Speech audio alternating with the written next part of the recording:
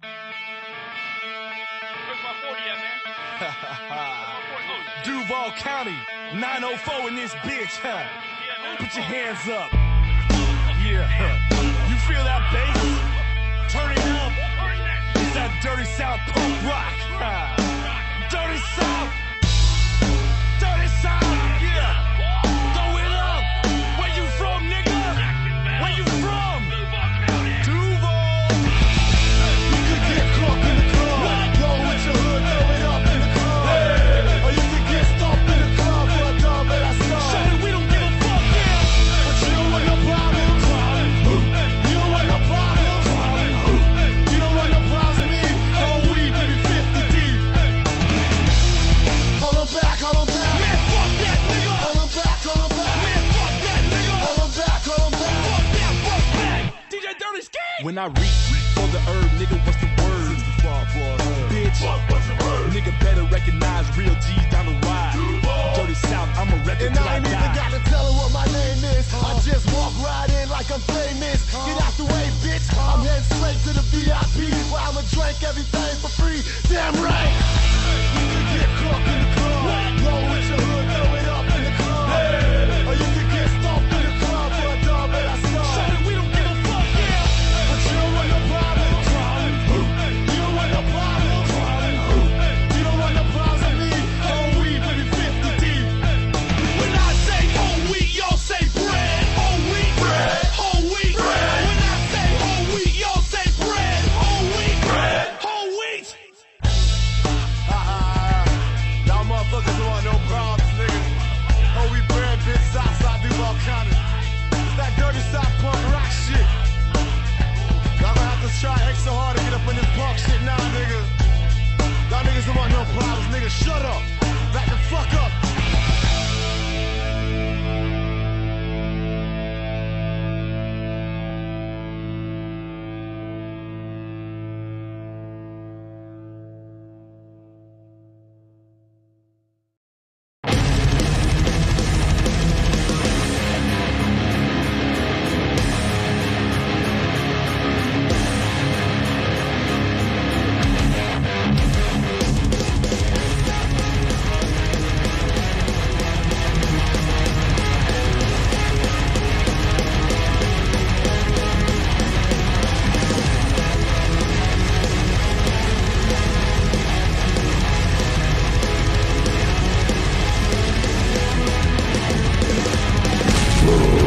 Hello, everybody. Welcome again back to back episodes of The Altered Perspective. Thank you for showing up.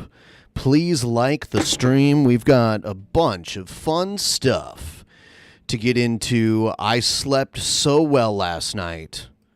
You know, they say when you're tripping, you shouldn't sleep. You're supposed to stay up all night. But last night, I slept so unbelievably well. It was very unexpected, but I did. I slept crazy good. Very deeply. Who would have thought? Who'd have thunk? Who'd have thunk? Welcome, everybody. We're going to get right into the content in just a minute here. Just a reminder, I have a Streamlabs goal. I'm doing these streams to make some extra money.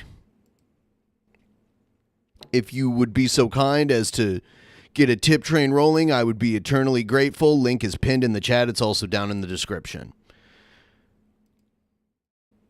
Let's watch some of there were these documentaries made by Bite Size Cobra chronicling the life of King Cobra. We watched part 3 the other night, and it was really good. So I'm like, why not do part 1 and 2? We're going to start at the very beginning. The beginning of the Cobra story. Wow, look at baby Josh.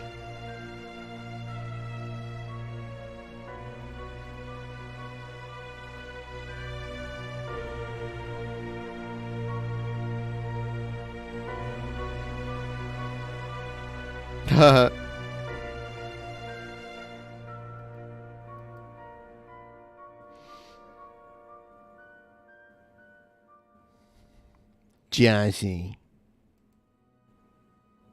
Joshua Faye Saunders, aka KingCobraJFS, was born to parents Clint and Laura. Clinton Dean Saunders was born on the 15th of September 1969 in Casper, Wyoming, to parents Alan and Sandy. Josh's biological mother's name is Laura Debbie Ann Goodrow, born February 1971, and is believed to be from Cheyenne. She graduated from Wheatland High School in Wyoming. Clint was diagnosed with ADHD, and his parents were very strict with him. According to Josh, they were strict with him because they thought it was their fault that Clint had ADHD. Clint went to Natrona High School in Casper, Wyoming, and had a passion Oh my God, Clint looks like Cobra here. for gymnastics. Clint was named the top male gymnast in high school before graduating in 1987. Clint said he'd always wanted to be an artist since he was in grade school, but didn't display any particular talent at the time. Clint remembers a time when he drew a picture of a man playing by a pool and called it his masterpiece. In junior and senior high, Clint got D's in his art classes and became very frustrated, but didn't give up. He ended up going to college, getting low grades again, but said his main interest was gymnastics. Sadly, Clint got injured and couldn't compete professionally. According to Josh, one of Clint's first jobs was a vacuum cleaner salesman, and he even attended a class that taught him how to vacuum properly so he could be a better salesman. Clint went back to college at the age of 21 and took night classes at Casper College in photography. He knew when he first held a camera that it was his destiny to become a photographer. He said he became interested in photo montage after seeing a poster by artist Jerry Ullsman. He got a D in art when art was like his main focus too. That's the interesting His thing. instructor's office. Clint asked his instructor how to create photo montage art, but his instructor said it was too advanced for his course, Introduction to Photography. Clint ignored his tutor and began spending 20 to 30 hours a week trying to develop photo montage skills.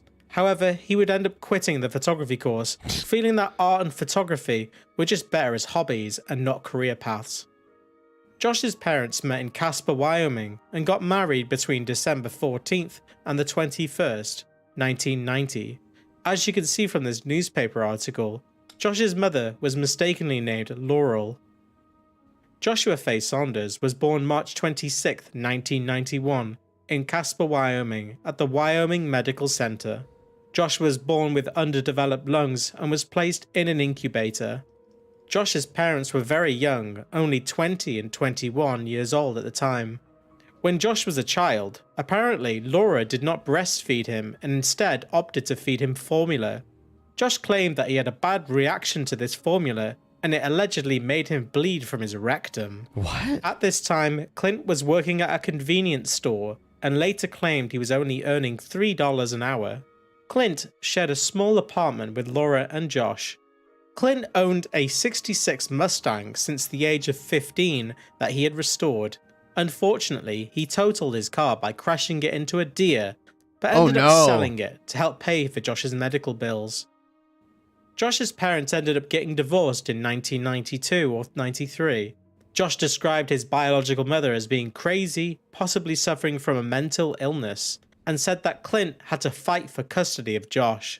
Josh often spoke about the custody battle between his parents and said that his mum would take him to church every time he had visitation with her. Josh said that his biological mother's family were tight-knit Christians. Sometime after their divorce, Clint was forced to move to Miles City, Montana to share custody of Josh because Laura's parents lived in Billings, Montana. Josh recalled a time when his dad took him to see some family members around Christmas, but the trip was cut short when Laura fraudulently called the police on Clint. Laura attempted to maintain a relationship with Josh throughout his life by sending him clothes and candy, but Josh hated it and developed a deep-seated contempt for her as the years passed. Around this time, Clint started his own gymnastics training business and claimed to have several branches in Montana for around 7 years. While in Miles City, Montana, Clint coached in a club called Rhino Gymnastics for Kids in Miles City and Glendive, Montana. The club was apparently named after Clint's favorite animal, a rhino. Clint and one of his gymnastics teams went on to compete in the United States of America Gymnastics Junior Olympics. Clint rented a space for his gymnastics class in a church which boasted a bell tower. This British accent can completely fix King Cobra. This is a gripping documentary That Josh became enamored with. This could possibly be the origin of what would become a lifelong obsession for Josh. Josh said that he was always obsessed with bell towers and said that he grew up watching Disney films like The Hunchback of Notre Dame and studied Big Ben, the famous clock tower in London, England. Around 1993, Josh began kindergarten. When Josh was 3 years old, he said he became fascinated with tobacco pipes after seeing the cartoon character Roger smoke one in the 1961 children's cartoon animation 101 Dalmatians. Josh also claimed that his passion for music started around this age. One of Josh's fondest memories of kindergarten was going to a park in Miles City, Montana, called the This is a lot of research. Park, and looking at the church bells of Sacred Heart Catholic Church. Josh claimed he was speaking at a 5th grade level at this point and said he didn't fit in socially with the other students because they were just learning their ABCs and he felt he was just too intellectually advanced for all superior. of them. However, Josh was held back a year due to a lack of social skills required to complete kindergarten. Josh said that this made him feel stupid for a long time until his dad later assured him that it was his Asperger's syndrome that held him back in kindergarten. Sometime before 1995, Clint gained sole custody of Josh. Throughout his childhood, Josh's family knew something was off with him and said that he was different from other children. By the time he was 5, we started taking him to counselors to try and help him get the help he needed from age 5 to 18. He saw counselors and was on medication and was able to function fairly well. Clint took him from doctor to doctor, and Josh was put on several medications including Strattera and Ritalin for ADHD, and Zoloft, an antidepressant, to try and improve his behavior before he was diagnosed with Asperger's syndrome in 2004 when he was 13 years old, and he was also sent to counselors. To better understand Josh's mental health, Clint ended up going back to college to study psychology and work with kids with mental health issues. Clint claimed he had quit good jobs for lesser paying ones so that he could spend more time with Josh at home and help him. Josh said that he created his first food combo in Miles City, Montana, when he mixed nacho cheese Doritos with Cheetos. On August 31st, That's the first food hack. 1995, Clint ended up meeting his future wife Tanis Lovacek at Miles Community College, where she was teaching history and government studies. Clint said that he only enrolled in her course because he heard a rumor from one of his friends that there was a new hot history teacher. Clint ended up dropping out of her class very early, but asked Tanis out on a date. Tanis accepted, and they had their first date on September 9th, becoming engaged only a week later on September 14th. Tanis is originally from Cheyenne, Wyoming, and graduated from East High School in 1986. Asperger. On June 16th, 1996, Clint and Tanis got married in Tanis' Her name is Lovercheck. home city and capital of Wyoming, Cheyenne, where Josh was the ring bearer. In That's 1997, Clint and Tanis had their first child together, named Tiana. Also in 1997, Josh's biological mother, Laura, gave birth to Josh's half-sister. Sometime in the 1st grade, Josh had to do a school project about his ancestry and make a poster. Josh said that he found out he had British ancestry due to there being a mansion with his last name, Saunders, located somewhere in England. Okay. Yeah, engaged after a week is rushing things, I would say. Josh spoke about his 1st grade teacher named Mrs. Hammerlick, who was very old and drank a lot of coffee and was very mean to him. According to Josh, when she taught him how to read, she prevented him from sounding out words and forced him to track the words with his finger. This apparently hindered Josh's learning, and he claimed that he couldn't read that well until the 8th grade. Josh credited J.K. Rowling's Harry Potter novels for He loves helping the him learn to Potters. read. As an aside, Clint made a post on the KingCobraJFS subreddit in 2018 recounting the difficulties he had with Josh and the struggles Josh faced growing up. 2018. So Clint was engaging at this point. As to your comments about his attitude towards women, for that I apologize. I promise you he wasn't raised that way. In fact, we have a household, including myself, of feminists. I'm certain many people here will have a fun time with that one. Haha. This started when Josh had his first crush in grade school. He was tormented by classmates for it, and of course, his crush was the prettiest girl in school, so that didn't help. What does he mean by that? Is he saying like, yeah, I know he's not a looker or anything? He was surrounded by literally 20 to 30 kids on the playground. The day he let it slip that he liked this girl, they hazed the hell out of him through the entire recess, then proceeded to send him love letters pretending they were from her for the remainder of the year. In this revealing post, Clint said that Josh's obsession with having crushes on girls began in the first grade. Josh had a crush on the prettiest girl in school and was often hazed by his classmates for liking her. Other students would be cruel. Please like the send stream, Josh everybody. fake love letters pretending to be from his crush for the remainder of the year. In 1998, Clint and his family moved to South Lake Tahoe, California, and worked as a gymnastics coach and as a security guard for a casino. Josh said that his first experience smelling pipe tobacco was in Lake Tahoe, California. Who is that guy? Josh's first paranormal experience was on Easter in a church that his parents took him to in Lake Tahoe. He prayed to God to see Jesus and claimed that he saw him. Josh's first time seeing a bat was when he saw his stepmom Tanis perform at a play, and it was goth as fuck. While in elementary school, Josh was rejected for the very first time by a girl named Daly Perucci that he developed a crush and an obsession Is this a with. picture of her? Daly is happily married and has 2 children. Josh's mum Tanis got the opportunity to go to the University of Dakota in Grand Forks to get her doctorate in history. In 1998 or 99, Josh's family moved to Grand Forks, North Dakota for roughly a year. Clint once again ended up going back to college at the age of 28 to study psychology as his major. Oh my And God. worked as a career counselor as well as delivered pizza for Little Caesars. Clint ended up dropping all of his courses and switched to art and photography again.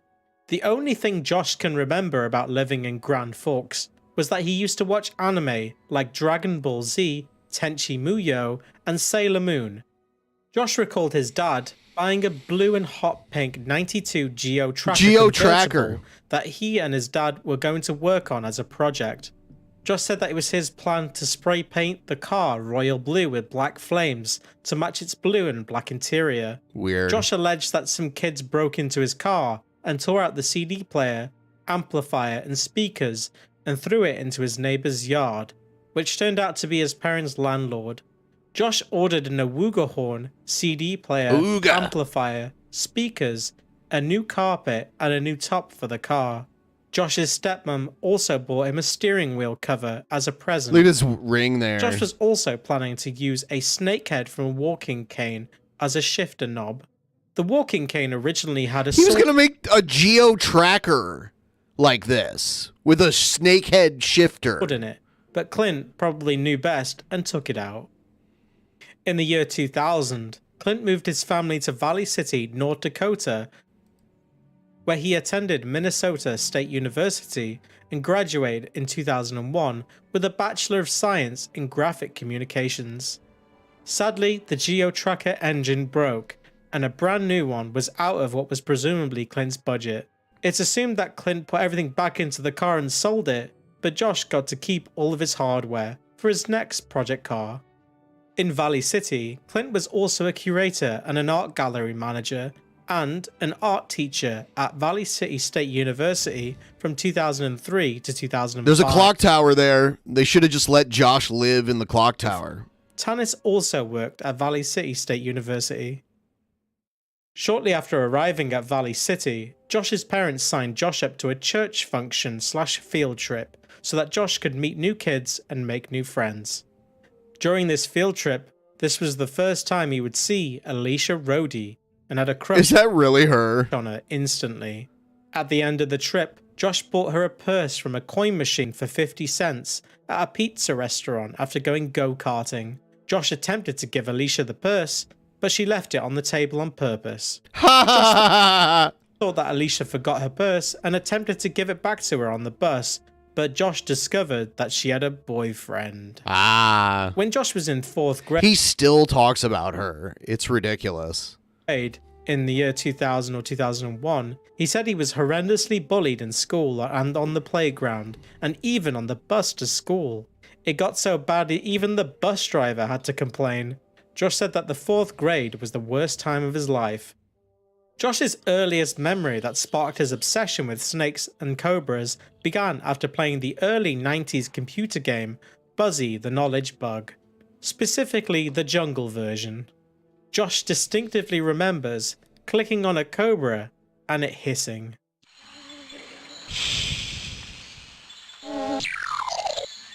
Around 2002, Josh's obsession with cobras and snakes grew after watching The Crocodile Hunter Spitting Cobras of the World on VHS.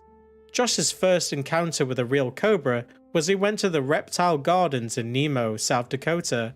The Reptile Gardens had a Malaysian and an Indian cobra on display, and he quote-unquote spurged out. Around this time, when Josh was 10 or 11 years old, he began special ed and rode the short bus to school. got mail, Josh said he knew a yay! kid named Taylor who would copy everything he said. I And got also mail, a kid named Juanito, yay! who was deaf. Josh claimed he taught Juanito how to flip people off. Josh had a minor misunderstanding with a girl with red hair on the bus after insulting her old grandma by asking if the secret to her mortality was eating lots of yogurt. The girl ended up telling her grandmother, and when the bus came to pick her up, her grandmother would shake her fist at Josh, and in return, Josh made the deaf kid Juanito flip her off. Josh also recalled a time when he got a girl in special ed class to show her breasts to him. Yep. For the majority of Josh's education, Make he had that to go white to the stuff resource come room to out. help him learn because of his Asperger's. Josh said that the resource room really helped him learn, but opened him up to more bullying by other students. In 2004, Josh was finally diagnosed with autism after Clint's mother read an article about the disorder and the characteristics that fit Josh. As mentioned earlier, Josh was placed on different medications until he was 18 years old. Although Josh claims this was when he was diagnosed, he contradicts and possibly misremembers exactly when his parents found out he had autism. Shortly after being diagnosed with autism, Josh told his dad he was still getting bullied on the bus. Clint allegedly rode the bus to school with Josh and lectured the students about Josh and his autism. Josh claimed that this helped and the kids stopped bullying Josh for the most part. Whilst in 6th grade, Josh was friends with another handicapped Alicia student Rhodey. named Marshall Peterson. Josh remembered a time when his teacher, Mrs. Gaylor, pulled him and the other students into a classroom and taught them about sex. Josh said that he was hot under the collar, learning about sex for the very first time. Clint has said in the past, due to Josh's autism, he has the mind of an 11 or 12-year-old, and would constantly brag about things that he thought was cool, like his sexual conquests. For many years, Clint tried to instill a sense of respect for women in Josh, teaching him not to treat them like objects. According to Clint, Josh's whole family are feminists. Around this time in 2004, the popular video game Grand Theft Auto San Andreas was released, and Josh bugged his dad to get it for him. After spending a few hours with Josh whilst he played it, Clint became very offended by the amount of violence towards women in the game, like killing hookers. Clint put his foot down and said that these types of video games were not allowed in his household. Clint said that he argued with Josh over the subject millions of times, but he never relented. Before junior high at Valley City Junior Senior High School, when Josh was roughly 12 or 13 years old, he really wanted a guitar and found one he really wanted. So he asked his parents to buy it for him. A BC but Rich they told Warlock. him he had too many instruments and he had to buy it for himself. But they offered to pay for lessons. So Josh began his very first job with a paper route at the Valley City Times Record, delivering newspapers in the winter. Josh finally got enough money and bought his BC Rich Warlock for $777 Whoa. and some odd cents online from the website musiciansfriend.com. Josh nicknamed his guitar the Grim Reaper. Josh had two teachers growing up, Zach McGoth and John Rudolph. After only learning the basics, Josh stopped taking guitar lessons. Josh also quit the paper route to join the wrestling team in high school. Oh my god. Whilst in junior high, Josh would Could you imagine having to roll around on a mat with Cobra? develop a strange, self-indulgent brand of spiritualism, placing himself as sort of an icon at the center of it. Josh formed That what sounds familiar. he called a gang or a cult with his close friends, and they would smoke cigarettes and practice magic. Josh said that the cult's colors were black and green, his favorite colors. Josh said that he was the leader of the gang, and dubbed himself King Cobra, a nickname he would go on to use as his persona across all of his creative endeavors, including his music and on YouTube. This cult idea would evolve into creating his own religion, loosely based on Satanism, whose followers are dubbed the Cobra Demons. The religion's main deity is a god called Cobratin, and a goddess called Cobratius, and their son Cabrero. Josh spoke vaguely about his religion, and said that male members of his religion were called Cobra Demons, and if a Cobra Demon had a girlfriend, they would be called a Cobra Angel. Josh expanded on the lore, saying that there are good and bad Cobra Angels and Demons, and said that animals could be Cobra Angels and Cobra Demons. Josh also said that there was a great war fought between the animal Cobra Demons and Angels, and the King Cobra ultimately, after many years of battle, emerged victorious. Josh was later quizzed about his religion, and was asked if males can be Cobra Angels, but Josh said no, and that Satan told him that it had to be this way because it was easier to understand. Ooh. Josh said that his religion was heavily based on Harry Potter, and wanted to write his own story about his religion, but it never materialized. As well as being influenced by the novels, the creation of Josh's religion probably also served as a way for him to cope with the stresses of being a social pariah. Central to his own internal mythos, Josh created his now famous symbol. Josh said that he would draw the well-known Stussy S and the head of a hooded cobra, and then receive divine inspiration and combine them both to form what some might say is a vaguely phallic symbol. It is. And named it the Cobragram. It's like a dick and Originally, balls. as Josh explains it, the 4 circles represent energy, mind, spirit, and body. The Stussy S resembles all 4 elements entwining with each other back into itself.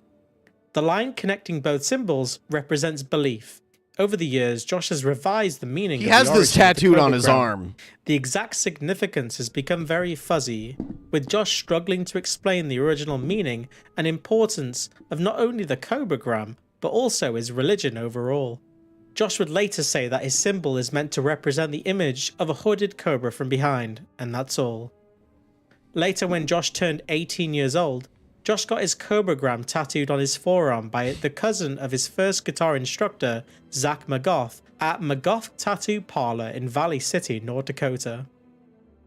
In the beginning, Josh's parents were accepting of his religion and went along with it. However, as Josh got older and it became more deeply ingrained into his already unstable personality, Clint threatened to send Josh to a psychologist and told him that he needed some help. Josh claims that Clint told him he was psychotic and that he didn't have Cobra powers. Clint tried to make Josh understand that it was his Asperger's syndrome that was the reason why he was so obsessed about these beliefs. Josh was mad at his parents and argued the case that this was his freedom of religion and he had the right to believe in whatever he wanted because it wasn't hurting anyone. They showed what Josh's mom looked like earlier. They showed Josh's mom in this, like his biological mom, and then they showed his stepmom, and then Gave in, but they showed it cautioned earlier. Josh he shouldn't talk about his made-up religion because it would make him look quote-unquote crazy. In junior high, Josh had a crush on actress Lindsay Lohan. Josh recalled a time when he was playing basketball in gym class and spaced out thinking about her and got an erection. Josh said that this was very inappropriate and the other kids made fun of him. When Josh was around 12 or 13, he used his grandparents' computer in their basement to try and search for naked pictures of singer Britney Spears. Those didn't exist back then, but they exist now because she's like, she wants everyone to see her naked. Josh Britney forgot- Spears, ever since she ended that conservatorship that she had, it's like her social media is like her like almost naked all the time. Got to clear his search history, and at the dinner table, his granddad told him, "So, I heard Britney Spears has some nice boobies."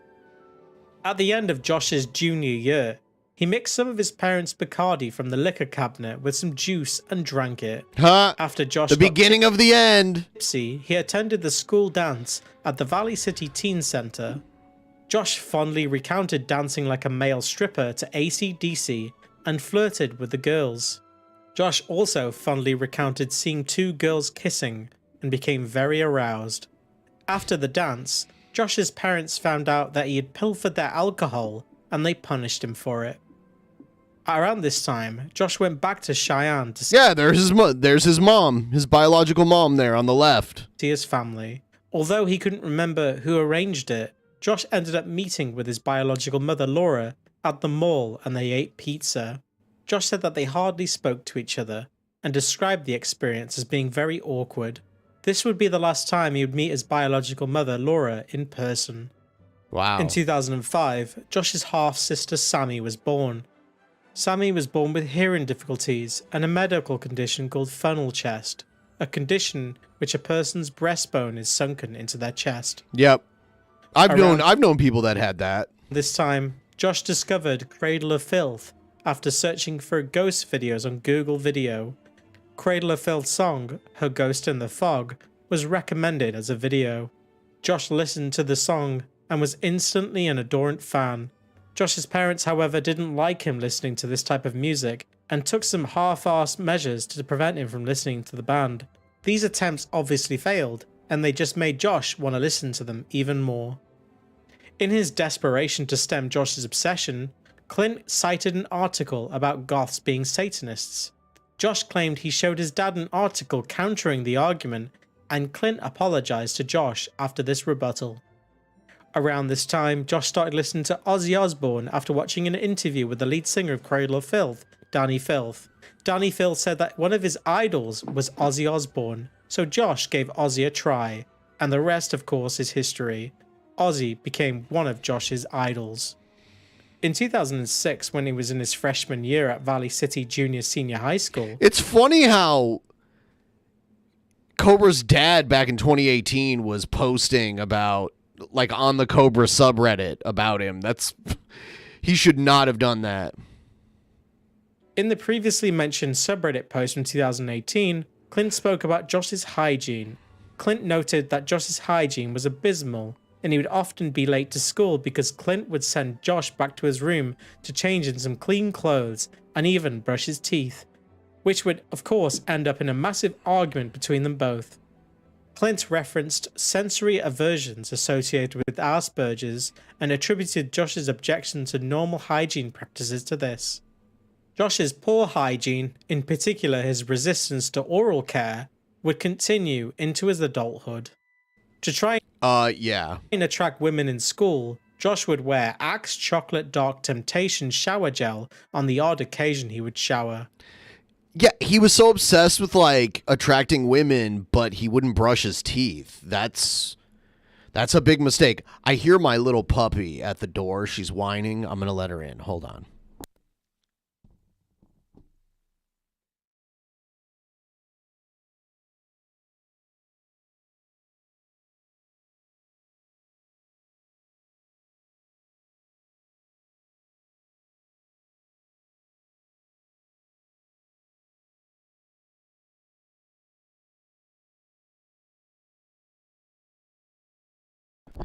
All right, we're back.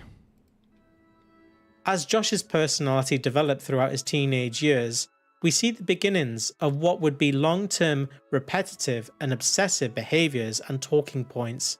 These included using hygiene products to attract women, becoming a famous musician, becoming rich, building his dream house by winning the lottery, By and of winning the course, lottery. like most of us, winning the heart of a big-titty gothic queen to share his clock-towered kingdom with. Unlike his peers at this point in his life, he wouldn't grow out of these childish expectations of what his life would be. It could be speculated that Josh indulged in these delusions as a form of escapism. Josh would continue to be mercilessly bullied by other students who would call him weird and commented about his obsession with snakes and cobras. Some of his peers would even go as far as smacking him in the nuts. Smacking him in the Josh nuts! said that there was a specific time when he was in the cafeteria eating a bowl of Doritos when his neighbor smacked him in the nuts. Josh said he flipped out and beat the kid with a chair and quote-unquote punched every inch of him. Josh said that the kid was I am now wearing a puppy as a hat. I've got a puppy as a hat. Look at my puppy hat. Look at my puppy hat. Puppy hat, puppy hat. All right, we're gonna put the puppy like up in the corner here. There we go. fat and didn't put up much of a fight. But apparently, this wasn't Josh's first fight, and he said that he'd been in many fights and claimed he'd never lost a single one. In Trapp's Gothic King Cobra documentary, Josh called wrestling the gayest sport ever. He said he hated wrestling, and one of the reasons being was he couldn't wear his glasses, and he was practically blind during these practice sessions. Yeah, you can't wear glasses when you're wrestling. Josh also mentioned during the documentary that girls would wear singlets for wrestling. He contemplated whether or not he would be disqualified from a match if he were to wrestle a girl and get a boner. Josh Jesus Christ. Where is he at in here? Oh, there. I see him in the middle.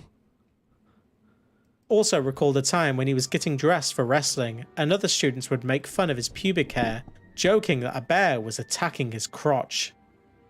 Around this time, Josh said that a girl named Demi kept smacking him in the nuts. Josh said that he would never hit a woman and he let this continue for months. Josh's parents even told her in person at a restaurant to stop hitting Josh in the nuts. Demi ended up ignoring Josh's parents' request. Eventually, Josh grew tired of Demi hitting him in the nuts, so he pushed her down to the ground in front of her friends. Josh believed she had a crush on him and didn't know how to tell him. He said he exclaimed, "I'm tired of people hitting me in the nuts." According to him, he wasn't hit in the nuts ever again from that day forward. Josh would often mention that if he ever told his dad that he liked a girl, Clint would jokingly make fun of Josh for having a crush on them. Infuriated by this, Josh would take an antagonistic approach, calling them ugly and some sort of twisted effort to prove it to his dad he didn't like them after all.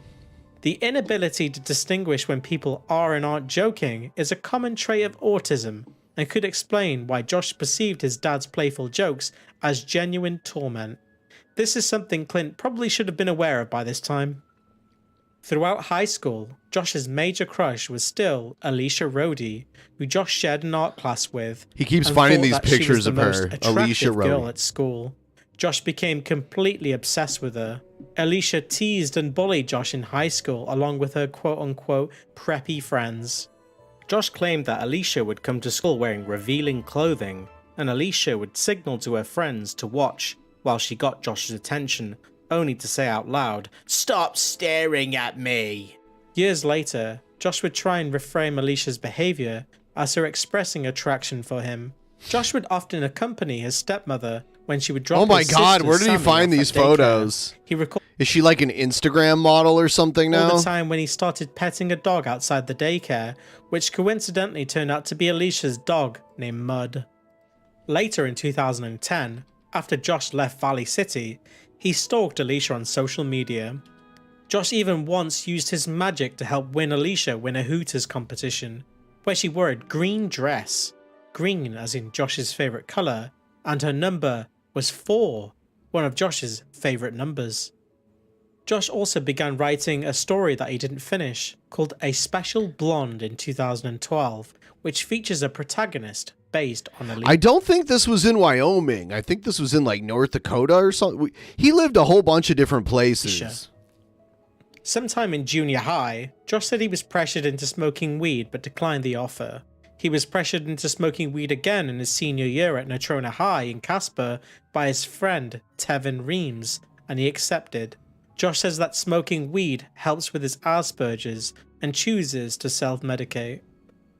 In high school, Josh got more and more frustrated with being bullied and took it out on a disabled student named Carl Odegaard. Josh claims that Carl was very annoying and would bug Josh constantly trying to be his friend. Josh recalled a particularly bothersome thing that Carl would do, and it was that he would call his shoes smileys. Josh recalled a time that he got Carl to get aggressive towards him after Josh hugged a girl that Carl liked named Jennifer. Carl ended up taking a swing at Josh but missed, and Josh threatened to punch him. However, a teacher intervened before he could and sent Josh to class. Josh said that if he hit Carl, all the other kids in school would be mad at him for bullying a special needs kid. Josh's parents and teachers were very upset with him and lectured him about bullying Carl at a parent-teacher meeting. Patronizingly, they said that they should be friends because he and Carl were alike. Josh told himself he wasn't like Carl and said that this was the moment his gothic cobra inside of him awakened. Josh said that this was the exact moment he knew he was goth. Josh went on to list off reasons why he was in fact nothing like Carl. He said the experience made him hate Carl even more. Josh also found it frustrating that other students could bully him, but he couldn't do it to another kid that was more disabled than him. Later, Josh would try and justify his behavior towards Carl by claiming that he was bullied by Carl first. In high school, Josh still thought of himself as the class clown and would do things like pick his nose and eat it in front of his classmates. Later in his adulthood, Josh would say that this was one of his biggest regrets. On October 29th, 2007, Josh attended his first concert ever, the Ozzy Osbourne Black Rain Tour, in Fargo, North Dakota. Sometime in 2008, Josh was gifted a '52 Ford pickup by his grandparents on his dad's side, from their junkyard on their ranch in Cheyenne. Josh nicknamed the pickup The Beast because of the sound of his exhaust. Josh even wrote a song about his pickup on his first album Blood Cemetery called The Beast, but it was cut from the album as it did not fit on a physical CD. Josh and his dad took the truck to a garage in Cheyenne where it sat for 2 years. Clint argued with the mechanics because they planned to move to Casper soon and they wanted the car repaired before then. The mechanics allegedly did a half-assed job and screwed Josh's dad out of a lot of money. Clint ended up threatening to report the mechanics to the Better Business Bureau and it was resolved.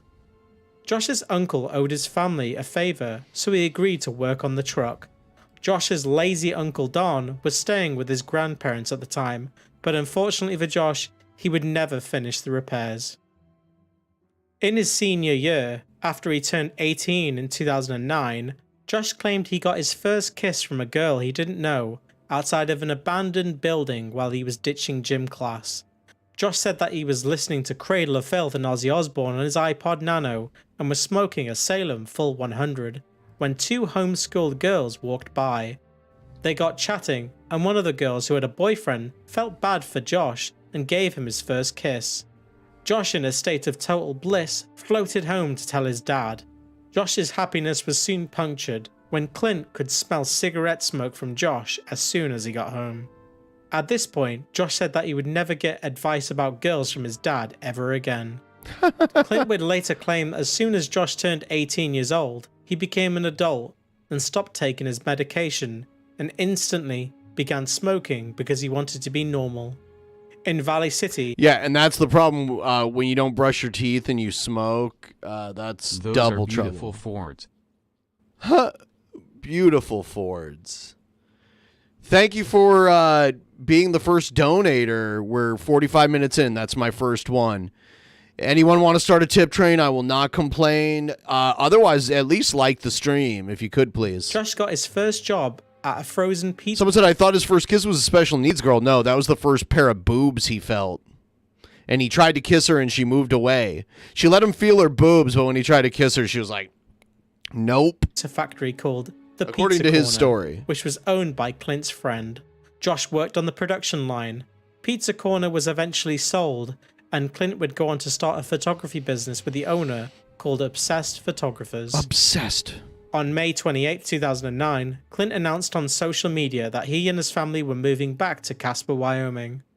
Josh started school at Natrona County High School in Casper as a senior on August 22, 2009. Josh created his Facebook account around this time and posted about starting in his new school. Josh made friends with Christopher Moore, Michael Baldwin, and Alex Campbell whilst at school, No. but also endured more bullying. Josh recalled a time when he was on the school bus and younger kids would Warlord, make fun of him Darth for wearing Laney. nail polish, but claimed other kids would stick up for him.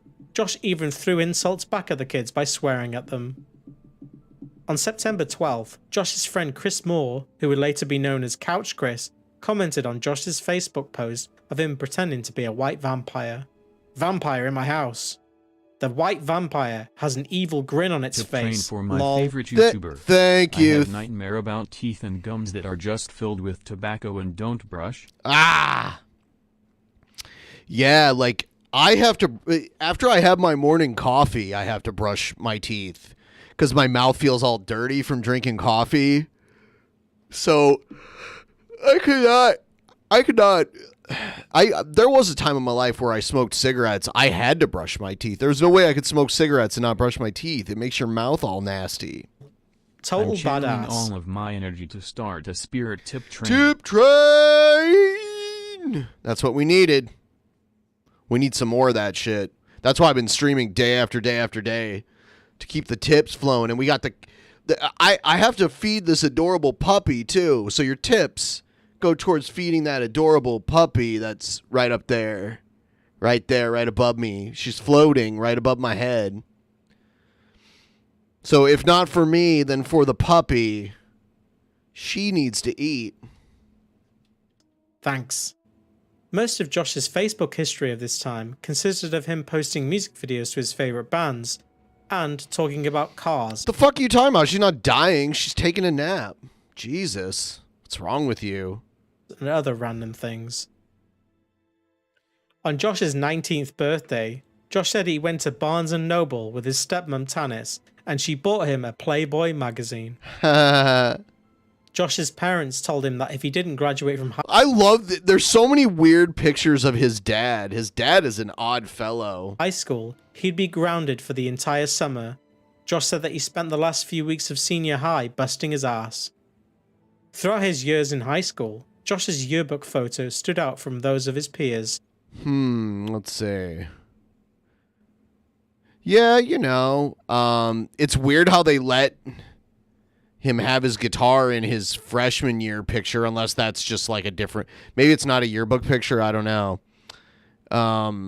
Your senior picture, they usually let, you normally will like take a picture with a guitar, or take a picture with something, a possession of yours that you're proud of. He would often pose with his guitar, and Clint would Photoshop the photos to include a badass background and perform some obvious touch-ups on them, including reapplying his eyebrows that Josh would often shave halfway off. Clint was allegedly the photographer that took the senior year photos for Josh's class, including Josh's crush, Alicia Rhodey. Clint announced on Facebook that Josh would be graduating from Natrona County High. I like it how it's like, Facebook used to do this where it was like, it'd say your name, then it'd be like says, and then it would say whatever your post was. School. My boy is going to graduate, wahoo! Because the little stink decided to make us wait until the very last minute. Literally, school got out today for seniors. We just found out. I won't have grad invites out before the ceremony, but I will send the announcement as soon as I can. You rock, Josh. So they were worried that he might not graduate, and then they didn't let him know until the last minute. On July 28, 2010, Josh created his Vampire Freaks profile. On June 13, 2010, Josh created his first YouTube channel under the name Gothic King Cobra 52. Why 52?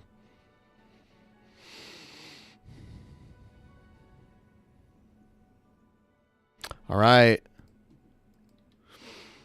That was the first one. We have part 2 coming up in just a minute here. Part 2 is coming up. I do have to go to the bathroom. Do not go anywhere. It won't take that long, maybe like a minute and a half. But I'm old, I have a small bladder, and I have to go to the bathroom. So I will leave you with some fun stuff. I'll be right back.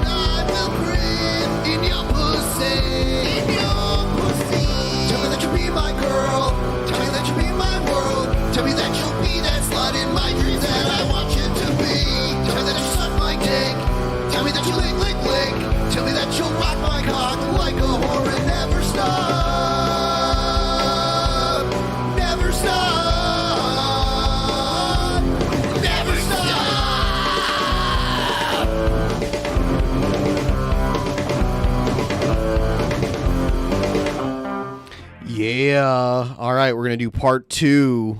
This one's long. This one's like 3 times as long as the one we just watched. So prepare yourselves, like the stream, and chuck me a couple bucks. Let's get to 50% of this goal.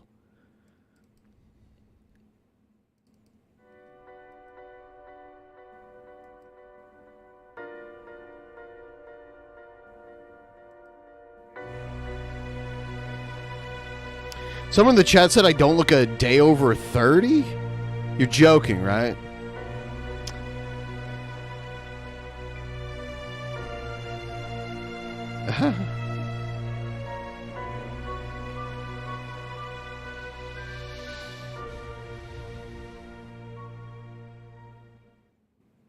Please note, I was born in much of the 1981. material presented was archived without a specific date. Great efforts were made to organize this information chronologically, and where possible, rough dates will be provided. Rough However, dates. it is These likely dates that like it some rough. of this information will contain mistakes despite our best efforts. The videos presented were originally archived by Digimon Dude 420. Digimon Dude 420. And thank you very much to Lenin Lime for making this video possible. Joshua Faye Saunders, aged 19, created his first YouTube channel under the name It's funny that YouTube used to have like a friends list, and it would like list all your friends, and it would list like all your subscribers publicly and who you were subscribing to. This is the original homepage. This is what the original homepage of YouTube looked like back in the day. On camera you really don't look older than 36. Cobra looks older than you. When you talk I feel like I'm listening to someone my age. Oh, wow. 31. Gothic King Cobra 52 on June 13th, 2010.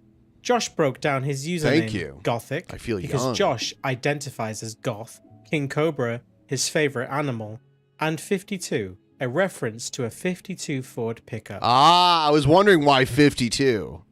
The only screenshot of Josh's first channel was archived on July 17th, 2011, a full year after the creation of his channel. Josh describes himself as a badass guitar playing with quick-witted, dark and random A badass guitar. Oh, badass guitar playing. and occasionally perverted jokes and rants, as well as smoking tobacco, reviews, and singing along to songs. His About Me section read, "I'm a sexy gothic musician who enjoys playing electric guitar." Josh listed his hobbies as I want to read that cigarettes, whole cigars, bio. and tobacco. Crystal One describes himself as a badass guitar player A badass guitar playing with. Okay. with quick-witted, dark and random, and occasionally perverted jokes and rants, as well as smoking tobacco, reviews, and singing along to songs. His About Me section read, I'm a sexy gothic musician who enjoys playing electric guitar and singing, and I hope to be a famous musician one day when I get my first CD done. CD. Whew. I write and compose my own music. He spelled it here like you hear instead of HERE, are links to my CDs that I have made on iTunes. My first CD, Blood Cemetery, and then it gives it. I wonder if that's still there. My second CD, Darkened Days. Stepping Westward had an album called Darkest Days. My third CD, The Highway to Life, is on iTunes now. Here is the link. I'm a sexy gothic musician who enjoys playing electric guitar. Josh listed his hobbies as smoking cigarettes, cigars, and tobacco pipe, electric guitar, singing, songwriting, crystal wand making, ventriloquism. and chilling with Ventriloquism. He friends, liked ventriloquism even back then. drinking energy drinks, soda, coffee, tea, and airsofting. Josh listed off his favorite genre of movies, including horror, sci-fi, etc. Sorry to Josh hear that you listed- had to put your dog down, Dragon Man. That sucks. Makes me sad. His favorite bands as Cradle of Filth, Black Sabbath, Ozzy Osbourne, and I Pink think Floyd. Cobes is mad at me when I called him a uncle when I was on the show. Also cute puppy on screen. Thank you. Yeah, he doesn't take jokes very well, and if you insult him, he'll get like really mad. So that's why when you were doing that, I was kind of like, okay. I was like, yeah, I might not want to say that.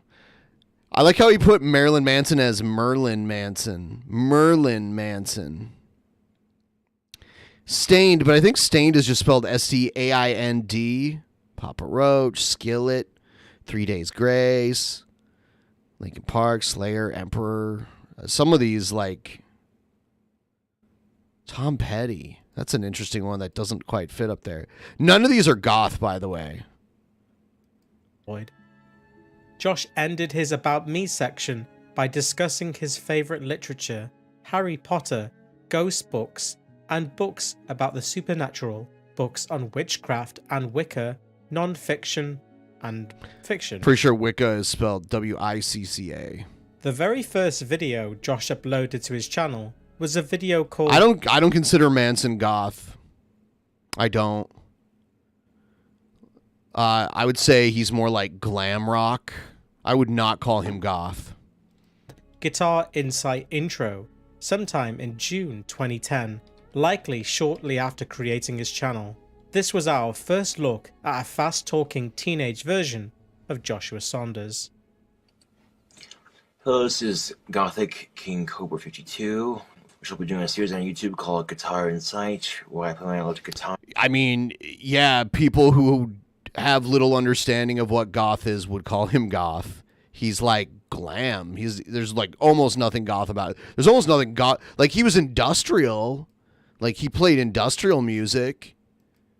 Goth is like the Sisters of Mercy, Bauhaus, My Life with Thrill Kill Cult. Yeah, Typo Negative is goth for sure. The Cure is like goth adjacent. And incite my opinions on some random shit and topics. And as a precaution, if you're easily offended by coarse language or intellectual smartass, cheeky but it's all subjective. Everyone has. I don't consider him goth at all. comments, I wouldn't recommend you watch it. If you're offended by a dark sense of humor, I wouldn't recommend you watch it because I'm not going to bullshit or sugarcoat lives issues. I'm going to speak whatever on my mind. So, this is my guitar I'll be playing with. Susie and the Banshees. That's Sewage, pretty goth. Skullrock X with a cool guitar strap. Being as I am goth, I will often talk about goth and emo and the whole social BS that goes along with people assuming they're the same when they're not. Oh, I just don't. He doesn't look like King Cobra doesn't look goth at all here. Rants a lot on stupid random shit that just pisses me off because what the fuck, you know, it's my computer. Just see whatever's on my mind. You may see me make an ass of myself. No, I'm not drunk or high. I wish I was.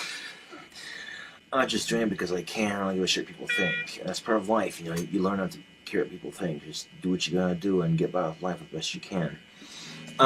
Subtle insult. I didn't insult anything. As I was saying, I'm working on a CD. I'm working on it for GarageBand called Blood Cemetery. It's gonna have like 13 songs. I'll talk about that in some of the videos too. I'll play samples of the songs on videos. I won't play the entire song, but I'll play samples of it so you have an idea what it'll sound like.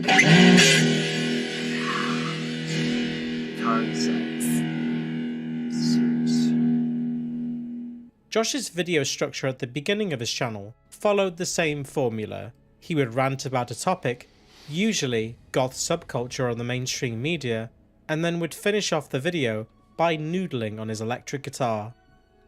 Early in his YouTube career, Josh began exhibiting annoying repetitive behaviors.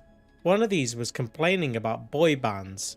In his video, Guitar Insight 6, for example. Yeah, see, now this is just common. Like, he does always talk about, like, the same 5 things. Josh complained about groups like the Jonas Brothers being gay. Guitar Insight episode 6. My last video I made fun of the Jonas Brothers.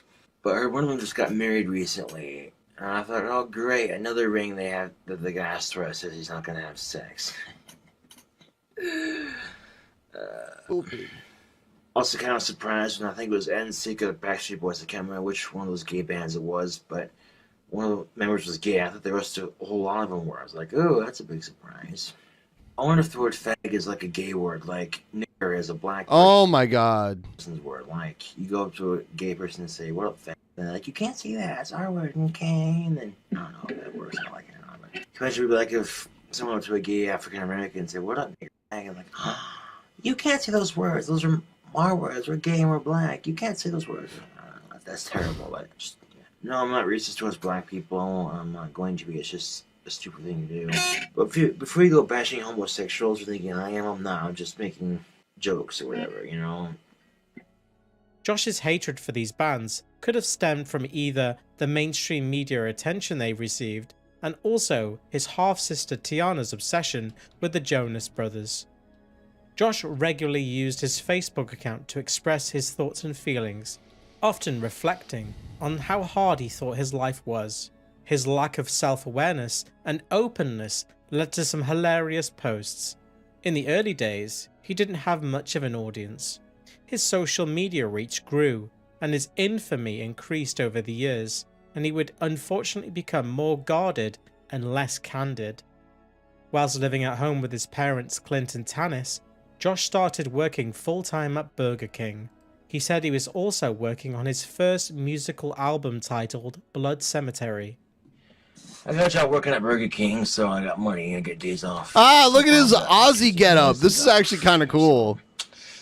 First paycheck Monday, that's really exciting. And I got my first CD done a long time ago, so that's really good.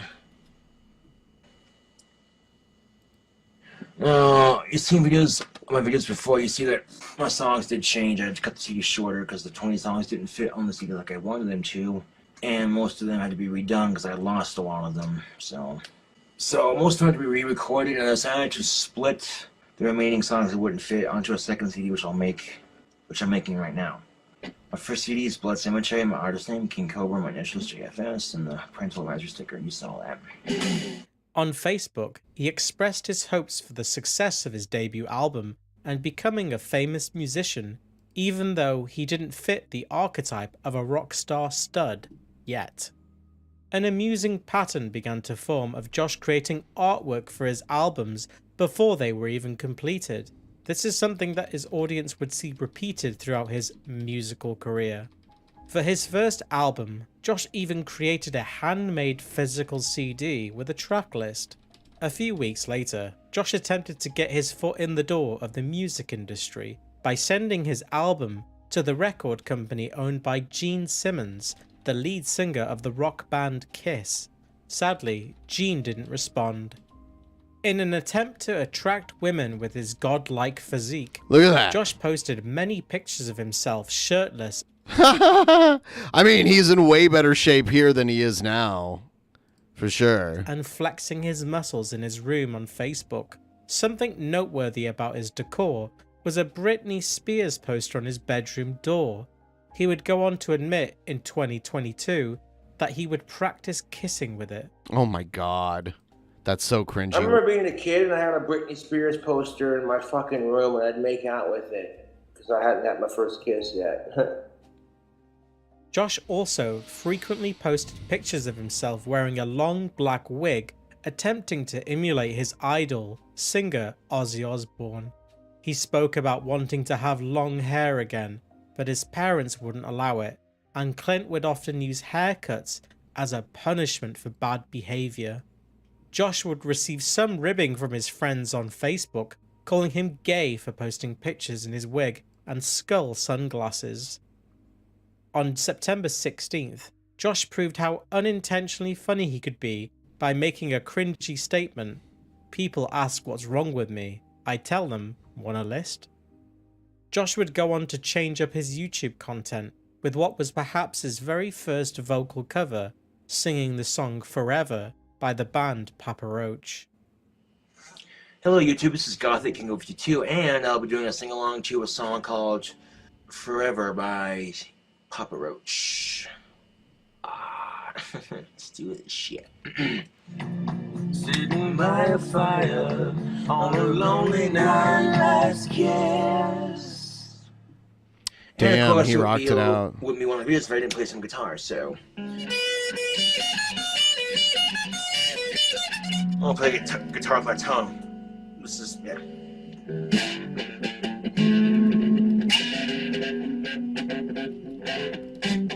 that sucked. Around this time, Josh would show off the love for the band Cradle of Filth by creating a profile on the official Cradle of Filth fan website at the time, theorderoftheblackdragon.com. The fan site was a social media platform with a forum and a blog, but sadly this was shut down sometime in 2012. The website still exists, but as a basic 2-page website with information about the band. One of Josh's very first feuds was with a controversial YouTuber at the time named The Revenge of Gothzilla. Gothzilla was known for rage bait videos such as making fun of 9/11. Josh was originally suckered into reacting to Gothzilla's video, making fun of Josh's favourite band, Cradle of Filth. The video was named Cradle of Fail. Sadly, the video was not archived, as most of Godzilla's videos were taken down by YouTube for copyright infringement. Oh, damn. Alright, hey guys, this is Gothzilla, and you can consider this sort of a remake of Cradle of Fail. And for those of you who still aren't convinced that Danny Filth is gay, I give you the following. Come on, it's time to go do the Mario. Take one step, and then begin to do the Mario. Get it out. What? How does this prove that he's gay? Mario. Now, there's nothing wrong with being gay. I'm gay. Lots of people are. Like Lars Ulrich, Fred Phelps, Tom Cruise, and everyone watching this video. Cradle of Filth sucks ass. Josh eventually posted his debut album Blood Cemetery onto iTunes. The service charge at this time to post albums onto iTunes for sale was $50. This was a lot of money for Josh back then. The album sold for $10 or 99 cents for each track.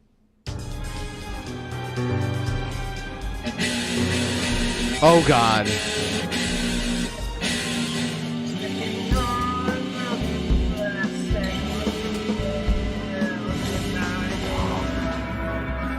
To go to hell and rock and roll.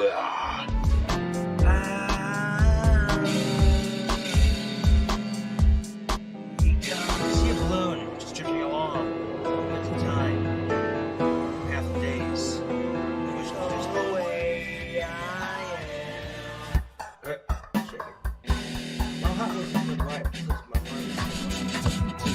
What is this? So this is his first album, Blood Cemetery. And this water so red, now you're gonna be dead. You be dying. It's just water.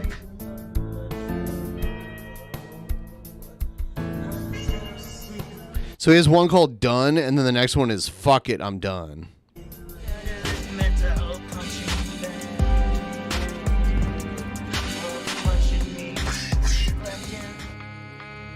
Broken metronome, same old sad song. As well as reacting to videos he had an interest in, like ghost videos, Josh reacted to viral videos, his first being to the video Gingers Have Souls, uploaded in 2010 God. by a viral YouTuber at the time named Coppercab. At the time. Just as an aside, in this video, Josh also debuted his infamous Halloween costume he dubbed the Green Phantom.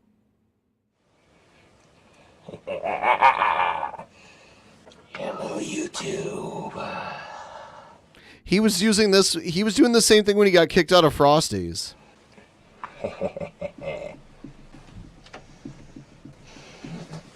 This is Gothic KingCobraJFS.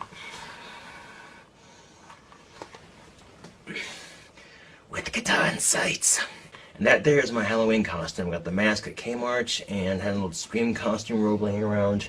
And I tore the hood off of it and then got a dark green bed sheet. I would get a cloak, but some of them were like $300 for a dark emerald green cloak. And I'm like, oh, dude, that's expensive. And shipping in Casper is really slow. So, oh well.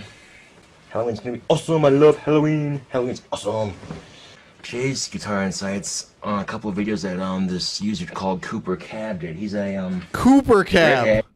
Cooper If Cab. you haven't seen his videos, and he hates South Park, which is kind of funny. He just gets so pissed off while watching South Park. I don't know, because they make fun of ginger kids, and he gets real pissed off about that, and people give him shit for it. Gingers have souls. Really? I go to church. I'm a Christian. Good for you.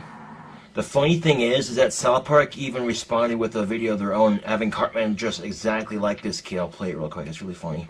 Everybody Gingers have souls. I go to church. I'm a Christian. You don't know me. You're not God. It pisses me off. Ginger people. And if you can't take South Park as a joke and it's just a cartoon, then you shouldn't be watching it. You know? Although few were archived, Josh recorded cigarette reviews. He recorded his very first smoking video with his iPod Nano that he received as a gift from his parents for graduating from high school earlier that year. I figured a way to do smoking videos. I could film them on my iPod and then show you guys on my YouTube channel because I got a camera up there on my computer. So I do it outside anyway. So my iPod was charging. I got 3 smoking videos I want to show you.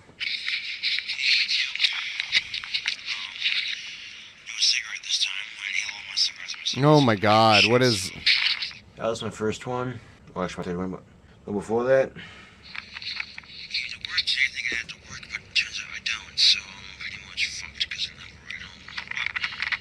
I took these videos while I was on my break at work, so... yeah. I thought I had to work at Burger King today, but turns out I had the day off, and I took a taxi, and I got here for nothing. But I got a cigar from Walgreens. I can actually inhale my cigars and exhale through the mouth or through the nose or through both. A month after posting his first album, Josh posted a picture on Facebook of the album artwork for his second album, Darkened Days. Josh continued his pattern of creating his unique album artwork before finishing the album itself. In late November, Josh spoke about his week-long vacation at the Witiki Indoor Water Park Resort in Rapid City, North Dakota with his family. Josh said that he was attempting to save up $50 to post his second album to iTunes, but was struggling to make money due to his hours being cut at Burger King. Josh expressed his desire to apply for a job at Walmart, as his friend Kyle worked there. Been gone for a week and a half, so I went to Rapid City, South Dakota to a Waitiki hotel for a little family vacation. It had its ups and its downs, you know, and not every day's gonna be perfect, but whatever. You see my shirts, the Smith & Wesson shirts got cobras on it. I think it's really cool. Check out my belt buckle, it's a skull. I don't know if you can see that. Probably not. Step back a bit. See the skull? I have a bone to pick with you. I have a boner. I play the trombone. What the fuck?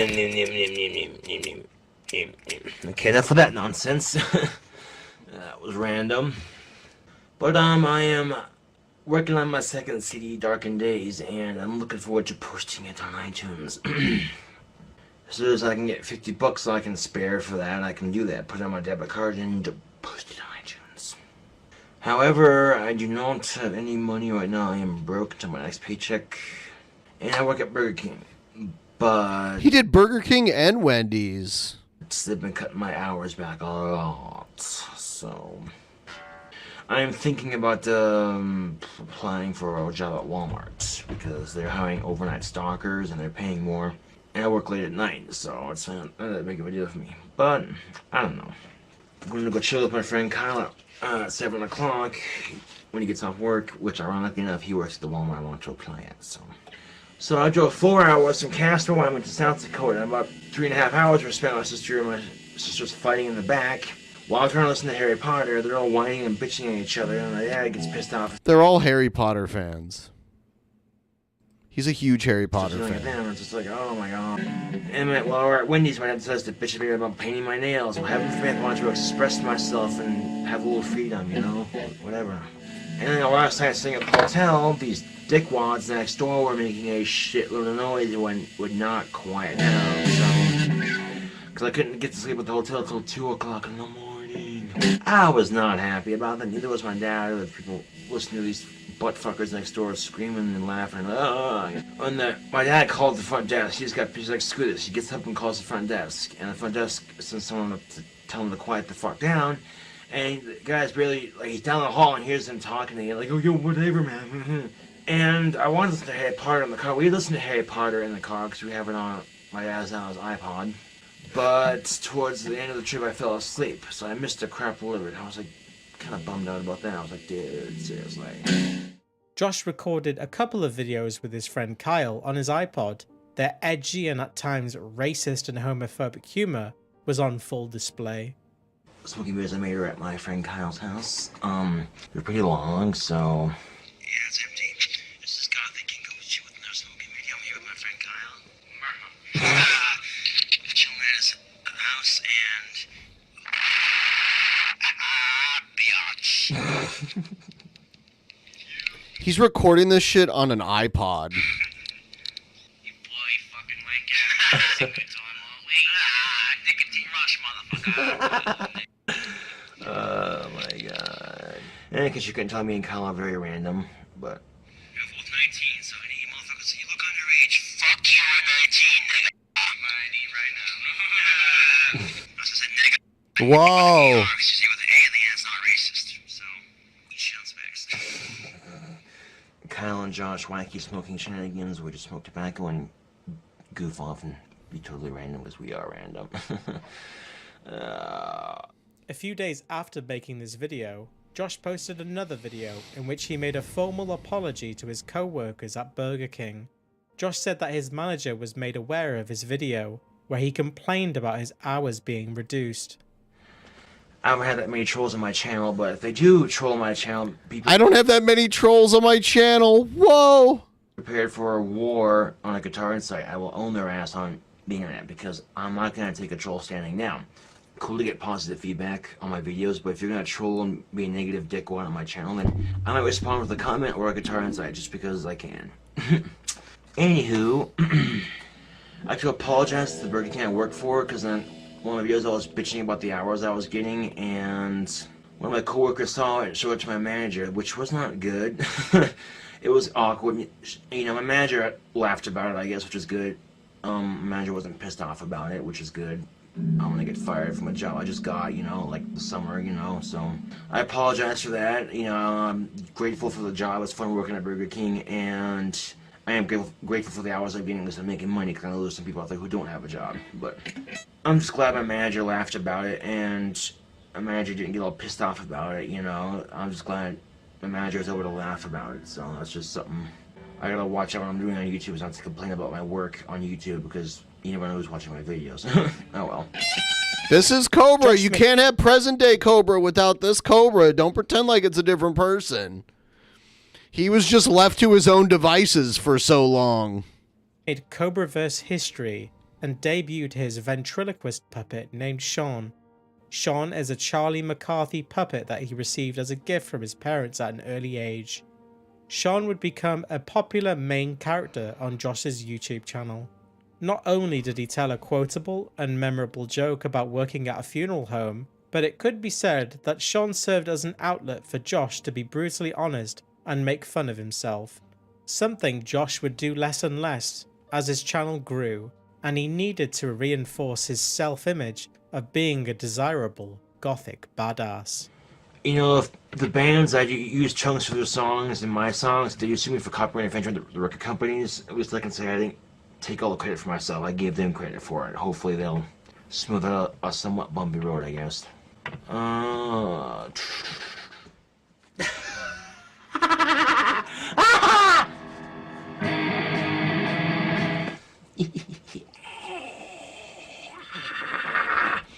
kidding, that's just random. Anyway, also while I'm at it, I'm going to start a series on YouTube where I am a ventriloquist, yes. I make crystal wands, I play guitar, I'm a musician, and I'm a ventriloquist. Ooh, you're a musician. But I'll get my dummy out and show you guys my bit Cobra, you're best musician. Sean. He's a string pull dummy. I could take this guy to a website and have him upgrade to a standard upgrade with his head and moves the stick and whatnot, but until then, I'm pulling the string in your neck. Fuck you, asshole. Now what I did is I had an old Charlie McCarthy doll. He used to be Charlie McCarthy, but his monocle kept falling out because it was tied to his neck string, and his hat got dented. So I said, screw this. What I did is I painted black around his eyes, and then I gave him dark green eyes. That looks creepy. Yeah. Now his name is Sean. So this is Sean, the puppet. Ventriloquism does take time to master, I guess. Jeff Dunham is extremely talented. He's also coming to Casper soon. I might be getting tickets to go see him. Wouldn't that be cool? Yeah, it would be cool to see Jeff Dunham. I dare you trolls to comment on me, huh? What you gonna do now? What do you mean? Oh, the trolls? Yeah, let's see them. See how shitty I am. Let's see them make a comment. I dare them. I did Coke. Coke? Where the hell did you get Coke? Lindsay Lohan. You need to behave. Piss off. Fuck you. Say bye, Charlie. Bye, Charlie. Charlie. Wait, my name's not Charlie, it's Sean. Sorry, I keep forgetting I changed you. Yeah, you changed me, alright. Shit, no fucking goddamn asshole. Hey! What? Say bye, Sean. Alright. Sean. Ventriloquism, randomness. For Christmas vacation, Josh's family travelled to Idaho to see his aunt Shannon on his dad's side. Josh said that he and his dad got into a fist fight after he refused to give up his cigarettes. A couple Christmases ago, this is before I helped my grandparents and great-grandparents move to Arizona, we went to go see my aunt and uncle and their kids. My uncle is going through kidney dialysis for a failing kidney, and my aunt just got done having a hysterectomy, and so they were very sick, but just nonetheless happy to see us. And this is before my dad gave up on trying to stop me from smoking cigarettes. Oh, speaking of cigarettes. Now, the first time I went outside, I was trying to go outside. They knew I was going out for a cigarette. They didn't try to stop me. Didn't say shit about it, you know. The second time, they're like, where you going, Josh? I'm like, going to pet the dogs. I'm like, I was really going for a cigarette. Now, my dad comes outside, sees me smoking, starts lecturing me, who's the fucking blah, blah, blah, blah, blah. And he says, and I quote, give me the cigarettes. I'm like, no. He's like, give me the fucking cigarettes. I'm like, no, fuck off. He's like, give me, oh boy, you know. So we both start going at it. So I'm like, here, take the, I had like 2 cigarettes left, and the lighter was in it. So he took my cigarettes and my lighter, and I was, yeah, I can imagine I was beyond pissed, right? And I fucking punched him. He's like, and then he punched me. Next thing you know, on the ground fighting, kicking and shit. And my mom comes like, what the hell's going on? I caught him out here smoking. Shit like that. And he fucking walks inside, pissed as all hell. My mom's like, what the hell are you thinking? You fighting with your father on Christmas? I'll talk about your aunt. I'm going through so much, blah, blah, blah. And I didn't, you know, and I felt kind of like a dick for doing that, you know, but at the same time, the Christmas stuff, that's happened a couple times, I guess. Don't fuck with me and my cigarettes. That's just not something you don't want to do. 2011, however, started off great for Josh. He went to see hack comedian Jeff Dunham at the Casper Event Center at the end of January.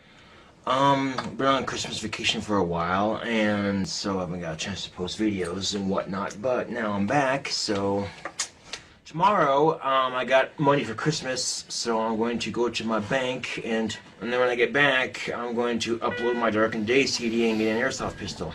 And I'm seeing a job counselor to get a second job, along with one, hopefully a full-time job, because I'm working at Burger King part-time right now. And I'm hoping to save up enough money to move out and look for an apartment and move out on my own. And when I do that, I can smoke in my apartment and show you guys on YouTube, versus like going outside, smoking, filling it on my iPod, and then showing it on my iPod camera. So, oh, I got Jeff Dunham's autobiography for Christmas. I've been reading that. That's a pretty good read. If you get a chance to read it, I recommend you read it. I mean, that's cool, because Cobra's into ventriloquism. Jeff Dunham's probably the most famous ventriloquist ever. So I get that. You know, it's not everyone's cup of tea, but I get it. It's pretty good so far, what I've read. Josh also ushered in the new year with a terrible joke on Facebook. Do you know what happens when an Energizer bunny takes a Viagra? Energizer keeps on coming, lol XD. Josh continued his habit of oversharing on Facebook and spoke about having cuts on his fingertips and that he enjoyed smelling his fingers after playing guitar.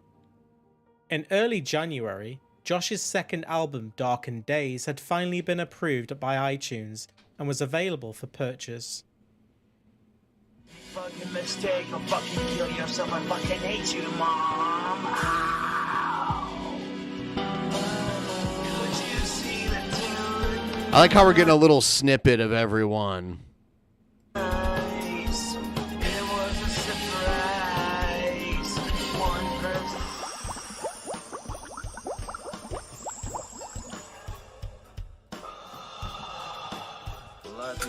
Satanic stoners.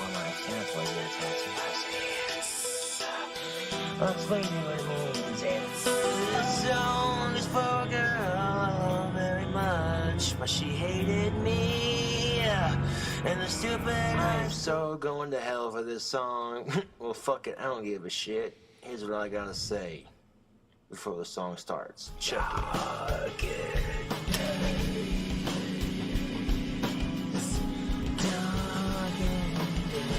Anyone else who would like to share with us tonight? Yeah. I got something to say. Yeah, I got something to say. All the cool CDs had the parental advisory on it back in the day. It does help. Thank you. Okay, tip train, everybody. Tip train. Tip train. Tip train. Tip train.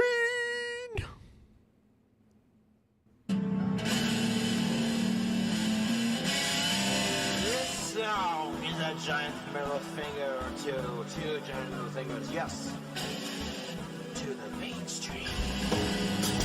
I don't know if Cobra's the complete opposite of Jared, but he's definitely better than Jared in many, many, many ways. I don't know about the complete opposite, though.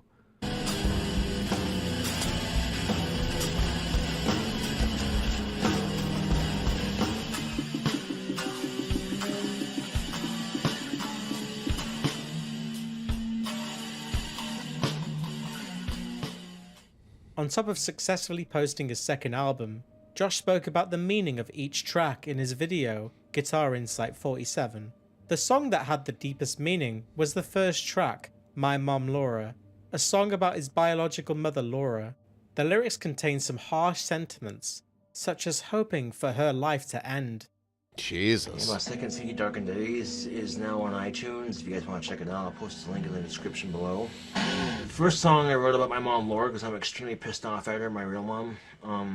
That was one of the shittiest times of my life, apart from high school.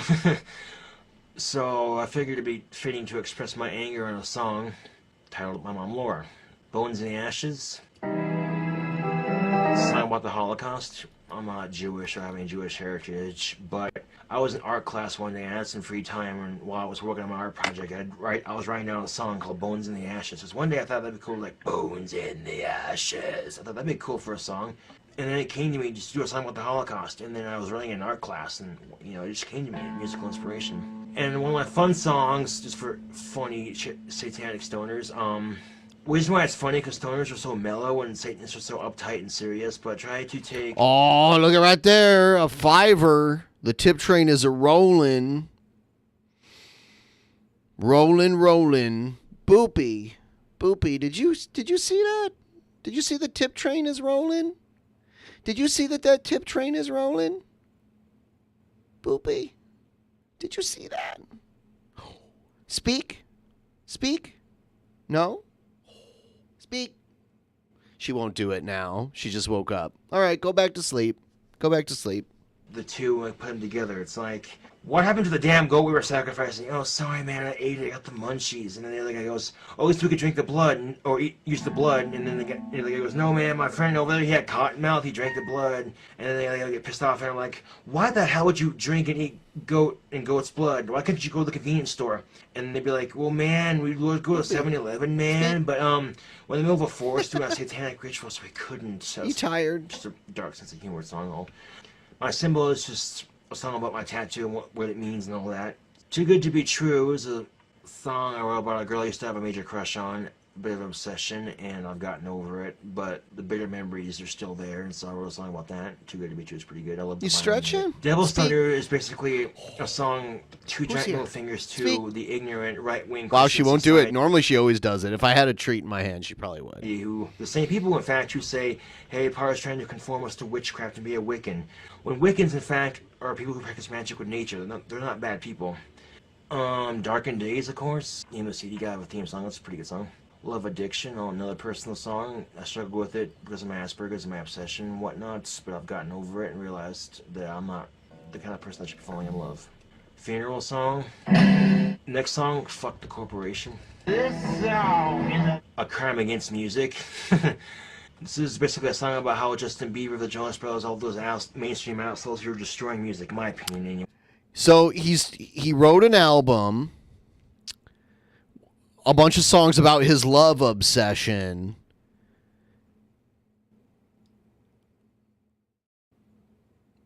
It's almost like he's a doctor that's like, I don't know. He wrote his songs about love obsessions. People actually listen to their shit. I don't know why, but a song called Love, another personal song. So Darkened Days, I really like it. It's got some personal songs and some kind of fun to listen to songs, you know, shock value, whatever. But so if you like a new experience in metal, I guess you check out my CDs. They're pretty cool. I'm hoping to become a famous musician and have my shit on iTunes take off, but it's a bit difficult right now because I don't know what the deal is. As with his YouTube content and Facebook posts at this time, Josh was open and forthright about his feelings in his lyrics, with very little self-awareness or concern about the consequences of what he was sharing online. It is assumed the trolling on Josh's channel grew We could call him Professor Eros. How about that? around this time, as Josh made several videos addressing hate comments.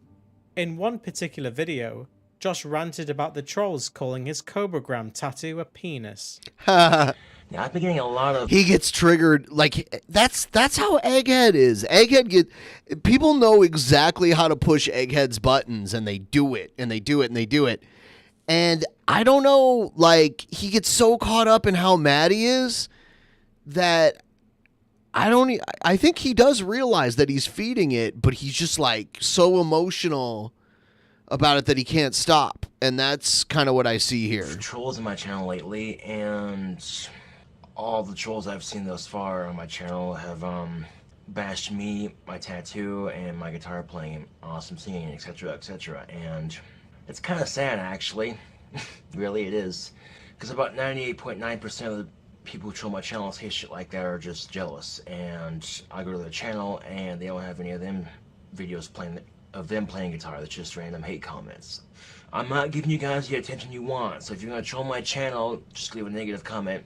I'm going to delete it and just ignore it because you're not worth my time. He's getting triggered. You go off and say that you'll never be a famous musician. Well, I will be, and when I do, I'll laugh at fuckers like you because I couldn't make it. So if you don't like my videos, then don't fucking watch them. That's the beauty of YouTube. Otherwise, you're just being a troll and you suck.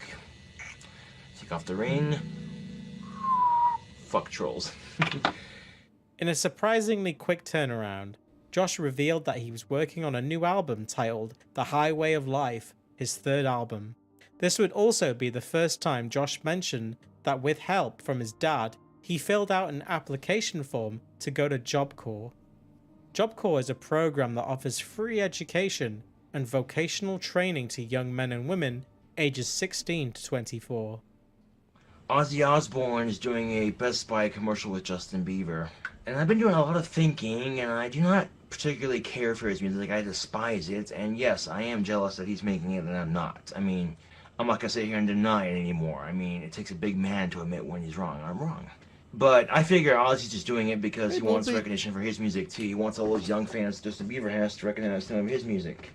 Either that or he's talent in the kid, which I don't think he has talent. If I had his money, I wouldn't spend it all on cars, though. I'd spend it on my pickup and then use the rest of it to build my dream house. I've made plans for a Second Empire Gothic mansion that I want to build with a clock tower. It's pretty freaking sweet. I'll show you what the front looks like. I have the plans drawn out on paper. This is my design for a house I want to build for myself. With my symbol at the top and my initials right there. See, there's the clock tower face and the bell tower bell go right there. My room would be right there. So yeah. Why would you want your room to be near the bell tower? It'd be so loud. And I've already got 2 songs done. Confirmed. And for all you haters out there, I'm not gonna stop. Your comments are not going to stop me from doing what I love to do, and that's music.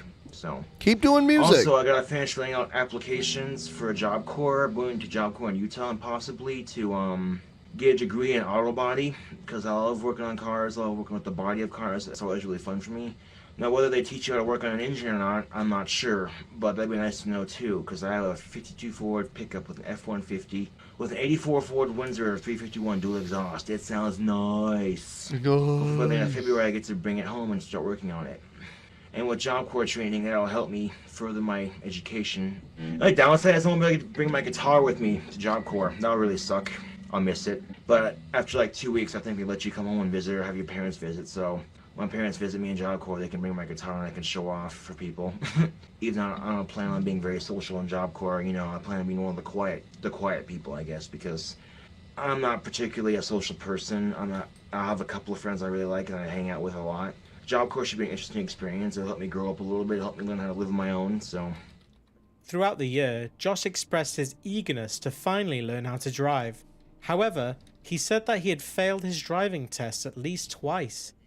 I went to go take my driver's test and I failed twice. That really bites. But, you know, first time taking it and I'm 19. It's weird, but whatever. Josh revealed that his beloved 52 Ford pickup he dubbed the Beast was recently sold to a scrapyard for around $500, all because of his lazy uncle Don. Josh would show off a box of car parts he intended to install in his first car. This box of car parts would make an appearance over the years, but would also serve as a symbol of Josh's inability and lack of motivation to learn to drive. I'm looking for a car. I've been saving up money for a car and I got a box full of shit to trick it out with. But I figured I'd show you the stuff. So here's my Auga horn. These things are fucking hilarious to have in your car. I love it. I've gone through 2 project cars, went through a Geo Tracker, and I went to a 52 Ford pickup, and they've both been a hassle and a nightmare. And Cobra cane head for this Cobra cane, which used to be a sword. Basically, you unscrew it, and there used to be a sword. This was going to be my shifter knob for my pickup. That would have been really sweet.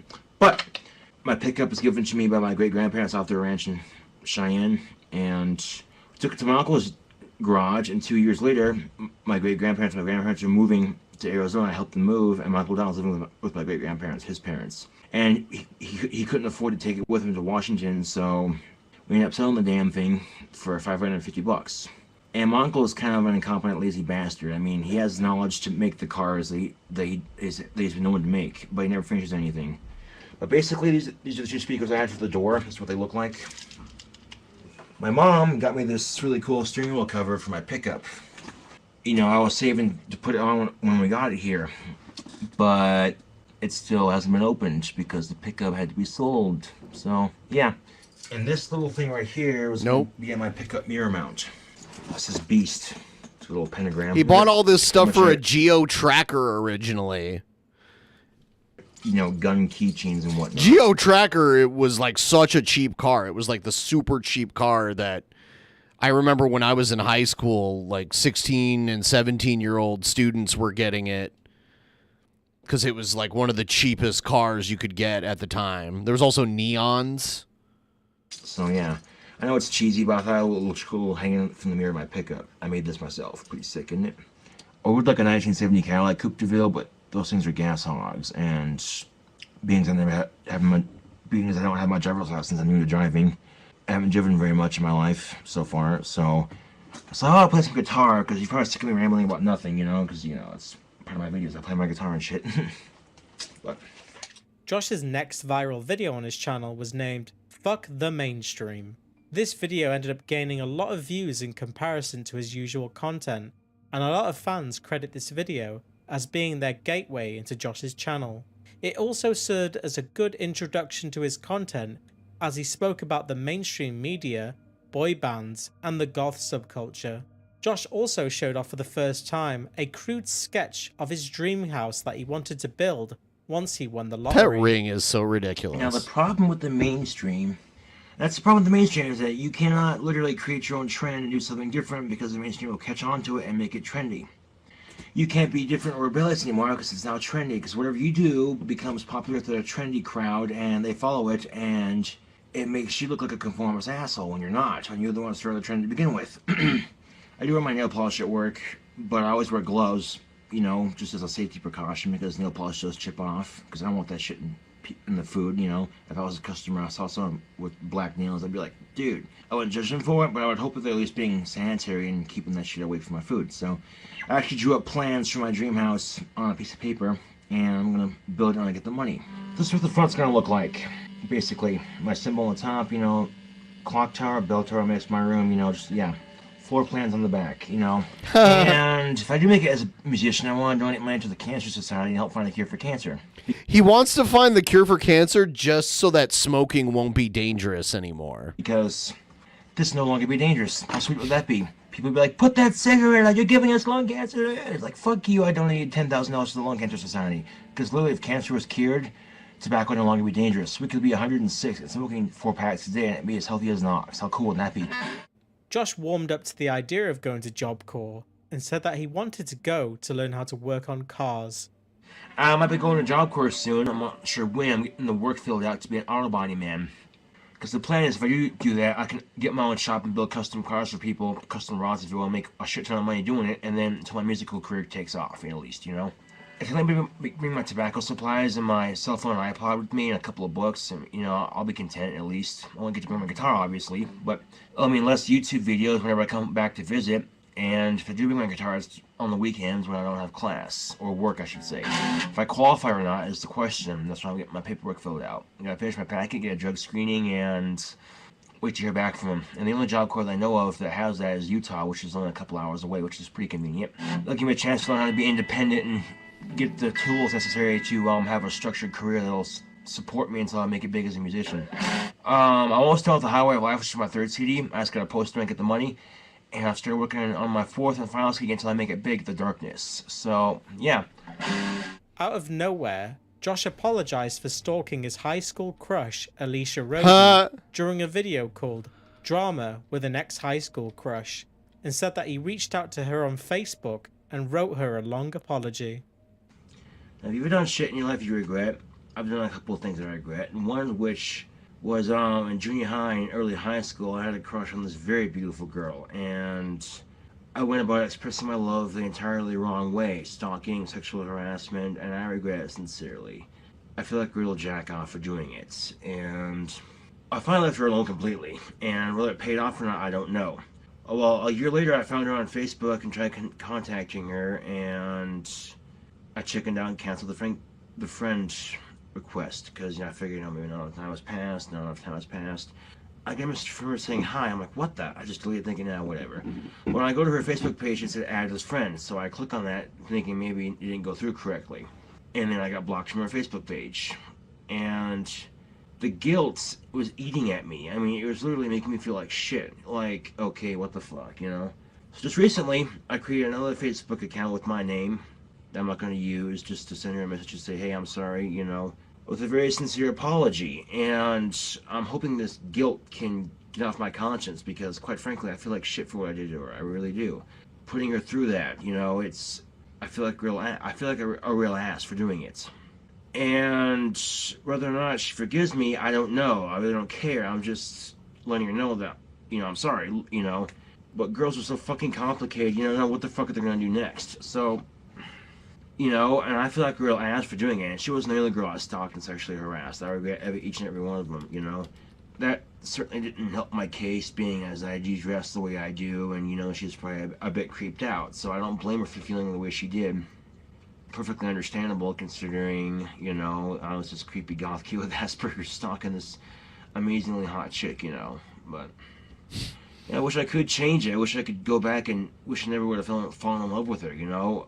I wish I really could just turn back the clock and say, dude, don't waste your time if she's not into you, and then, but I can't, obviously.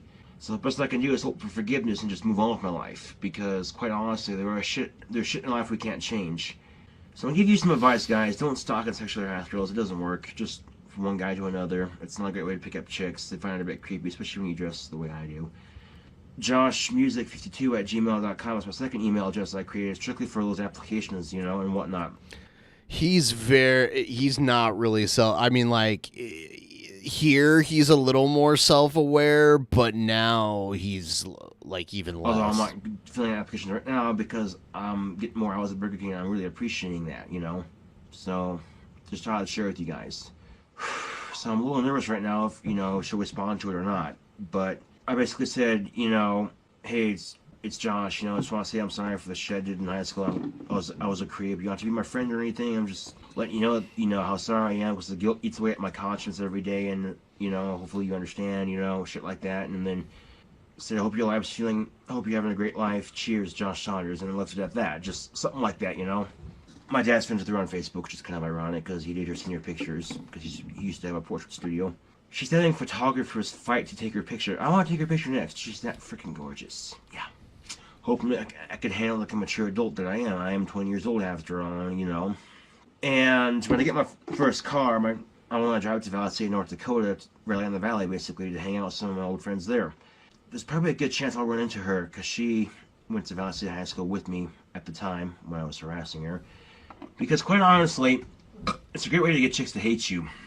And that became a joke at that school. So Saunders, who do you like this time? Because, I had a reputation for being a bit of a creep and a stalker, and I really regret that, sincerely. In fact, I'm going to post this video on both my Facebook pages just because I can. I found out we had a lot more in common than I would have realized. I thought my love for her was just lust, which kind of surprised me because we're from two completely different cliques. She's a total preppy, and I'm just this creepy-looking goth kid, You're not goth. I left Valley with a legacy of, no one's gonna be just like me, because I'm the one and only Josh Saunders.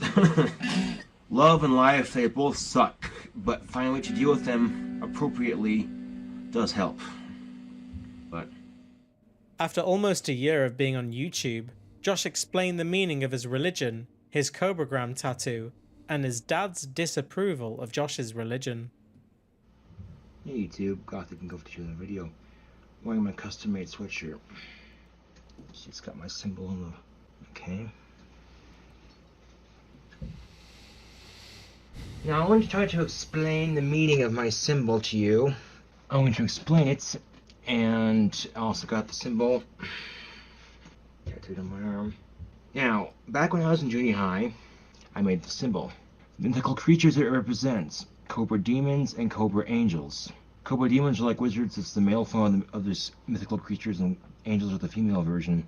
There was good and bad Cobra demons and good and bad Cobra angels. Okay? Now, me and my friend, I started this little gang with my friends. We practiced magic, we hung out, we smoked, we, all kinds of, and we, and we were the Cobra demons. If we ever got any girlfriends, we'd be our Cobra angels, I had my own religion. I still believe in it somewhat. My own god, goddess, and their son, Cobrachin, and his wife Cobricius, and their son Cobero. It's something I believed in, still do kind of. And I prayed to them, and we meditated as well. We practiced having powers and stuff. Did it actually work? I believe so, yes. The power of the mind is a very powerful thing. There you go. And we practiced moving the wind, all kinds of stuff. Who's going to make this goal 50%? We just need $7. That's why I got into wand making, because I believe in that kind of stuff. Witchcraft and all that, Wicca and all that. And that was my nickname I gave myself, King Cobra. That was, I was the leader of this gang. And it's also my artist name for my music. I'm obsessed with the Cobras and created a little cult to go with it. So, I thought about making a mythical story like Harry Potter to go with it, to express it, I might write that kind of a book eventually, but right now it's just a little religion I practice. I do magic and stuff. I got magic wands, so. And if you want to call me crazy, go ahead, it's no crazy in what the fuck these Christians and Catholics believe, so. Yeah, it's a little tore up, but it's my favorite sweatshirt and I love it, My dad's making me get rid of all my ripped up clothes, obviously. I understand that's for perfectly good reason, because I have to clear all my wardrobe, anything ripped that doesn't fit, so I have clothes that do fit. So when I come back and move out of the house, I'm ready to go. But I begged and pleaded for him not to throw this away, and I actually got to keep it, so I'm very grateful for that. Here you go. Something to accessorize it with. Oh my God. I am a full-fledged Cobra demon. Yeah. My parents, of course, tolerated it, went along with it, but as I got older and more obsessed with it, they threatened to send me to a shrink or a psychiatrist or some shit like that. Like, do you need help? This isn't real. You're not Cobra, blah, blah, blah, blah. My dad said there. He makes albums about girls he's obsessed with. He likes to work on cars. Talk me out of it and say, you don't have Cobra powers, blah, blah, blah, I understand his concern, But at the same time, I think I have the right to have my own free religious beliefs. It's part of being in the United States of America. You know, if it's not hurting me or anyone else, you know, then I don't see the problem with it. So there you have it, the meaning of my symbol. I've never had a Cobra Angel, one in front of me, like live. I've had it on Facebook, wink wink, you know what I'm saying, yeah. But, of course, I couldn't tell people all this because my dad just think, you know, they think I'm crazy. But here's the thing, so my dad just say, just tell us a symbol you create these mythical creatures. And that's usually what I say, just shorten it up, you know. So persecute me all the fuck you want. It's not going to change a goddamn thing, you know. And it's part of my Asperger's, too. And, Kiss my Asperger's. Gang colors, our cult colors, of course, dark green and black. You know, dark green and black. It'll be interesting to see the comments in this video because, you know, this might change your perspective on me of like, this kid's crazier than we thought. I'm a kid, I'm a guy, I'm a man, I'm 20 years old. And the symbol is so cool, I got it tattooed on my arm, and I like it. It's not a penis. You know, I mean, how the fuck does this look like a penis? I mean, seriously. That does not look like a penis You at can't all. even see it, but yeah, it does Apparently, look like a yeah, penis. it looks like a penis with a penis on the mind, therefore they must be gay. Oh, but... You know that gothic queef Cobra 52 that's been harassing me? He started calling me on my phone. I told him to fuck off and I blocked him from my phone, but he won't quit calling me. And I've informed the police about this.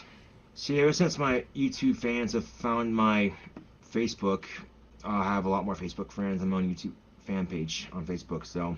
Of Age Fangirls? Fangirls? On YouTube, I'll post a link for my fan page on the description box below. And I do post on there on occasion and shit, so... people with Asperger's tend to have a very high, sophisticated vocabulary at a very early age. When I was in kindergarten, I had the vocabulary of a 5th grader. There you have it, the meaning of my symbol, my awesome custom-made sweatshirt. It's a little tore up from the hood, but I still love it. I'm still going to wear it. I can wear it with me at Job Corps, obviously, but I just had to show my YouTube fans, YouTube in general. I love this sweatshirt. It's my favorite sweatshirt. On May 12th, Josh posted a poem on Facebook, presented with no punctuation, as one long rambling paragraph. What is Reality? A deep and philosophical poem by Josh Saunders. Unlike his other albums, Josh waited until his album was finished before posting the artwork of The Highway of Life. The very next day, Josh posted a link to his new album on Facebook. Fuck the Golden Knights. Oh, did they win? Did they beat Dallas? Did they beat Dallas?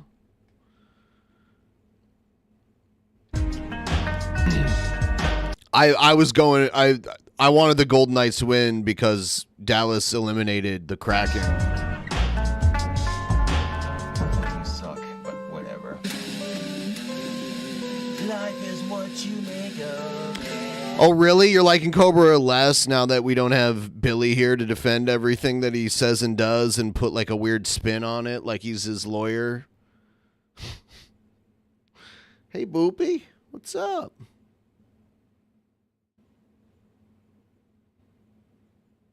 Hey, what's up? The highway of life. Life is a highway. Yeah, it's the highway of life.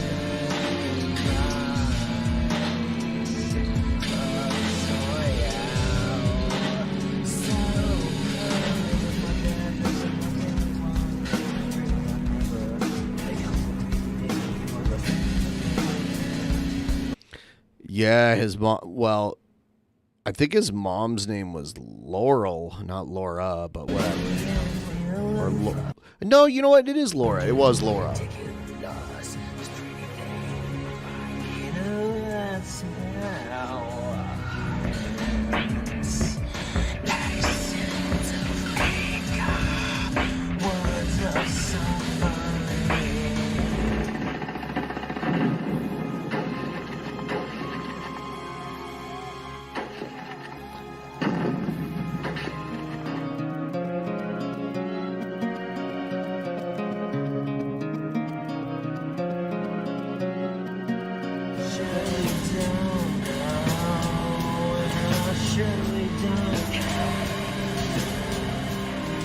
It's 11 awesome tracks on this album. Every second, every minute, every half hour, every hour, every day, every week.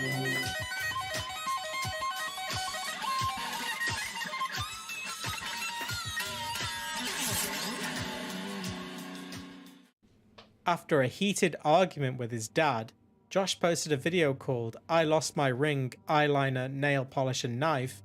Josh angrily ranted about his... I've never seen anyone wear a guitar strap like that, too. It's not supposed to be worn like that. He's just wearing it, like, here. It's... his dad taking away all of his goth stuff and hoped that his dad died in a car crash. A childish and eerie wish that would partially manifest itself in reality in the future. This is Gothic KingCobraJFS with another video. No eyeliner, no polish, no ring. Sucks. Now what happened is while on one of my smoke walks, my dogs didn't recognize me. I had my ring on, my nail polish, I had a cap over my head, and all 3 dogs barked at me. And I said, "Hi guys," you know, and because I'm always walking around the block, right? And my dad wanted to talk to me about it, calmly, maturely, like adults, you know, and I didn't handle it maturely. I acted like a douche, and I flipped out and disrespected him, and I only made things worse, and I ended up losing my gauntlet ring, my nail polish, my eyeliner, and my hair dye. I'm not really happy about that. I'm kind of pissed off, actually. It really doesn't matter, you know, I can always buy more. You can take the eyeliner and nail polish and whatnot away, but you can't take the goth out of Gothic KingCobraJFS, so, yeah. I am kind of pissed off, though, that did happen. I wish it wouldn't have happened. You know, that resulted in another huge... This is before he was, like, drunk every day, all day. I really fucking hate my dad right now. You know, we just drifted apart. Me and my dad, you know, we don't get along hardly ever anymore, and it's become a major pain in my ass, and I just can't stand the fucker anymore. Although I am going to Job Corps in South Dakota in the Black Hills. So look out, people in Black Hills, South Dakota. Job Corps, I'm coming your way. They got summer break at Job Corps, and then they gotta find a bed for me and shit, and then I gotta head out to Job Corps. However, I do get to bring my guitar, my cell phone, my iPod, chargers for both my cell phone and iPod, and my tobacco supplies with me to Job Corps. The dress code I don't agree with, however. I got shirts that are goth, I consider goth anyway, that fit the dress code perfectly, and I'm not gonna go around telling everybody, "Oh, I'm goth, look at me," you know. That's not how goths are, you know. We don't have I mean, that's what you do, though. So I'm kind of trying to calm down right now. I just had 2 cigarettes. I'm trying to unwind here, and I'm not having the best night of my life, I can tell you that much. You know, I'm kind of pissed I lost the nail polish and all that, and, you know, the neighbors, before they knew my dad and me as his son, they assumed I was a thug, and had the cops they didn't call the cops on me, but they wanted to, you know, neighborhood watch and shit. They're like, just, you know, there's some creepy looking suspicious character, you know, out by the corner smoking or whatever, and it's been a huge power struggle, me just trying to express myself, you know. I don't give a shit anymore, I'm so done with this crap.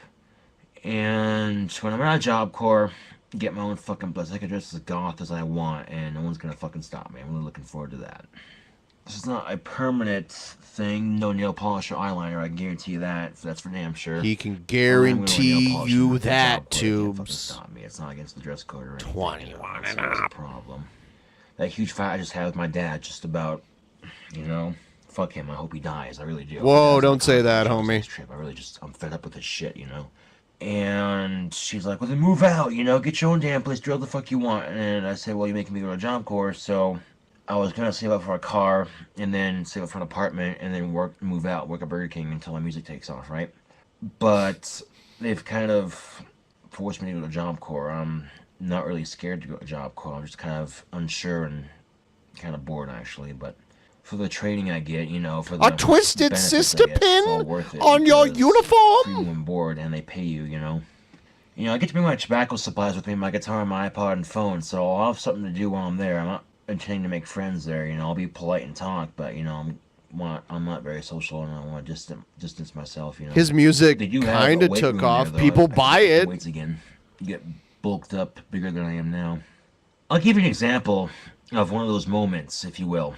Now, a senior in high school, I'm almost 19 years old, and I ditch gym. I go to lunch, and I walk up to the smoke shop, which is several blocks from the school, and buy a pack of cigarettes. And I didn't want to go to gym class, because I ended up ditching gym class to go smoke on some abandoned house.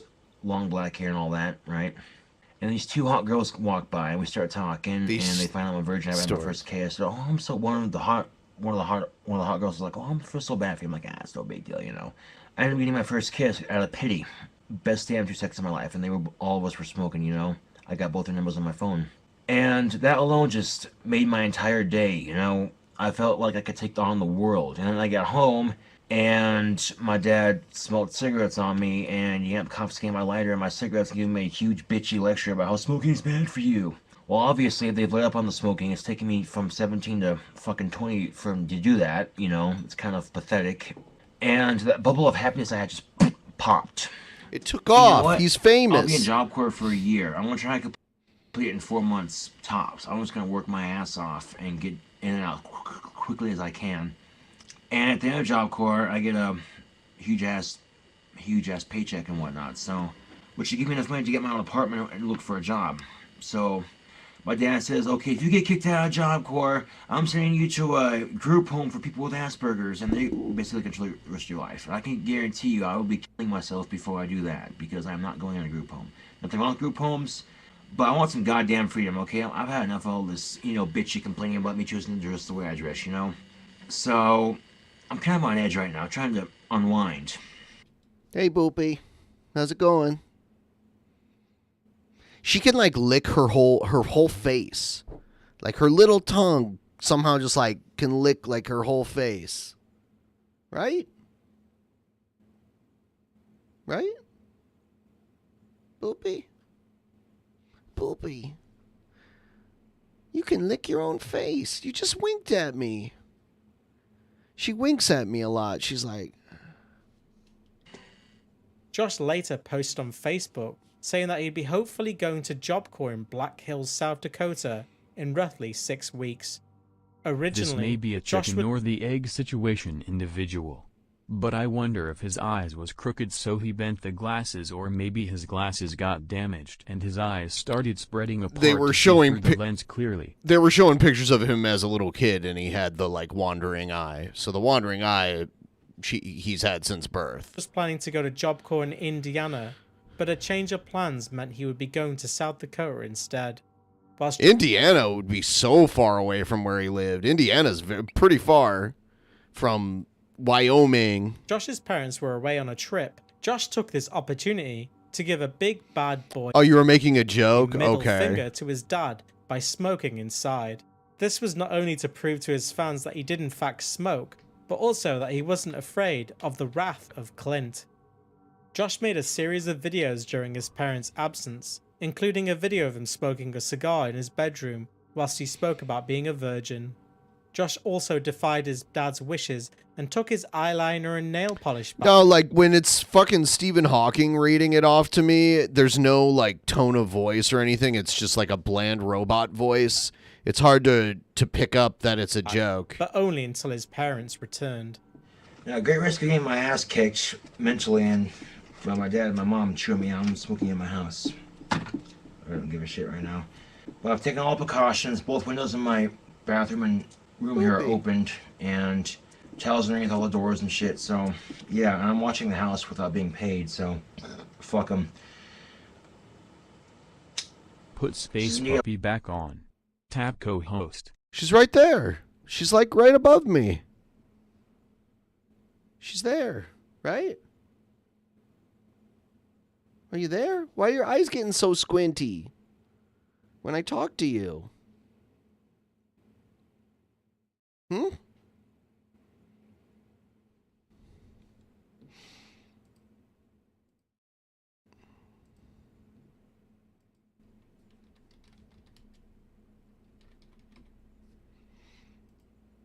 Let's see here.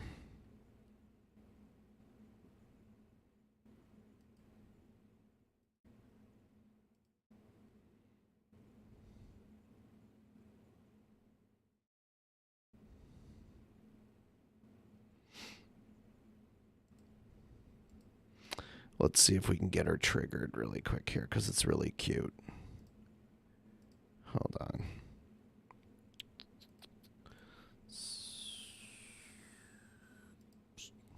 All right.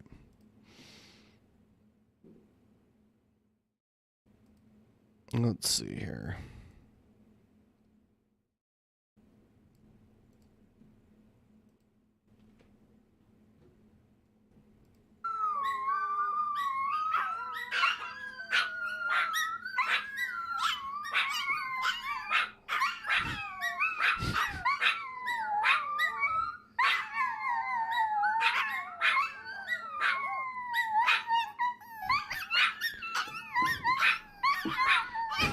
Okay, you scared them. You scared them away. You scared them away. They're afraid of you. They're afraid of you. No. They're gone now. They're gone now. They're gone. It's okay. It's okay. No. You got them. You got them all. They're scared. They're scared. No, it's okay. They're scared. Once in a lifetime opportunity I thought I'd take to smoke in my own house when I'm not supposed to. You know, it's not like they kick me out while I'm getting a job at Walmart, moving out and getting my own place, or I'm going to job. Put her in the bottom left. Sure, whatever. I guess so. I guess I'll do that.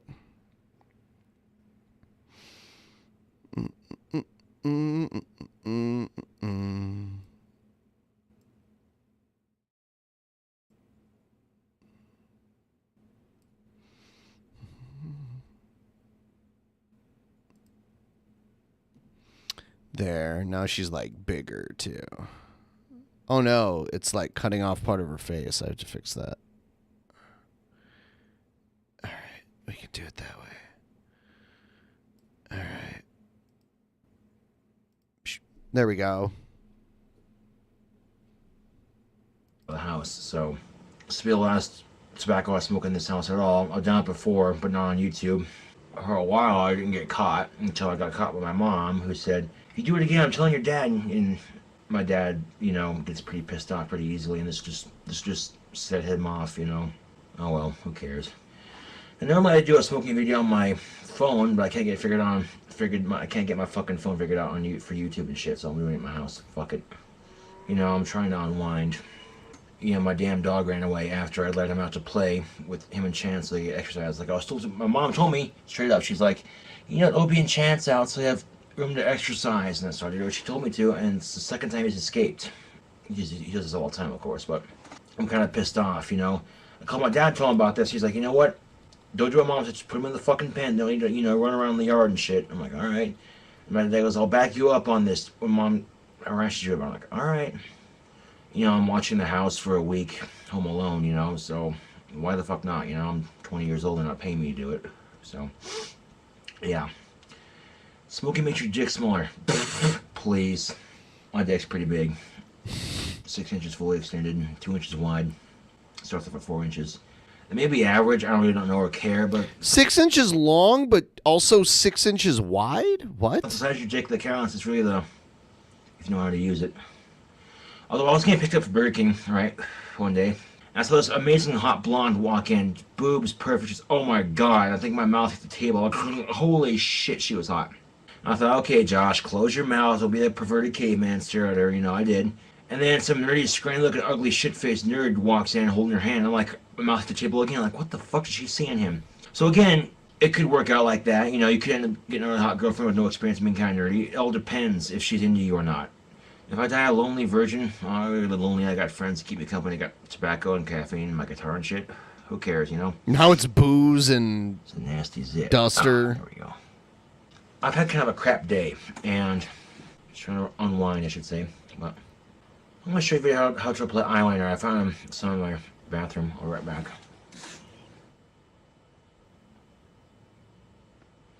Just like that. Kind of show you, but I really can't. It looks really bad. Hand, so. You know, the day I had was kind of random, if you will. Was at Walmart. I have to get an interview scheduled because the lady that called me said, "You just start when can you start?" And I said, "Give my work schedule for Burger King, right?" And she, I came when I was supposed to, and she wasn't there to introduce me to everyone and get shit settled in and stuff. So I have to schedule an interview for Monday because she wasn't in today. All that hassle. On top of everything, Burger King just let me off yesterday because I was trying to get both Walmart and Burger King scheduled. I was prepared to work both Walmart and Burger King. But they're like, no, if you're not a job at Walmart, there's no point. What up? Thank you. We're almost to 100% of the goal. We're at 70%. That's pretty awesome. I appreciate it. And there's Boopy over here. I said her name, so now she's waking up. But go back to sleep. Shh. Go back to sleep, puppy. Go back to sleep. Go back to sleep. she got triggered because there were some puppies. No. It's okay. No, they're gone. They're gone. They're gone. Okay. Keeping you here, so they just let me go on the spot. Kind of a shitty deal, considering I came in on my days off and worked my ass off when no one else would come on their days off, you know? But that's life, you know? It's gonna suck sometimes. Oh, I admit it does suck. I'm gonna miss Burger King. It was a good job working at. People, they were really nice. Just some things I didn't like while working at Burger King. One of which was this really obnoxious loudmouth bitch, Jenny, who happened to be pregnant and is pregnant. On top of that, she's just a little loudmouth and just complains and bitches and moans, right? You know? And just whiny as hell and really obnoxious. And I don't particularly care for her. And another one being a loudmouth, when you're in denial of it and you won't stop and we're trying to work, it's kind of obnoxious, you know? That's all water under the bridge. She's gotten better in the last couple of days. I mean, she wasn't the first time she started, man, she was just awful. I mean, really, really awful. During his Ferris Bueller-esque antics, Josh said that he had an interview at Walmart and said that he had dipped into his savings account to buy junk food and energy drinks. He revealed that his dad didn't want him to be drinking energy drinks anymore because of a recent event that got him into trouble. He's got a pompadour. I've never seen him with this look before. He's got like a Elvis haircut. Yeah, my dad said he'd be home to you today or tomorrow. After Dad comes with me wearing eyeliner, he'll get pissy and be like, "Why are you wearing eyeliner? Like, why the fuck do you care?" He should have went rockabilly at this point. He should have went full on rockabilly. No one watching your house for free, thank you very much. No, I'm joking. You know. This is why I need to get my own fucking place so I can wear all the fucking gosh shit I want. My dad can't say shit, you know. So yeah, I got almost gonna call me back with an interview to schedule so I can get a job at Walmart so I can move out of my parents' house. And of course, gotta hide the energy drinks as well, because if he's the rest of the stash that I have, because if he'll see that, he'll get pissy as well. Because I made a mistake and drank energy drinks on an empty stomach. I had downed 2 full throttles, nothing to eat, and had a bit of a panic attack and, you know, passed out and was shaking and shit. $800 hospital bill that my dad paid just to find out that I should be drinking energy drinks, right? Well, I learned this since then to, if you're gonna drink them with food in your stomach so you don't pass out from the lack of, food, because all that sugar and caffeine and no stomach to fill it in with, just, you know, definitely move out of my parents' house when I'm, you know, I already got enough money for an apartment saved up as is, my savings account in my dad's name. The paycheck I get from Burger King, I just give him like 100 of it, and he put it in my savings. I got Eye of the Tiger in my head for some reason. I don't have enough for an apartment, and if I do get a job at Walmart, I can move out immediately, which would be nice. And then my first paycheck in Walmart, you know. Josh seemingly gave up on his idea of going to Job Corps and decided he wanted to get a job and move out instead. His grandparents left him roughly $2,000 in savings bonds and was hoping that his dad could cash them in order to secure an apartment in the event he got a new job. During the same week of his parents' absence, Josh said on Facebook that he might be getting a job working at Walmart as an overnight stalker.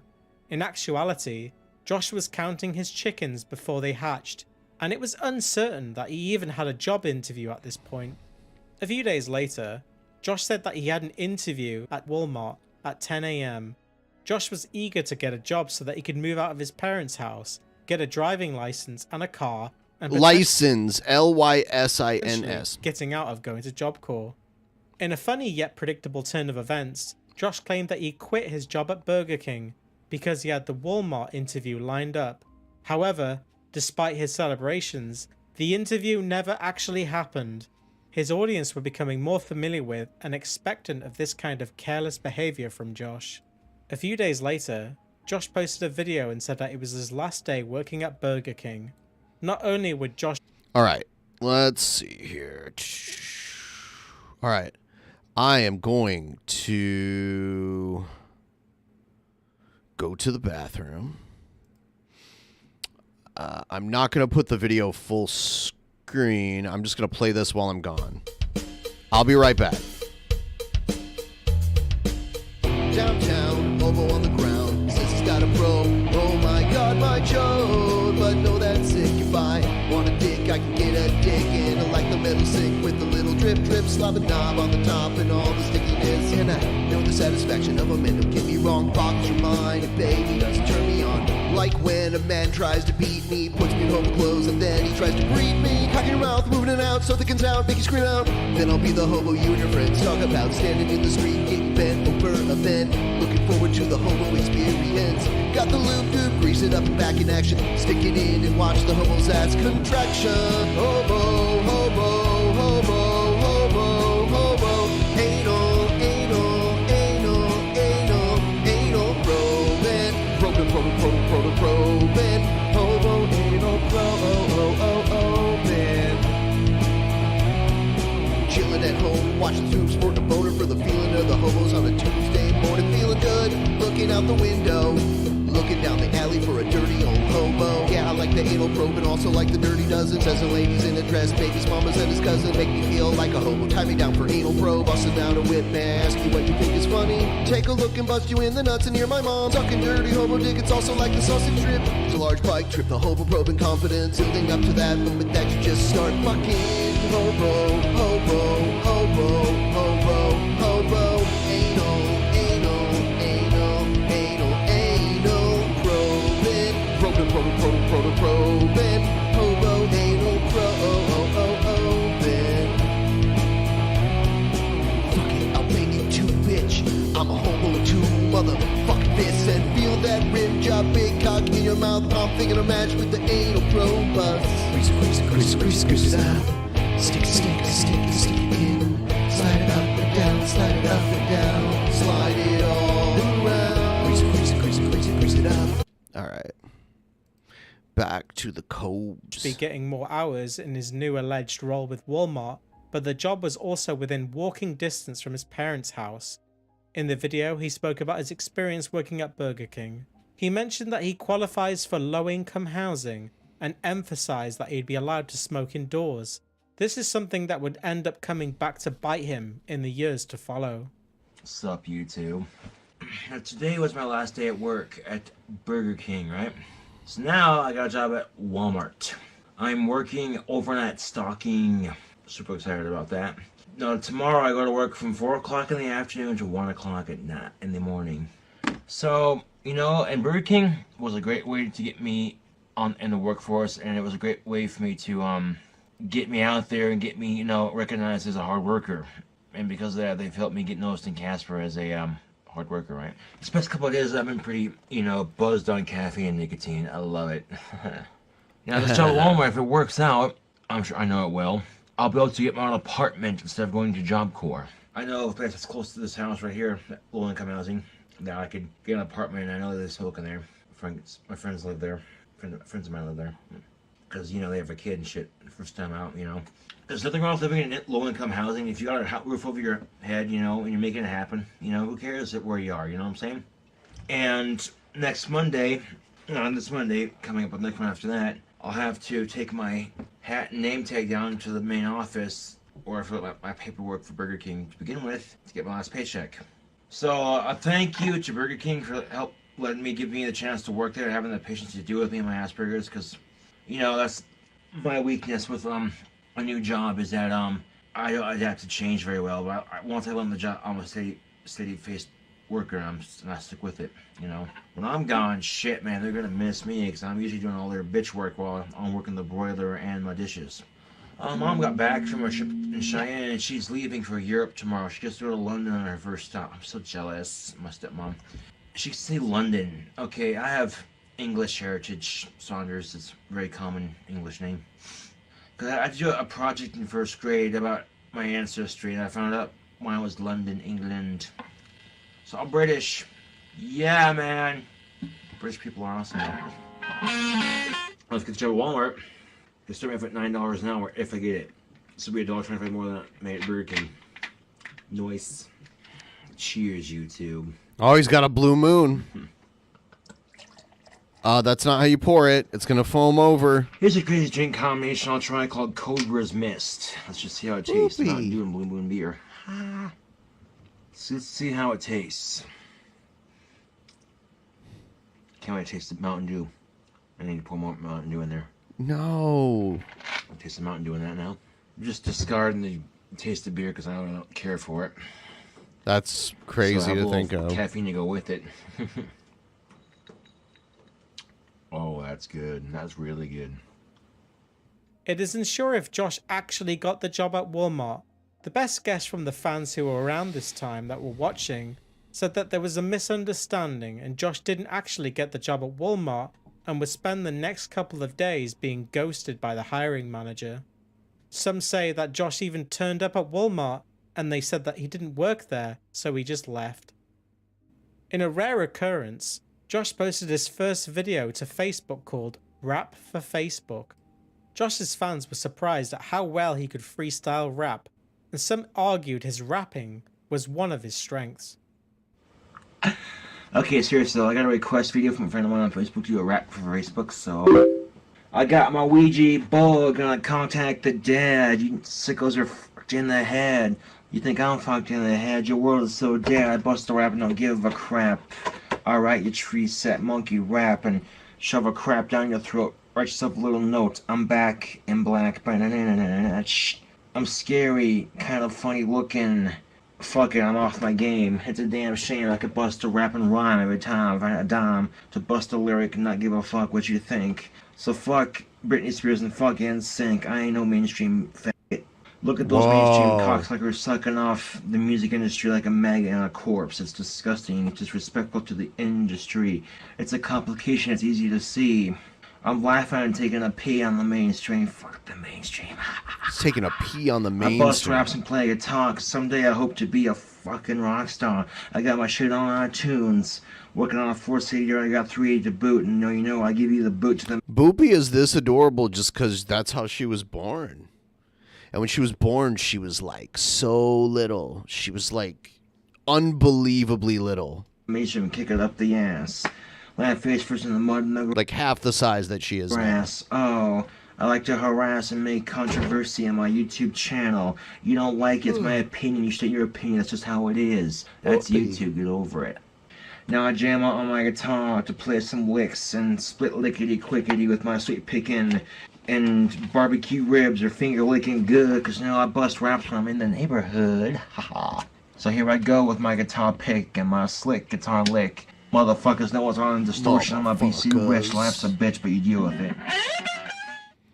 Around June 10th, Josh was banned for 2 weeks from YouTube for exposing his fully erect penis in a video called Oh my god. A Message to All Trolls on my channel. Josh was not a stranger to exposing his genitalia on YouTube. Josh claimed that he did this on several occasions, including making a video demonstrating how to check your testicles for testicular cancer, showing his penis to his single fangirls on Valentine's Day, and also several videos showing his penis to the trolls, inviting them to suck it.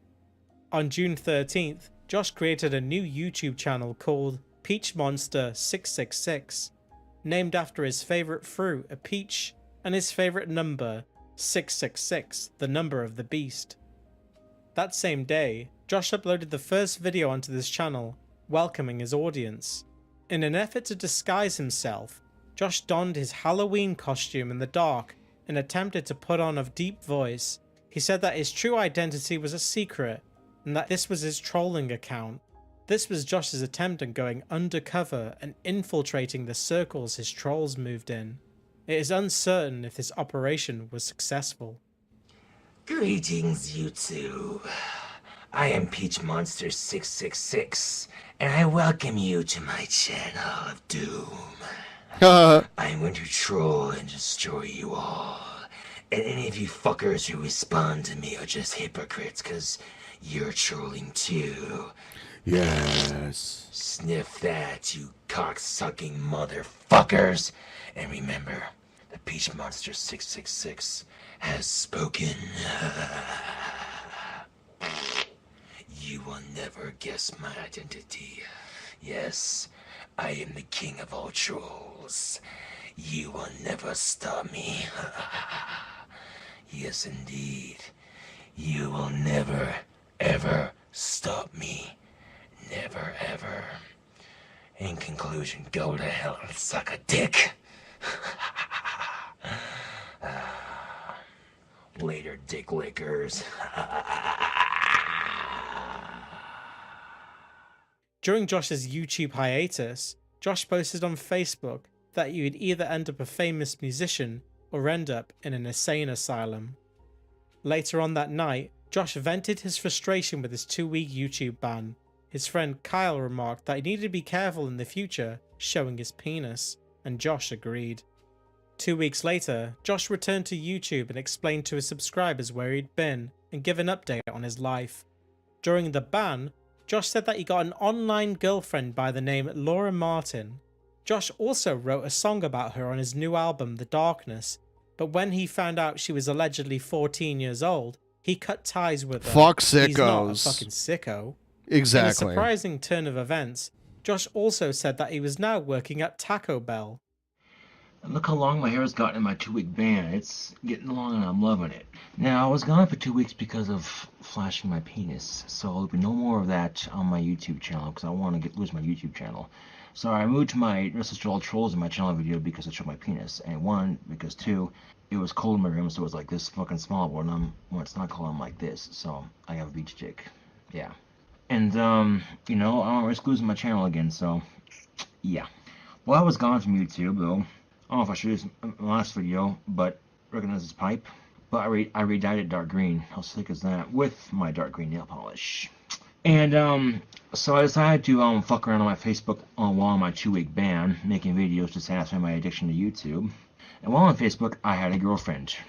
And I about shit my pants when I saw how fucking hot she was. I'm like, oh my god, my luck, you know, my first girlfriend. Fuck sickos. It turns out she did not tell me she was 14 and just a humongous mess and bullshit story, so I broke up with her, you know. So I had a girlfriend for a good couple of days, and we talked and flirted a little bit on Facebook and whatnot, but then I got a call from Dr. Phil this morning, at least I think it was, I'm not sure. And that didn't work out so good. I'm like, fuck this shit, dude. I'm not putting up with her shit, so I broke up with her because I am not going to deal with that shit. I'm not going to be one of those sick perverts that dates a 14-year-old. I'm not like that. And this other chick was hitting me up just as hot, saying, you want to be, you know, I want you so bad and all this other shit. I'm like, oh, sweet. So I'm a bit of a Facebook player. I found a few videos of Hera Boopy, Space Puppy. Her real name's Hera. Of her when she was very, very, very little. Check this out. See how little she is? Get her. Get her. Here's another one. Puppy. Look at her. Puppy. Hey. Hey. Stop chewing on the carpet. Yeah, look at that little face. Okay?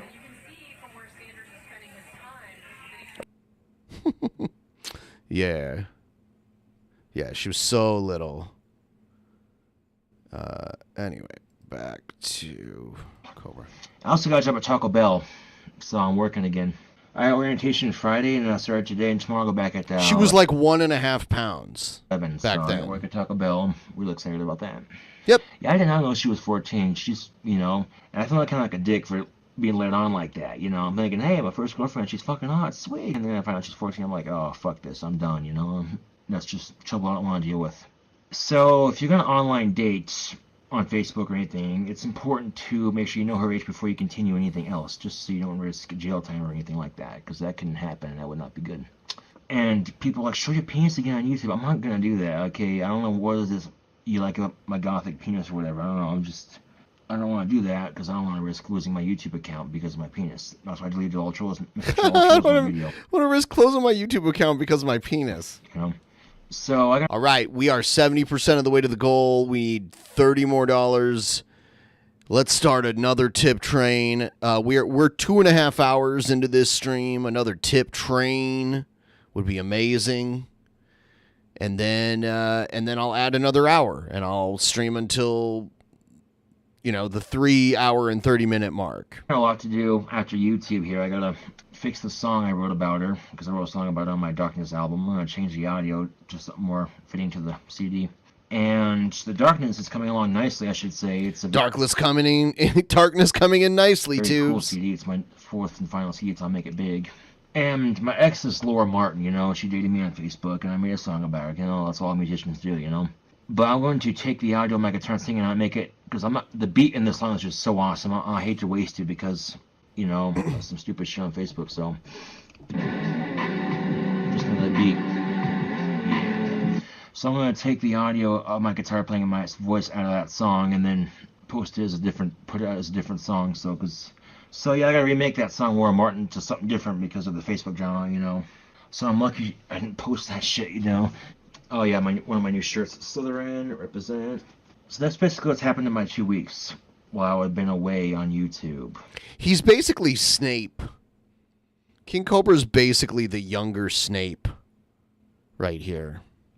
I'm glad to be back on YouTube. I missed it sincerely. Look at him. And the funny thing is, too, is my ex's friend was all talking shit on her. She's such an ugly skank. Hey, if you ever break up with her, hook up with me. I'm like, okay. I'm not used to having chicks fight over me on anything, but on Facebook, you know, it's kind of an interesting feeling.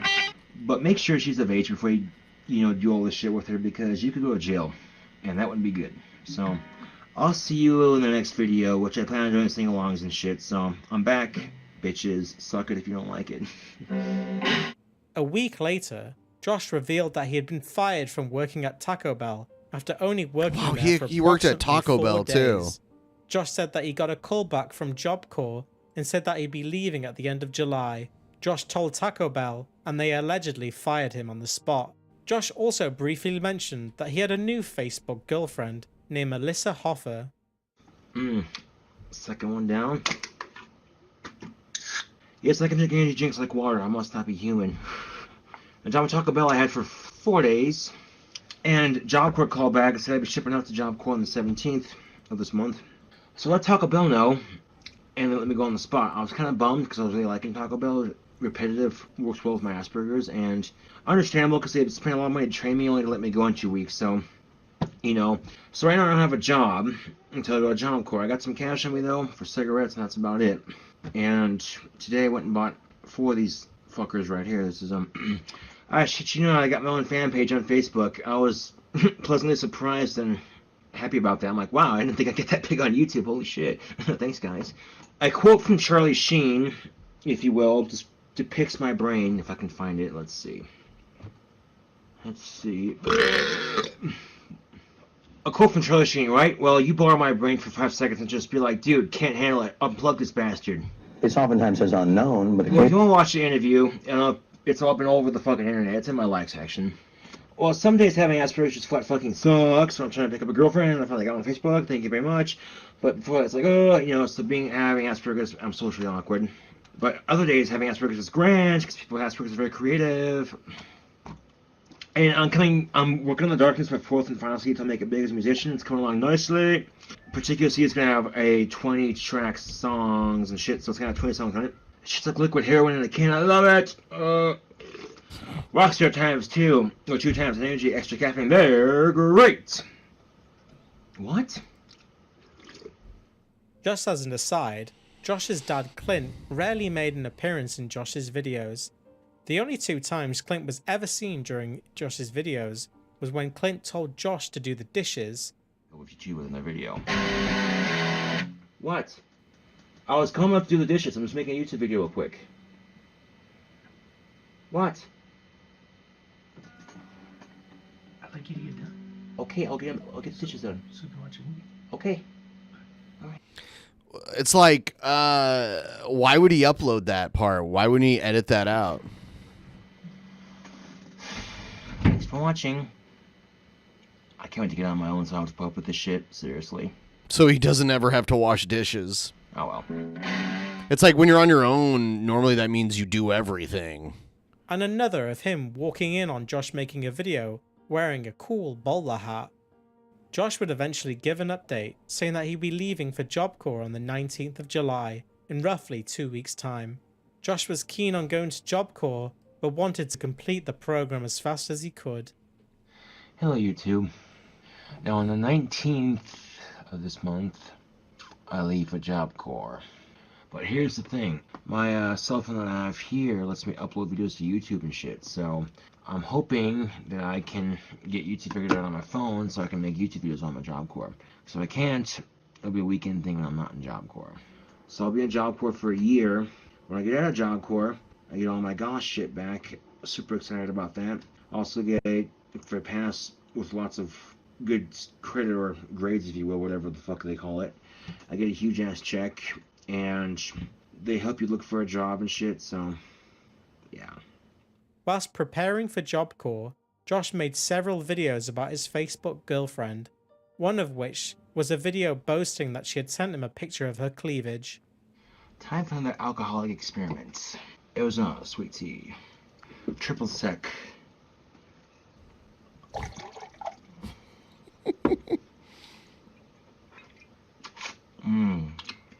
Puerto Rico Vetera Tequila Gold.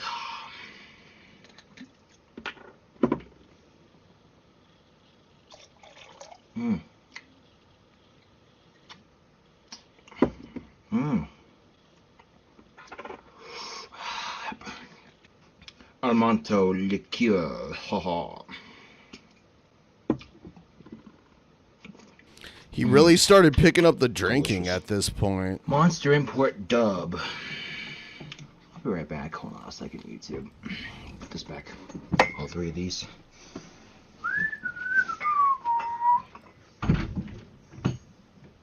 Okay, hopefully they won't notice, but fuck them. No, I'm joking. Anyway, I have a girlfriend. All right, I have one more. I found another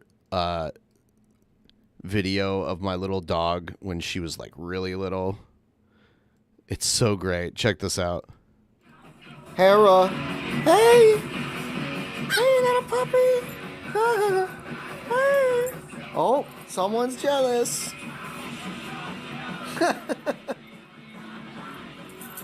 I'm listening to 9 Inch Nails.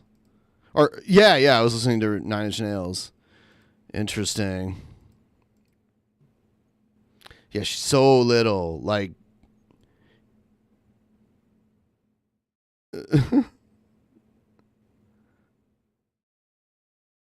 look at her. Look at that. So adorable. The ears are so big.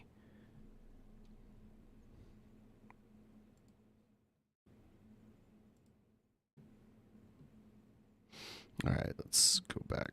Facebook. She's hot. Her name? Go to my Facebook here. Alyssa Hoffa. Love you, baby. Oh, yeah. Right there. That's fucking hot. Delicious. That's pretty hot, dude. I must say that's really hot. Thanks, baby. Love you. Although Josh was happy in his online relationship, he often pondered about potentially meeting a girl at Job Corps. Josh said that he would break up with his Facebook girlfriend before he started dating someone else because he thinks cheating isn't cool, foreshadowing his first relationship he would soon begin. This will be one of my knowledge videos. Okay, you shouldn't cheat on a woman. No, fuck that, dude. I'm going to Job Corps, and hypothetical, if this were to happen to me, I'd be the bigger man, make the right decision, you know? I wouldn't cheat on my girlfriend on Facebook. Fuck that, dude. Or, you know, if this girlfriend of mine that I'm in Job Corps, this hasn't happened yet, but if it did, you know, and she connected with me deeper, and, you know, I would break it off with my girlfriend on Facebook. I would. I'm not saying this hasn't happened. This might not happen, but if it does happen, I'm fully prepared to take responsibility and be the bigger man, because I don't want to break her heart like that, you know? It's going to suck for her, and it's going to suck for me, because we've had this great connection on Facebook and shit, but I'd hate for it to be like that when she comes to visit me in Job Corps, and this other girl finds my other girlfriend on Facebook, and just, you know, I don't want to deal with that kind of drama, so this hasn't happened yet, but if it does happen, you know, I'm man enough to make the right decision and not cheat, you know what I'm saying? Because cheating is just so dishonest, it really is. It's just fucking dishonest. Just fucking honest. Sadly, Josh split up with his Facebook girlfriend Alyssa because she was allegedly having sex with her ex-boyfriend behind Josh's back. Now, I got a text from my girlfriend on Facebook saying, hey, I said, hey, so we need to talk. I said, what about what? She doesn't need to break up. King Cobra's probably like 18, 19, 20 years old here, something like that. Okay. And she tells me how she's been banging her ex, is a quote from her text. And she wants to get back together with him and all this shit. I'm like, alright. She's like, can we still be friends? I said, yeah, sure, you know, well, thank you. She's next time I'll fall for a girl troll like that or whatever, blah, blah, blah. In fact, here, let me just get my phone out and read you all this. Now, I can respect you for coming up front with me and saying this, you know, and not just leading me on for a fucking year, you know what I'm saying? I can appreciate you for that, but at the same time, I think, wow, I feel like a tool for falling for this stupid shit again, you know? I'm so done with love, I am tired of getting my You heart made a ripped out video every saying fucking you'd time. break up with You know, her if one you met time someone I get a better. girlfriend, I think, oh, sweet, and then she turns out to be 14, fuck that, I break up with a second girlfriend, I think, oh, sweet, I got another girlfriend, alright, and then she's cheating on me. Pisses me off beyond belief, it really does. So the Cobra is single. Again. Might as well get used to it every single rest of my fucking life. And I don't give a shit, because life is too short to sweat small shit like this. But it still hurts. I'm not gonna lie. It still sucks. Oh well. Before Josh left for Job Corps, a feud arose with a troll called Gothic Queen Cobra 52, who was claiming they were the original, and Josh was ripping them off. Guess what, YouTube? There's someone who's trying to be me. It's kind of like the Liquid Chris. This guy calls himself Gothic Queen Cobra 52, making fun of me, and I found it really cute. Aww. Someone wants a piece of my fame train, they can't have it, so they're just jealous. Oh, it's so cute. Really? I thought it was really cute how this troll is just trying to get at me, doing everything I do on my channel, making fun of me. I thought it was really cute. I'm like, oh, look at the cute little troll trying to be me.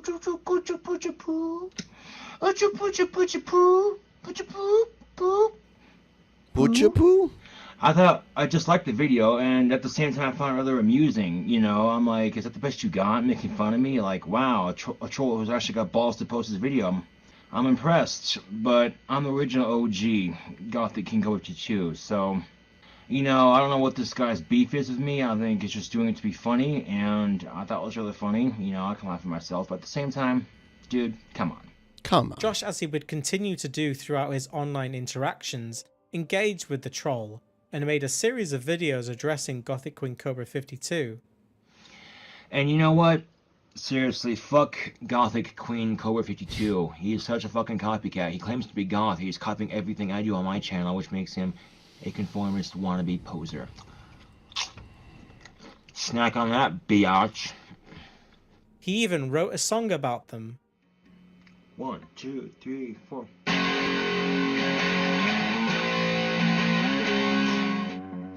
In fact, they should put you on a broken condom ad. This is what could happen to you if you wear a properly functionable condom. You can't put the fucktard like this douchebag. Fuck it all. I'm still standing loud. I'm still standing proud saying fuck the mainstream, fuck these posers, fuck the trolls, and fuck you too if you doubt me. All you just do is doubt me, but you're not gonna be me. And you're jealous of that, aren't you? You're The jealous. conflict eventually fizzled out, though. In the final days before Josh left for Job Corps, he addressed comments about him on the image board 4chan. Josh addressed a conspiracy theory that he was a troll, and that the person he was presenting was just an act. This is a very common theory amongst new followers of Josh, but of course, it's not true. It's Saturday, June 16th. 2 more days till Job Corps. Crazy. Okay. Apparently, 4chan.com or some shit like that is, started attacking my fuck the mainstream video. Calling me a troll and shit. Just going off on me. Just, you know. Well, if I'm a troll, then you're feeding me. Just saying. And you're not supposed to feed trolls, but I'm not a troll. I'm just very opinionated.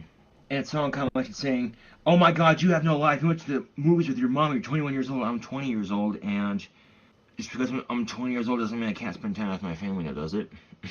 Wow. Yeah, I find it extremely amusing that these idiots call me trolls when I'm not a troll. If I was a troll, they're feeding me. So it's just really amusing, you know? So, oh well, what are you gonna do? You know, it's just the way people are on YouTube. And people say, stop making videos, you suck. I'm making one right now. Haters gonna hate. Anyway, I got a new guitar case for Job Corps. Well, it don't have holes in it, but check this out. This is my new guitar case. I love it. Custom made for my guitar. The last one I had got holes in it because my guitar, as you know, has points on the bottom, and that one has a cushion in it, so it's going to prevent it from tearing. So I'm super excited about that. Got all that situated. My next video, I'm going to try to make a chi ball using my energy. Like I said, if I am a troll, then wouldn't getting pissed off at me and leave my negative comment be feeding the troll? I'm not a troll, but I do enjoy the reactions I get from people. It's fun, because they can't handle the truth. The last You video can't that was handle the archived truth. before Josh went to Job Corps was a video named Chi Ball, uploaded on the 19th of July. Josh spoke about his magic and his impressive ability to create balls of chi that could interact with the physical world with just the power of his mind. How'd you become a Cobra Demon? Wow, Overkill asked that. I'm not recruiting right now, unfortunately. I don't know.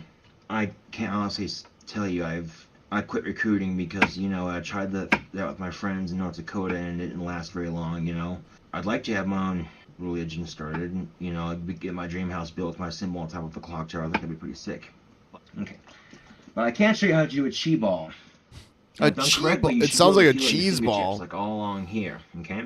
What you want to do, first you got to know your chi. Okay, now a little history behind this. The show Naruto has some facts to it, like the chakra points are actually your pressure points. Our bodies run on electricity. Now, to master electrokinesis, you have to be able to manipulate this electricity in your body to make chi balls and shoot electricity at people. So it's a really cool technique. I've been practicing for a long time, and I'm not guaranteeing you'll be able to see anything. I'm not that advanced yet in electrokinesis. But a chi ball.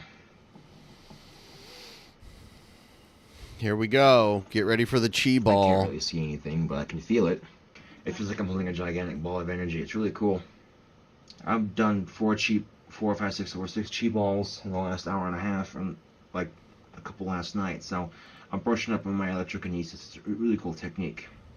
Now I'll be heading to Job Corps on Tuesday. I'll take a piss test Wednesday. I'm confident I'll pass it. I don't do drugs. Okay. Apparently it's not how you wear a guitar strap. I was informed by this several times, and I thought, okay, I'll just try it like this. This is how you're supposed to wear a guitar strap, apparently. And people, nice. I checked the B9 website. Hey, wearing this guitar strap, let's encourage it. So, mistakes happen. It's no big deal. There's no need to get pissy over someone with their guitar strap wrong, is there? Also, think of my religion. I believe, and I am the messenger for the God, his wife, his goddess, and their son. Basically, it's just what I believe, Just a little bit more in depth on that for my fans who are curious. On July 19th, the website Metal Sucks posted the following article about Josh's YouTube channel. The very next day, in the comments section of the Metal Sucks article, a guest user noted that Josh's YouTube account was permanently terminated. Josh's dad posted that same day that Josh was successfully delivered to Job Corps. Josh's first channel served as an outlet of self-expression. He spoke openly about embarrassing and personal topics, difficulties growing up, and his quest to find love and acceptance. Although I did not cover every single one of Josh's videos from this period, Josh's first channel was sort of an experiment for him, laying the groundwork for what would be his KingCobraJFS persona. Watching Gothic King Cobra 52, one can see Josh honing his craft, developing his content from simply making guitar tutorials, to doing vocal covers, performing ventriloquist acts with Sean, reacting to viral videos, and also, and most importantly, divulging intimate information about his life. Gothic King Cobra 52 was now over, and Josh was journeying to the next chapter of his life, far away from his friends, family, and the familiarity of home. Neither Josh nor his small but dedicated following could have predicted that he'd find his first love. Bye, YouTube. That was dark. Hey, YouTube.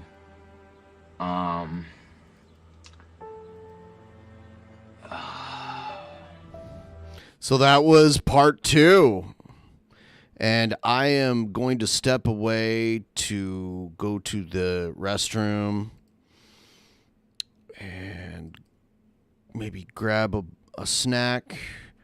I will be right back, everybody.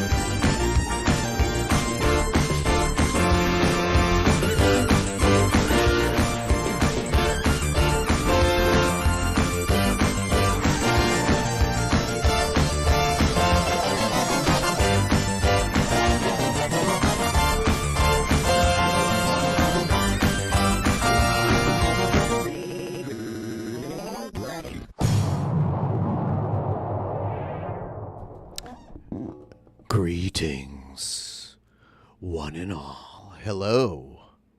Back again. Back again. So everybody, we are about 3 hours in. I am humbly asking you for one last tip train where we can reach this goal, and I will stream for another hour at least, and then I'll make the next goal very low. And then yeah. I've streamed all throughout the night.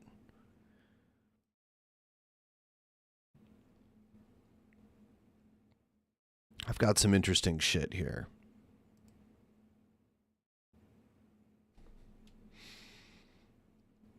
I actually got a little more Cobra, too. I'll play this in the meantime while this tip train starts rolling. Yo, what's good, YouTube? It's your boy King Cobra back at it with another video. Long live Ozzy Osbourne, the Prince of Darkness.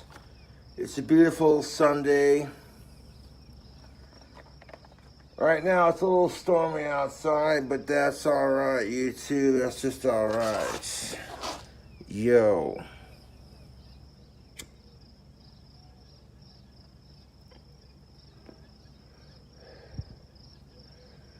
Smoking one of my favorite all-time cigarettes, Marlboro NXT.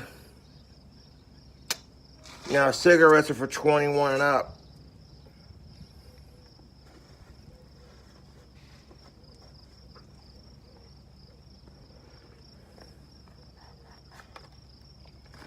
So the pack looks like very sharp. My two favorite colors, black and green with a hint of silver. Very Slytherin-esque colors.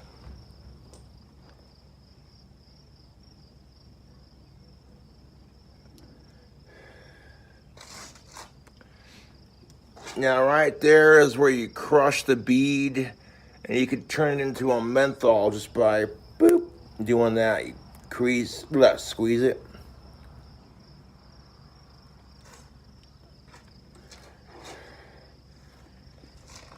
Now, in my last couple of videos, I've been talking about equality of the genders as usual. In your last couple videos, it's like all of your videos now. And I got something to say about that. I'm all for women having equality to men because I get sick and tired of like men being expected to do everything. You know what I'm saying, YouTube? We're expected to provide, not show any emotions, and carry the weight of the world on our shoulders. And I'm like, fuck that.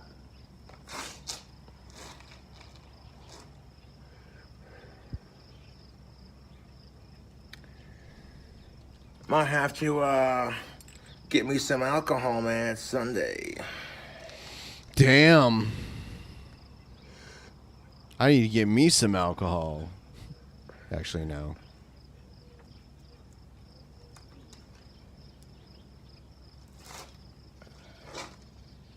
Oh, it's nice that women want equality. I'm all for it, YouTube.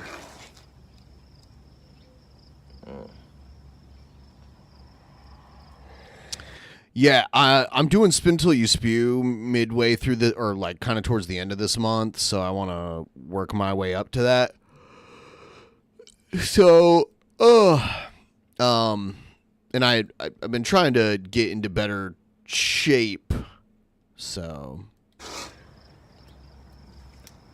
I say give it to them because women deserve equality just as much as men do.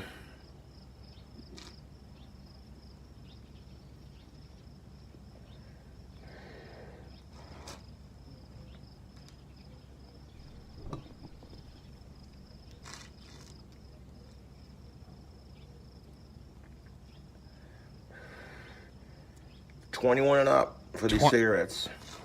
Not everywhere, but now I was really surprised, you know, that a lot of places made cigarettes 21 and up.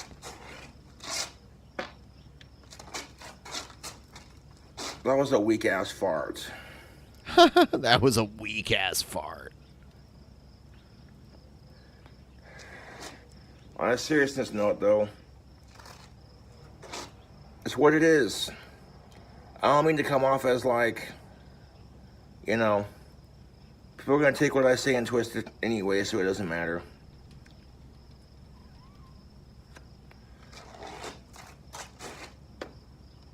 God damn it, dude. Weak ass farts. He's frustrated with how weak his farts are. What is this?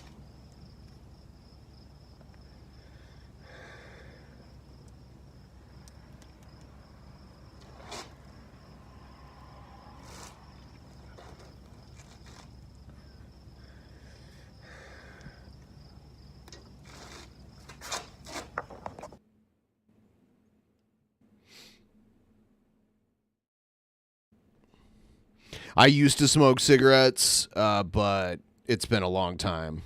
I had a cigar several months ago, though, which is basically just like a thick, strong cigarette. But, oh, what's this?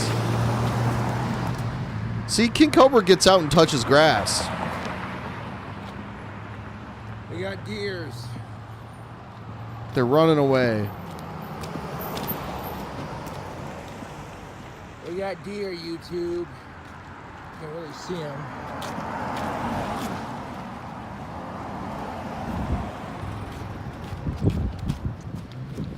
I'm like all afraid of him getting hit by a car, only because I can't see. We got some deer in the park. You can chase down those deer? You can't really see them. We saw them when you were across the street. They're there. There they are.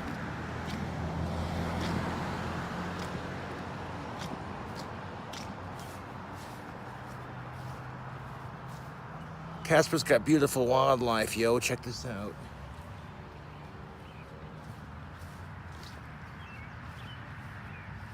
Just trying to get them on camera, and they do not want to be filmed.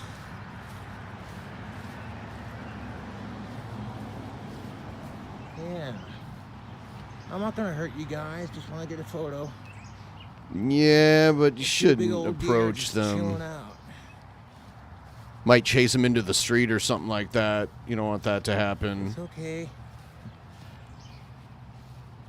Look at this, YouTube. Yeah, they're Couple of deer deers. just chilling out. There they are. There they go.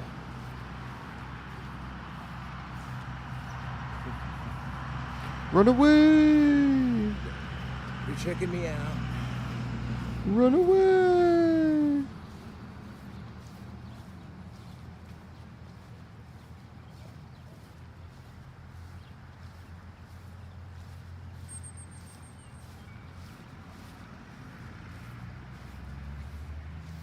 Majestic.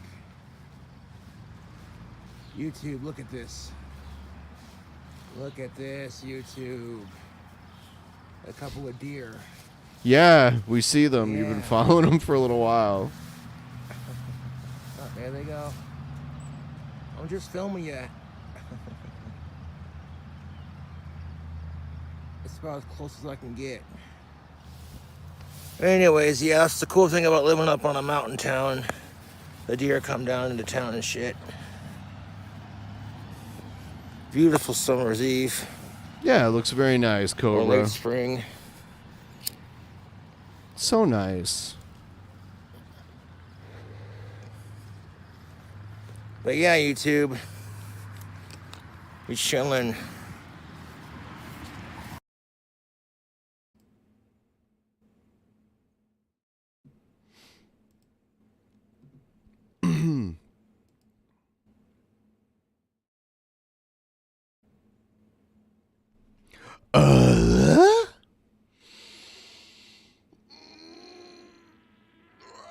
Oh, holy shit.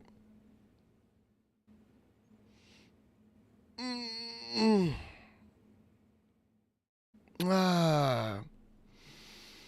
Damn. Man, I had all this stuff saved up. But the goal hasn't moved in a little while, and I have been streaming like every day. So I'm on the fence about, I don't know. And I know if I start playing games and shit, people will just leave. So I don't know, Tubes. I don't know.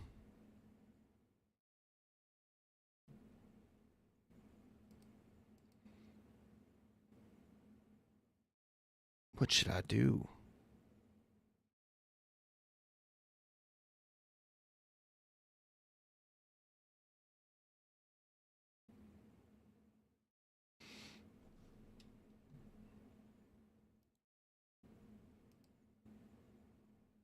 Whatever shall we do?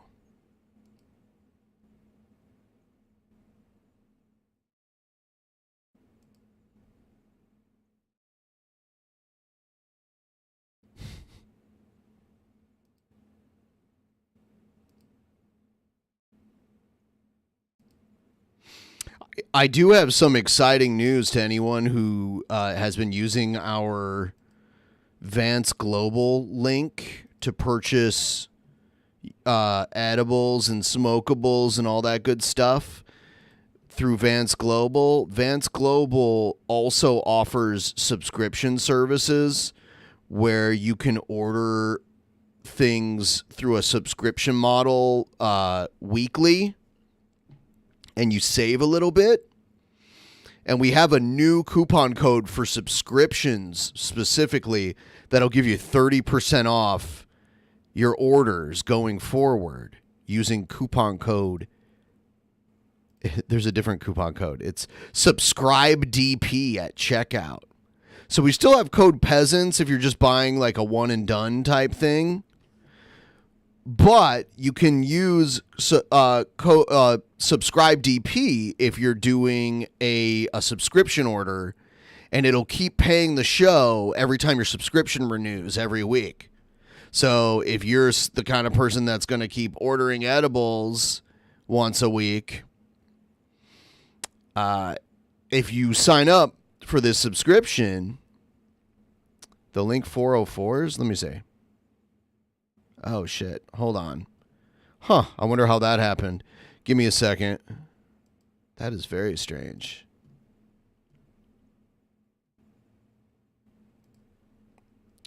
That is very weird. Give me just a second. Oh, I know why. I know why. It's because of the way the text is spaced. Tip train. Tip train. There we go.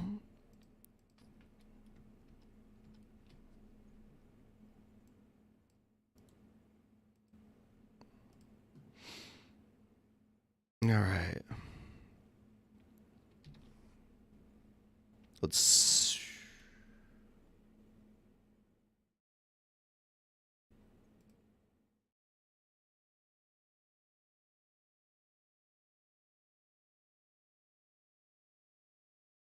I'm glad I'm working out these bugs now. How about now? Why is it 404ing? It just fucking worked. What if I just do it on its own? What if I just post the link by itself? What does that do? Well, there it works. That's so dumb. So I put the link in there now on its own without all the text, and it works fine. I don't understand the issue, but I'll figure it out. But if you just use that link right there, there's all sorts of stuff that you can get. Like I use this Cloak battery right here that's $20. Right here, it's my go-to. It's the best way to use a vape cartridge. And any vape cartridge pretty much out there on the market that has like the screw-in type will work with this, and it keeps your cartridge safe. It protects it while also being the battery.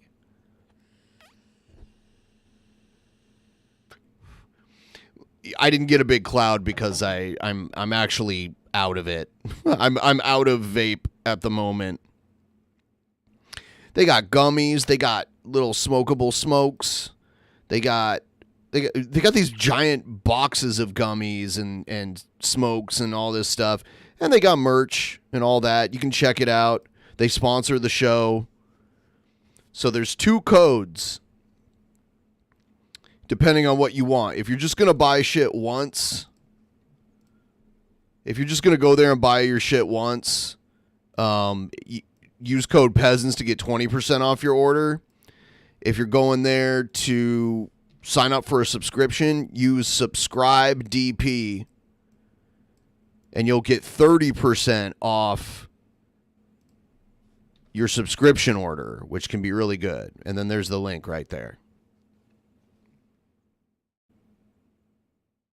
Emo is doing a panel this Friday. Well, I won't be there to see it. That's the one day I've decided I'm not doing any streaming during, because I need a couple days where I get a break, you know?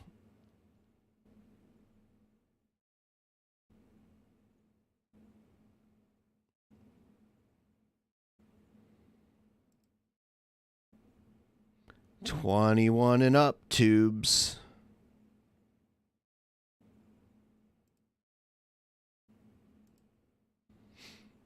$21 and up. Oh, look, I see some people that have been clicking the link already. It shows me the stats on that shit, so. Yeah, I believe it only ships within the U.S., and you want to make sure that you live in a state where Delta 8 products are legal, which most states, Delta 8 is legal.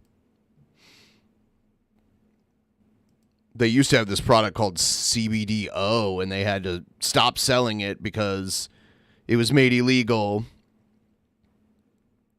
But I guess it was really strong. I can vouch personally for the Delta 8 gummies. Those took me to another dimension. They work very well. Oi! Oi! Oi. Shabisky's such a poser. Where's he been all this time?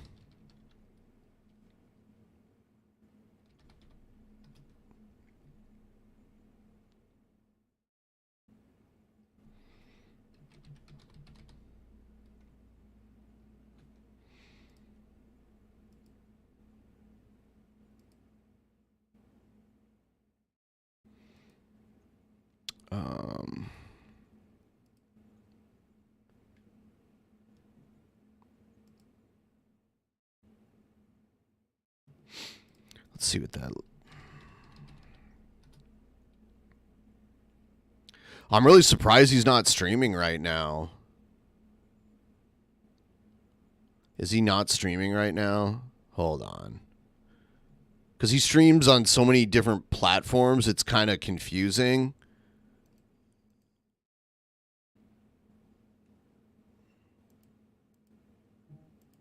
Oh, he's doing like some Patreon shit.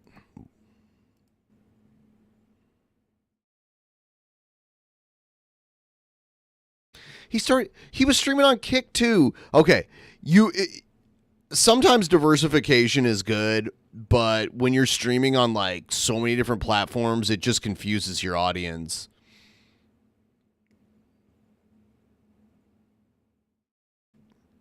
So he's on Rumble with all the alt-right people. He's on Kick with all the like fish tank people, and he's on YouTube and Twitch.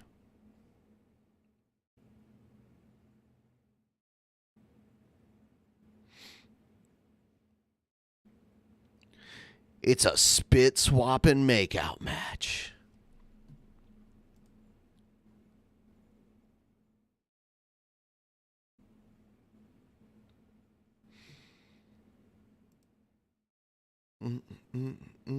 So we're $20 away.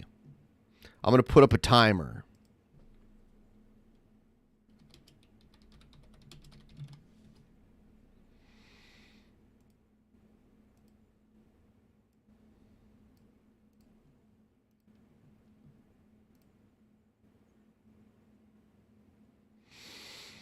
if we can get this $20, because normally I draw the line at 2 hours and 30 minutes, and we're like at 3 hours and 10 minutes right now, to meet the first goal.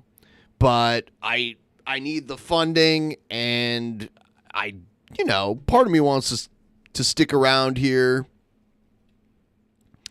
hang out with you guys. It's always a treat.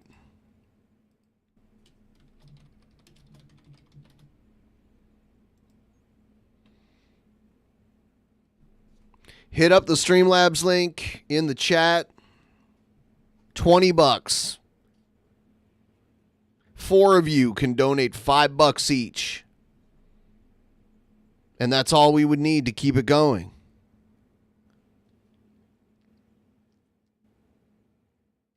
I've got some Trumpster Bob stuff. I've got some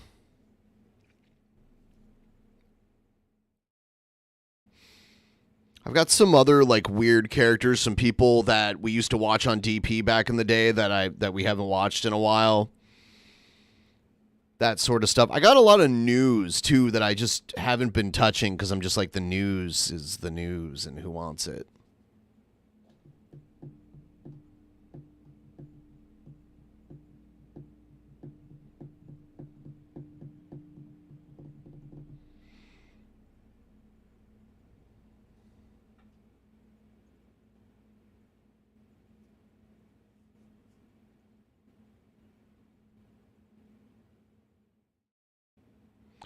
Fart.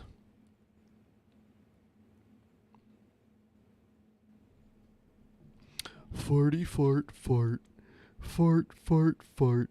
That's a weak ass fart. I've never heard anyone be like ashamed that their farts are too weak.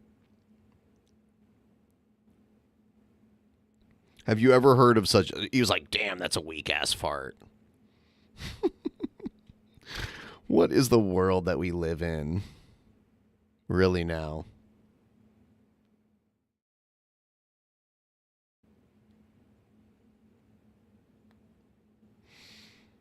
He's like, I could have done better.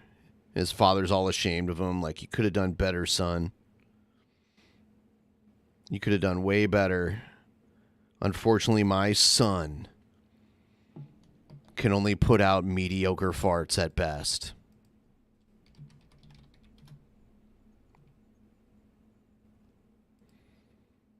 I'm ashamed of you, son.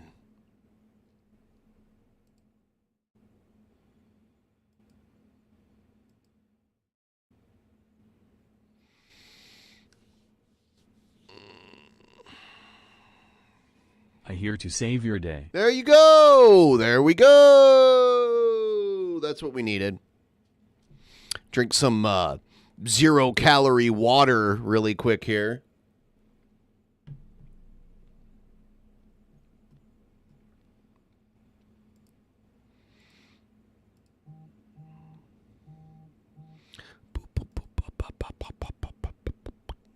All right.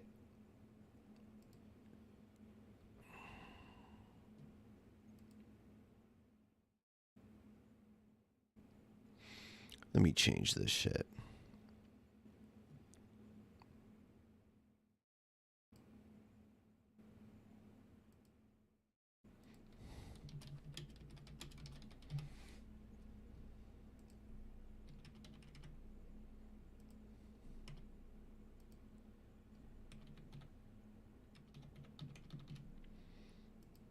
All right. And I put up another goal. It's $50 now. Add another hour. It's half as much as the first goal. And I'll make the next one after that 25.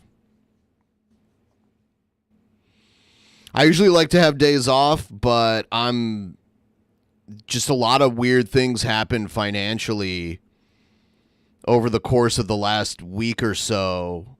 Like the Patreon took this crazy dive that I was not expected at all. I got a chargeback that was a pretty significant amount.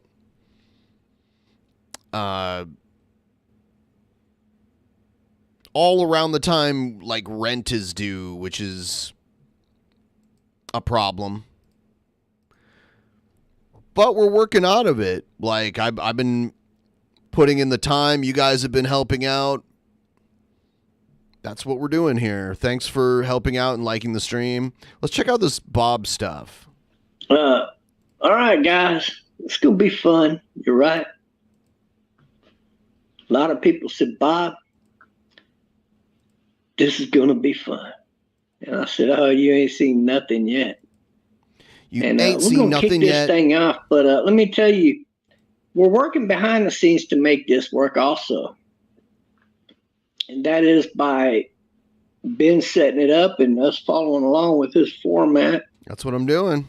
And then we're getting together and we're going to know what's going on when this is going down. Harry was crying about how he wasn't invited. He's invited. I told him I'll invite you. Ben said, no need, T-Bob. I've invited him. Thank you. I knew this was going to happen, by the way. I knew this was going to happen. And I'm so thankful that it did. I wouldn't have it any other way. I just would. This tickles me to death. It tickles him. It tickles his fancy. So, while Harry and them are over there convicting me with their bullshit, I'm going to neutral ground, and I'm going to prove to every one of you that he's guilty. Yeah, and I don't give a fuck about his little sissy crying ass. He can cry all he wants to. But now he really can't sue anybody because he's going to be a part of the show. Ain't that a bitch? What are going to do, sue himself? I mean, he can't sue anybody because we're going to make it clear that this is all for entertainment purposes only. This is not a real court session. I am not a real judge. Neither of them are real lawyers. This is all for entertainment. That's what we're doing.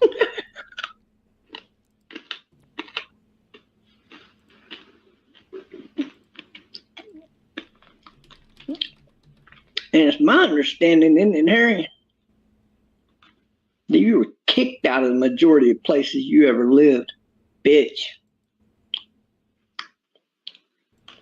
Ain't that right, Harry? Huh? Oh, yeah. I'm going to show you guys more. I'm going to show you shit that's going to trip your motherfucking mind about the legal shit that Harry's taken up for that does also concern where he has lived at in the past. Imagine that.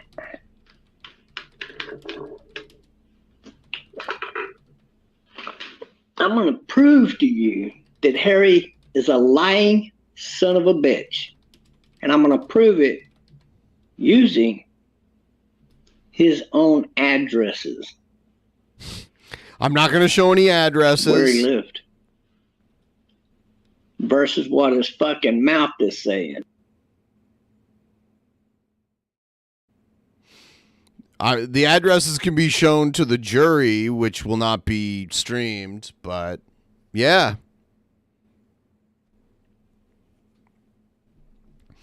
Actually, you know what?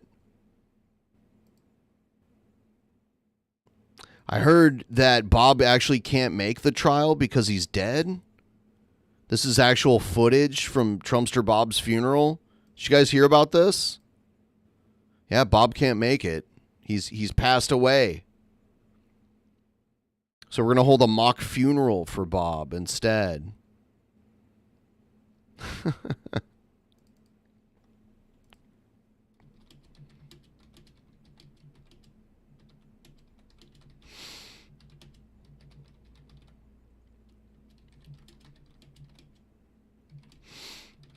Mm-hmm.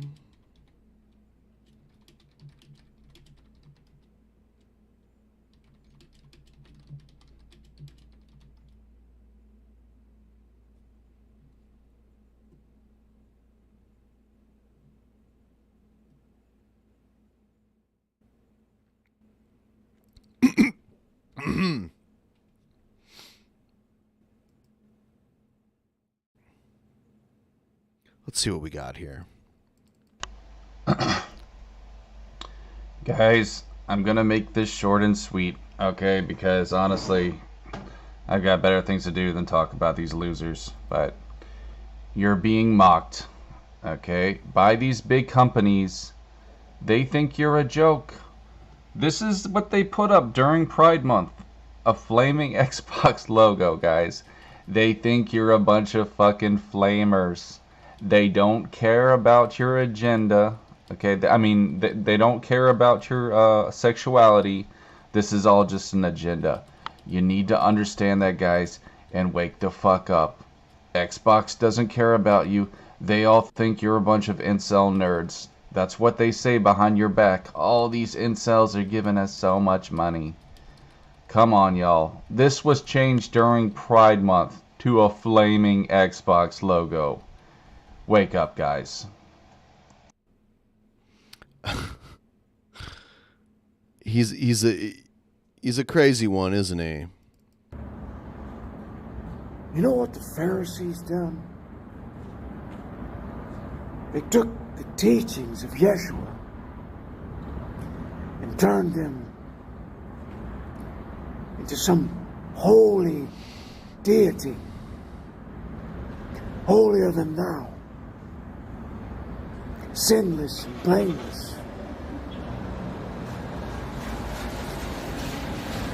Yeshua didn't drink, he didn't smoke pot. Yes, he did. He was holy. So they tell you and want you to believe. This just isn't true. When I walked as Yeshua, we done some of the similar things that we do today. It's okay to partake in certain things that religious folks want you to believe.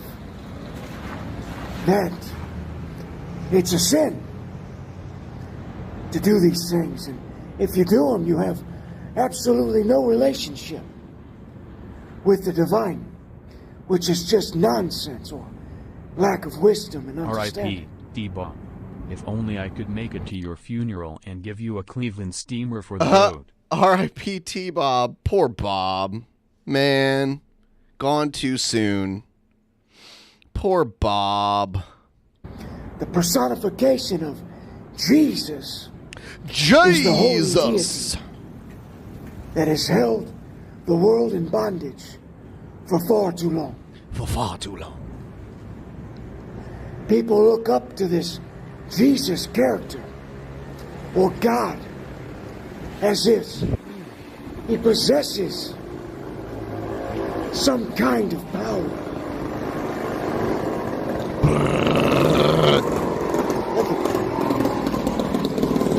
I'm glad someone's riding down the street on their loud-ass motorcycle. That's as funny as it gets. Distractions all over the place. But we'll keep on going. Jesus is not the answer. It was a false religion made up that would stand in front of the divine. Did a cat boy troll do the payback? We'll ask you. Oh, you mean the chargebacks? No. It's someone who I know who it is. I'm not going to say who they are, but I'm not going to allow them to donate anymore because this isn't the first time it's happened. And the first time I was like, oh, you know, mistakes happen. And now I'm just like, it's just, yeah. Yourself this question, Will. If Jesus truly was the healer or the deity and God, why are there so many sick bodies and people still today? Why are there more hospitals and doctors and pharmaceutical companies shoveling down people's throats? Anxiety medications, depression medications. There's no power in the name of Jesus, but yet they've kept you believing it when you've seen no miracles take place in that name. Sure, there will be false teachers that would have you believe that. But have you seen it? Have you truly been healed by it? No, you haven't. Because it was never intended for you to, world. You must understand this. But the preachers still are preaching this false doctrine to you. And you eat it up. Like a 5-course meal at the Golden Corral. Every Wednesday, Thursday, or Sunday.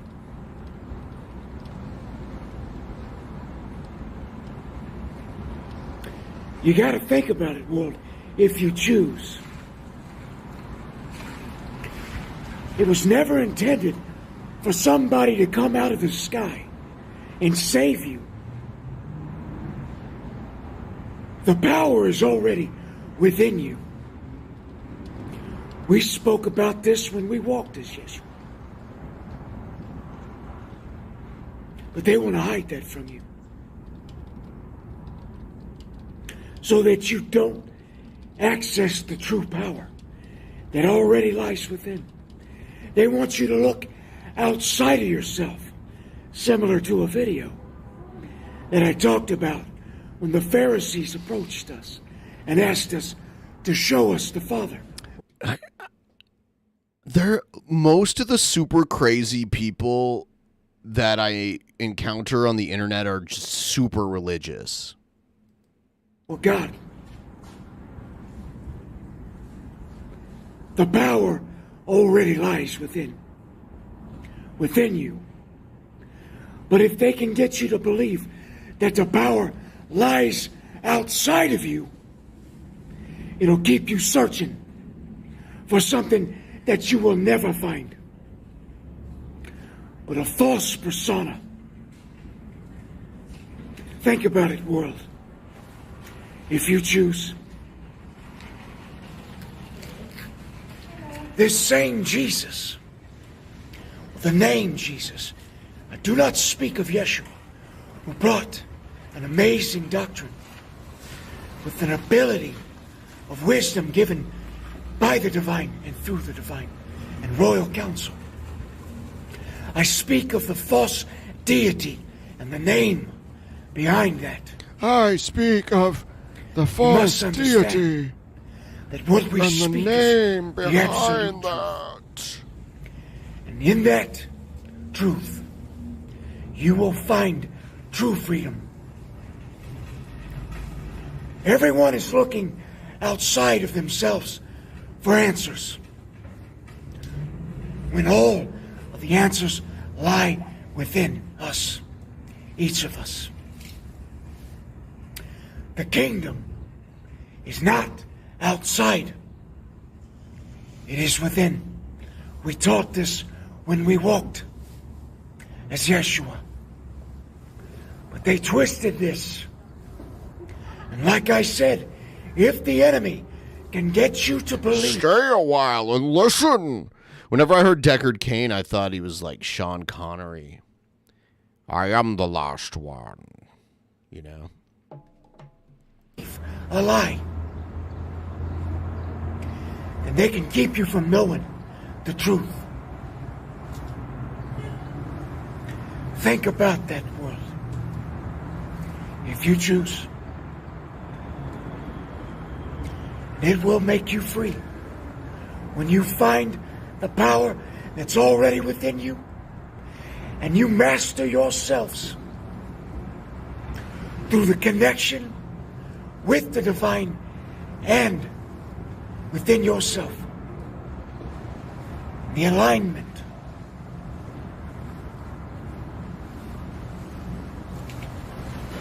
These promises will be activated within you. When you stop looking outside of yourselves for a Savior, which does not exist.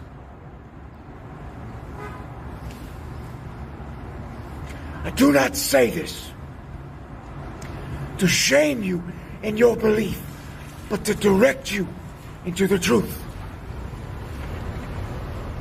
so that you can understand. There is not a man that's going to come out of the sky to pick you up. Those who think that you are holier than others, shame on those foolish thoughts and ideas, and that intent behind your heart is being misled. You are not better than your neighbor who is hungry on the sidewalk, who does not have a place to lay his head. Okay, he's just going on forever. Hopefully I'll get better with. Here's some Elizabeth April. Her eyebrows are very perfectly shaped. We've got a question from Grayson, which is a cool name. Blood types and interdimensional connections. So His camera is shaky probably because he's holding it. Many years now, and at a certain point in time, I would love to take the time to channel what each blood type is related to. Like, I am a firm believer that each blood type is related to ancient alien ancestry. Like, I'm so clear about that, and that's probably why you guys ask that question all the time, is because you believe that too, or you have an inkling of that.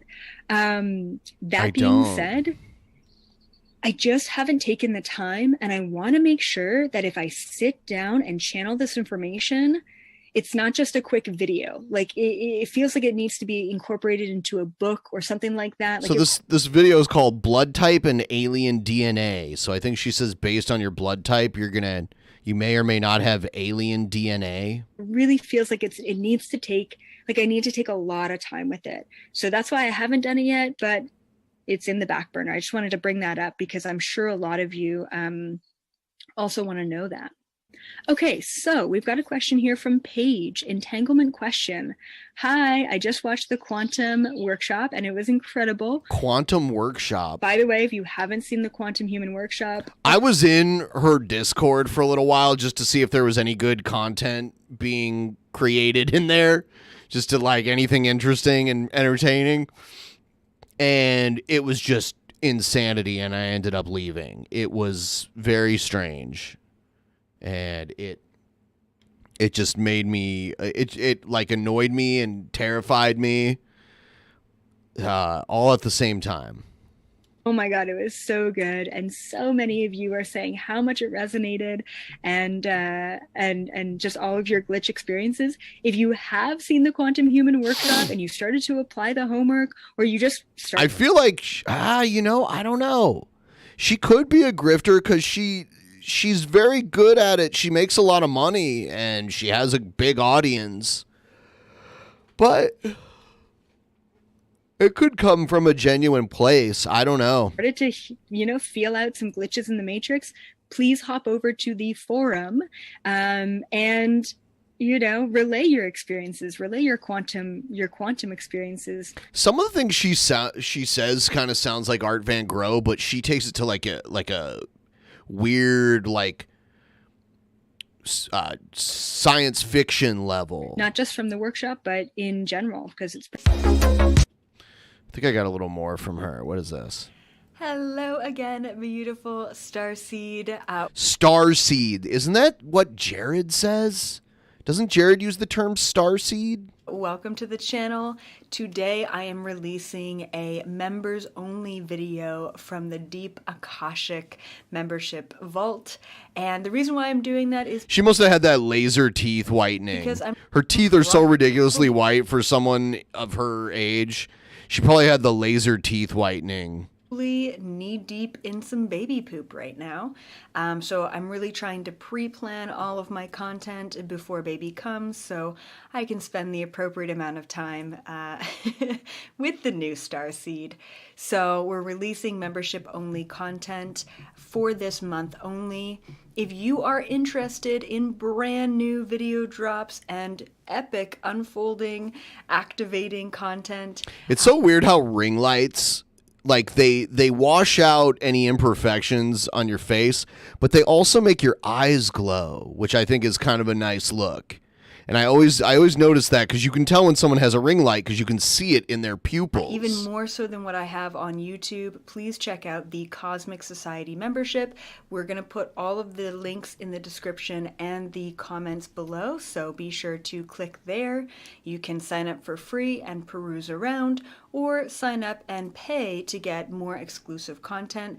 Every single month I release a meditation and a how-to. Yeah, she's making bank off of this. And a bunch of Q&As and a coaching call and just so much more. So yeah, so check it out. And some of the topics that I cover are family issues, reptilians, Some of the issues she covers are family issues and reptilians. Two things we all deal with on a daily basis, right? Paranormal, ghosts, afterlife, pets. The family issue thing is like so common, and then she goes to reptilians. Who are your pets? Pets? All that great stuff and so much more. So be sure to like, share, and subscribe to the channel if you haven't already, and sign up as a member to deep dive into more epic content. Enjoy this membership exclusive, and thank you all so much for your support and your love at this time. Bye for now. Hello, beautiful creators. Today we are talking all about... See how it says Galactic Federation in the upper left? There, she's kind of like Gale. She's like a young Gale.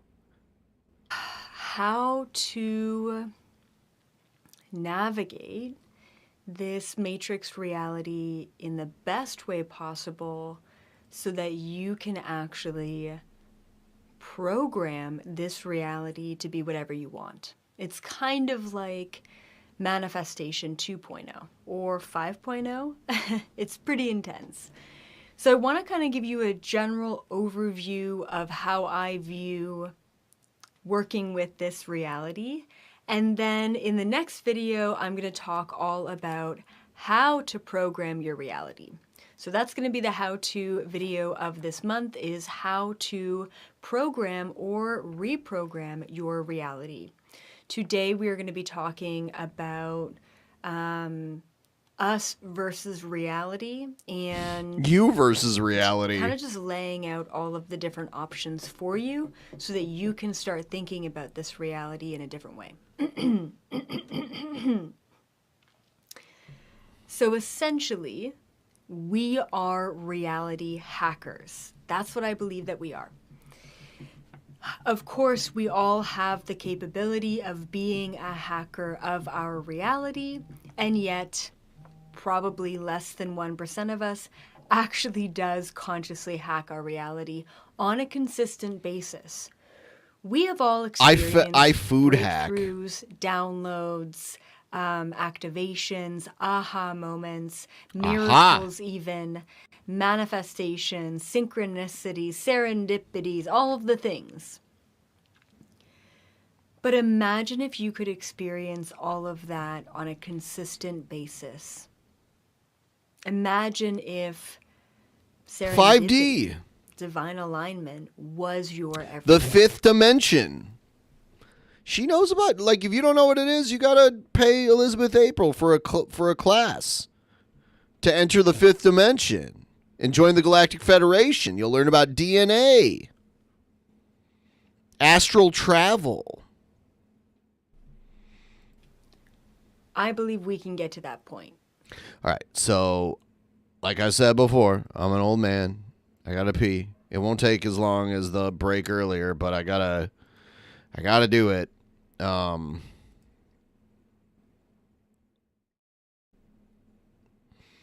Let's see.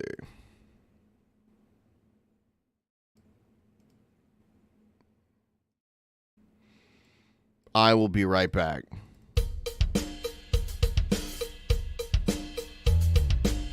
Downtown, hobo on the ground, says he's got a bro. Oh my god, my chode, but no, that's it, goodbye.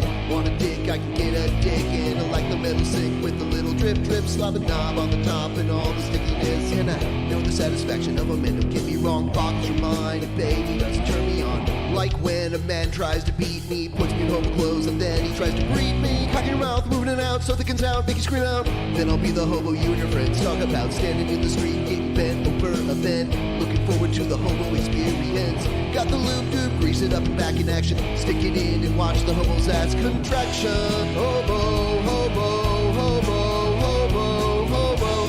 Anal, anal, anal, anal, anal, probing. Probing, probing, probing, probing, probing.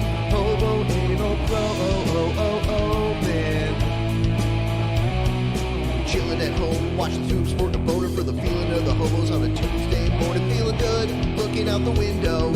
Looking down the alley for a dirty old hobo. Yeah, I like the anal probe and also like the dirty dozens. As a lady's in a dress, baby's mama's and his cousin make me feel like a hobo. Tie me down for anal probe, I'll sit down a whip, man. Ask you what you think is funny. Take a look and bust you in the nuts and hear my mom sucking dirty hobo dick. It's also like the sausage strip. It's a large bike trip, the hobo probe in confidence. Building up to that moment that you just start fucking. Hobo, hobo, hobo, hobo, hobo. Anal, anal, anal, anal, anal. Probing, probing, probing, probing, probing, probing. Hobo, anal, probing. Fuck it, I'll make it too, bitch. I'm a hobo too, motherfucking this. And feel that rim job, big cock in your mouth. I'm thinking a match with the anal probe. Grease it, grease it, grease it, grease it, grease it up.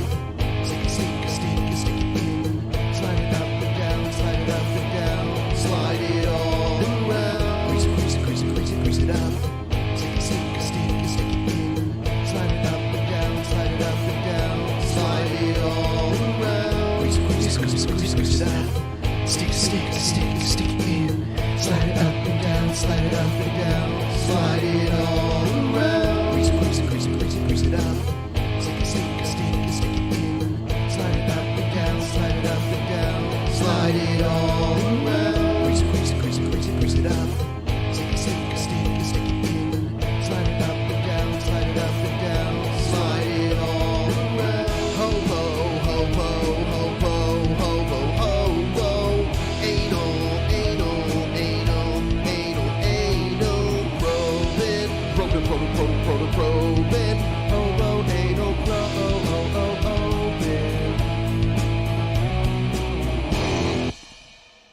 Thank you, thank you, thank you.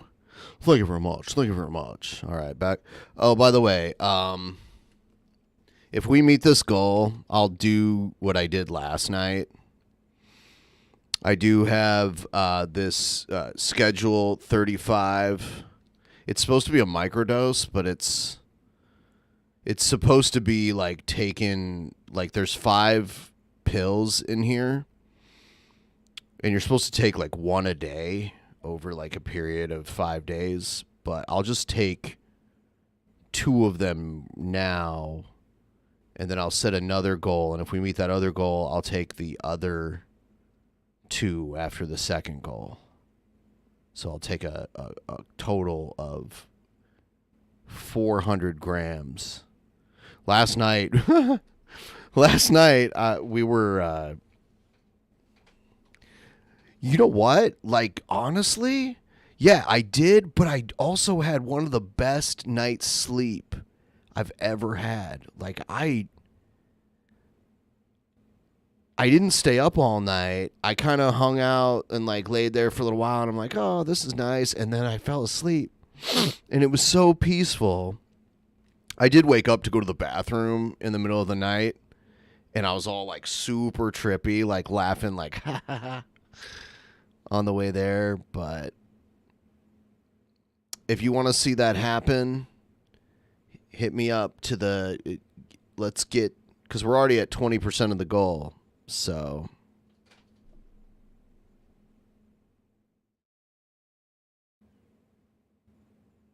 these are not weed edibles, by the way. These are psilocybin edibles.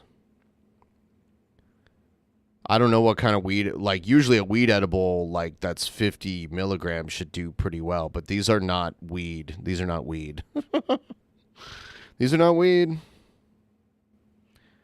These are psilocybin. They pack a punch. Schedule 35. It says each Schedule 35 pill is microloaded with 100 milligrams of psilocybin, a precise dosage that will unlock your creativity and help you take on your most daunting tasks. That's what this stream is. This is for the ones looking to disrupt their own status quo. We got you. That's what it says on the back here. So. And yes, it works.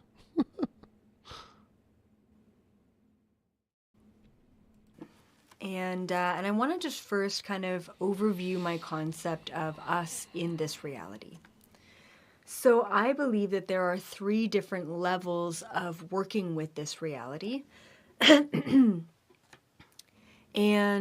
and so you can kind of understand where you are within your reality based on these levels. The first level... You are not from my reality. ...level is the character. When you are in the level of the character within this reality, you can imagine it as the game The Sims. I don't know if any of you have ever played that game or even know what it is. It's really cool. You basically create a character of yourself, and you play in this virtual world, and you have relationships and jobs and all of that, and babies and animals. It's really interesting.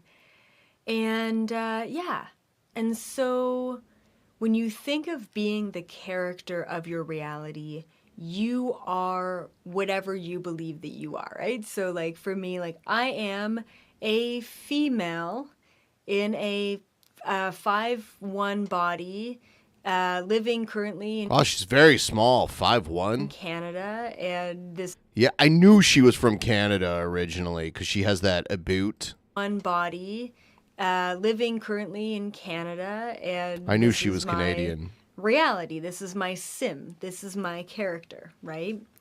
And so that's when you can kind of imagine this reality. You can imagine that as being the character. Now, the next level beyond that of how we can experience this reality is being the player. So once you start to recognize, okay, so I'm not Elizabeth April all the time, right? There are other aspects to me, and in some ways, I'm just playing this character right now in this moment. It's like taking a step back from your current reality and understanding it's not the only thing that will or could ever exist. When you start to do that, you start to perceive your reality in a different vibration, and you become the player. So the first identity is the character. I am the character Elizabeth April right now in this moment. Then I take a step back. This is not all that there is. There's a lot more going on than this. I become the player. I am now playing the role of Elizabeth April in this moment because this is the lens that I choose to experience reality within as Elizabeth April, okay?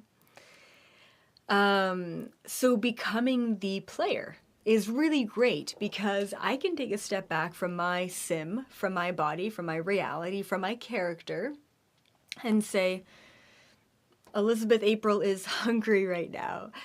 EA is thirsty right now. EA needs cuddles right now, you know, or whatever.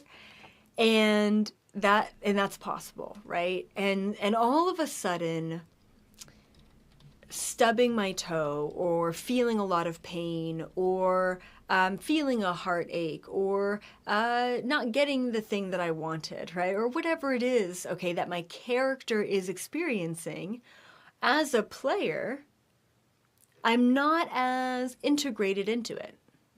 I'm observing it more objectively, therefore it's not as big of a deal. If I stub my toe, if I experience pain, if I don't get the job that I wanted, because, hey, it really is just an illusion. It's just it's a lens that we choose to experience polarity within, right? So the player is a really great place to be. And as you begin to see yourself as a character, you begin to see everyone else in your life also as a character. And it starts to get really, really fascinating. Then you start to take a look as you're the player, the game of life. I'm playing a game as a player, playing the role of a character, Elizabeth April, but the government is playing a game as the role of protector, whatever BS.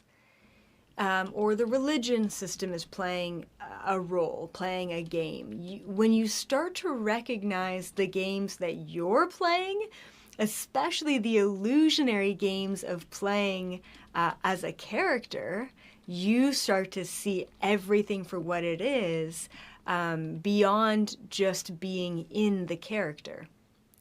When you're in it, okay, and you don't recognize that it's a game that you're playing, then you are surrounded by people who are also in it. And as we all know, it gets very frustrating when we become the player, when we're playing our character, and we're trying to point out other people playing their characters. We're trying to help people liberate themselves from the pains of being the character every single day, but we're just not on the same page.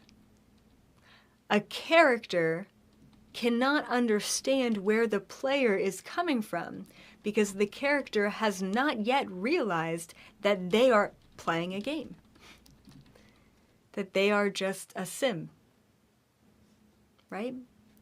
That's where it gets frustrating. And that's where pretty much all of us are right now in this moment is, wake up, wake up. What are you doing? You're in so much pain. Like, stop. Stop the illusion. Stop the attachment. Stop the identity. Stop the projection. Stop the validation. Oops, I'm hitting shit now. Stop. Like, literally, it's so frustrating. But we've done the work. We are the player. Like, we can't get wrapped up in the illusionary identities of characters. Because when we do that, we create another character. I'm the martyr. I'm the teacher. I'm the giver. I'm the provider. Why do you think the government is so messed up? The government, man. The government covered it up, man. It's not really a cult. Well, maybe. It depends on how many followers she has. It might be like an online cult. They have gotten too caught up. She's like a guru. And role as the provider, the protector, and all of a sudden, okay, acts of terror, right? We get to take away your free will and your rights. Oh, look, it's a virus. We get to take away your free will, your rights, because of what's happening. And what's going on. So this is really, really fascinating. We cannot get sucked in to other characters' game. So important. All right. So being the player is cool. It's really cool, actually. I just want to see if there's anything I need to say about just being the player. Okay, I would say that the downside to being the player, okay? So all of a sudden you've recognized the character is my illusionary identity. There's so much more going on, than that.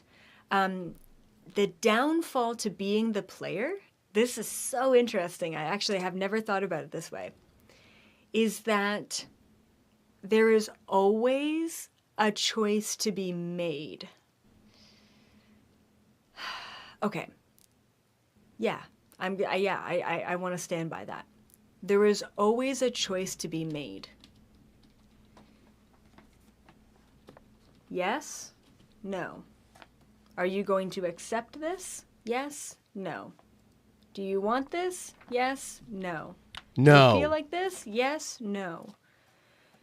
When you are the player, playing the character, playing the game, being aware of the game, you're still in it. Think about the name. You're a player. You're playing the game. In a lot of ways, as a player, you are still limited. You are still, maybe not conditioned, okay, because you can see both sides, but you are still obligated to one side or the other. As a player, in order to play the game, you got to make choices. Okay. So it's still limiting, really. Really. And it's either black or white. It's either right or wrong. It's one or the other, as the player. What I want to teach, what I have been teaching for many years, and also learning for many years and lifetimes, is that the ultimate place we want to get to in this reality is to become the programmer.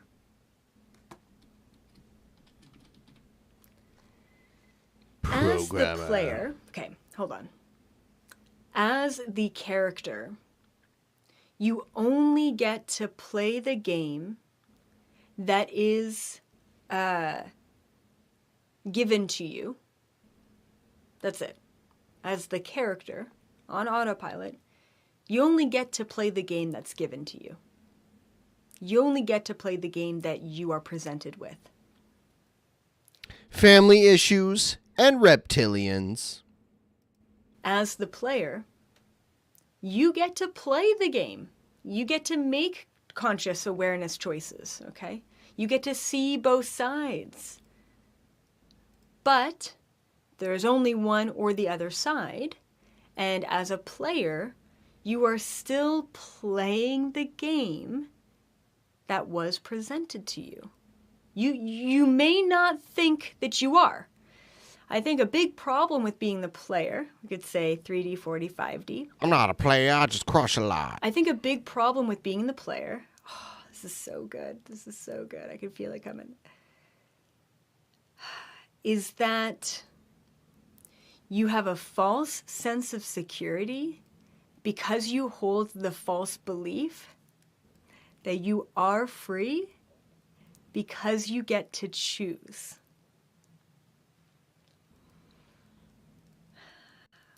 Wow. Maybe just skip back 10 seconds and listen to that again. No, I don't want to. As the player. No, I'm free, really. Because I get to choose white over black. What? I'm free. That sounded racist. I get to choose yes. That sounded racist. No. So many beautiful people are getting People eat this shit up, by the stuck way. in the fourth dimension. She has a huge audience. So many incredibly conscious, amazing starseeds are getting stuck as the player, thinking that you're still free, that you are ultimately free. And you, yes. You are free from the character. You are free from autopilot. You are free from playing the game that was presented to you with the choices that you felt like you had to make. But you're not free.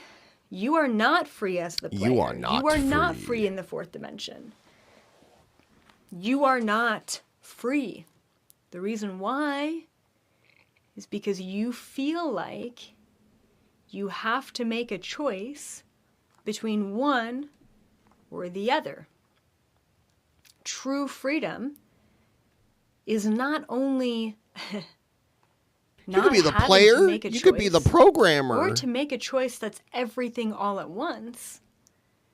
but it's actually creating, writing, and programming the choices that you have to make.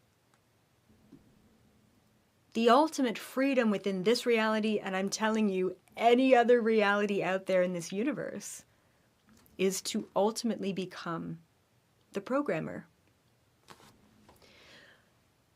Okay. Wow, that was so good. That was so good. She's so proud of herself. I want to let you know, just like astral traveling, being the programmer is something that you don't have to try at. So it's like the most amount of power you could ever possibly have in the entire universe, and yet you don't. She has 186,000 subscribers on YouTube. So let that sink in. Let that sink in.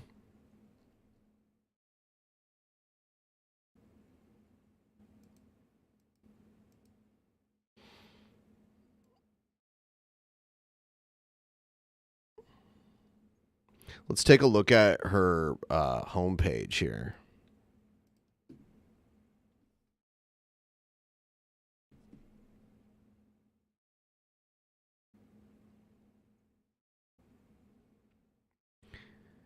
She's like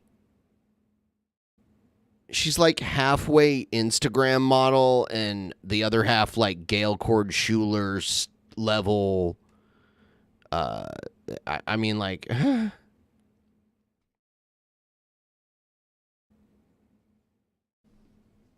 what is this? Was she hanging out with Demi Lovato or something?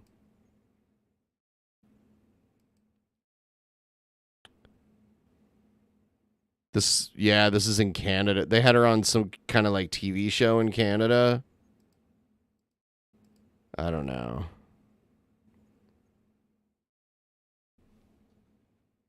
I don't know if I want to hear what she's saying, but yeah, there she is.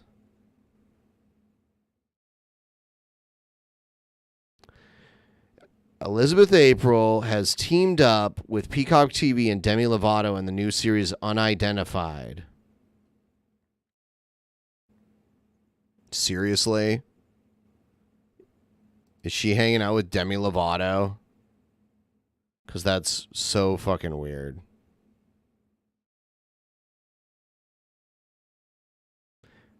I don't really care what they're saying. I just want to see that they're like, what does Elizabeth April have to do with this?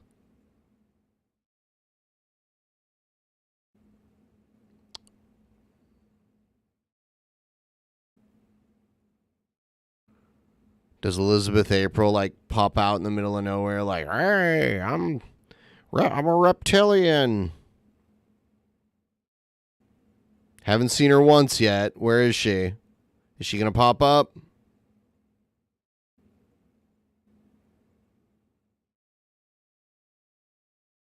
Yeah, I see her there. Oh my God. I saw her there. That's so ridiculous. They were like, yeah.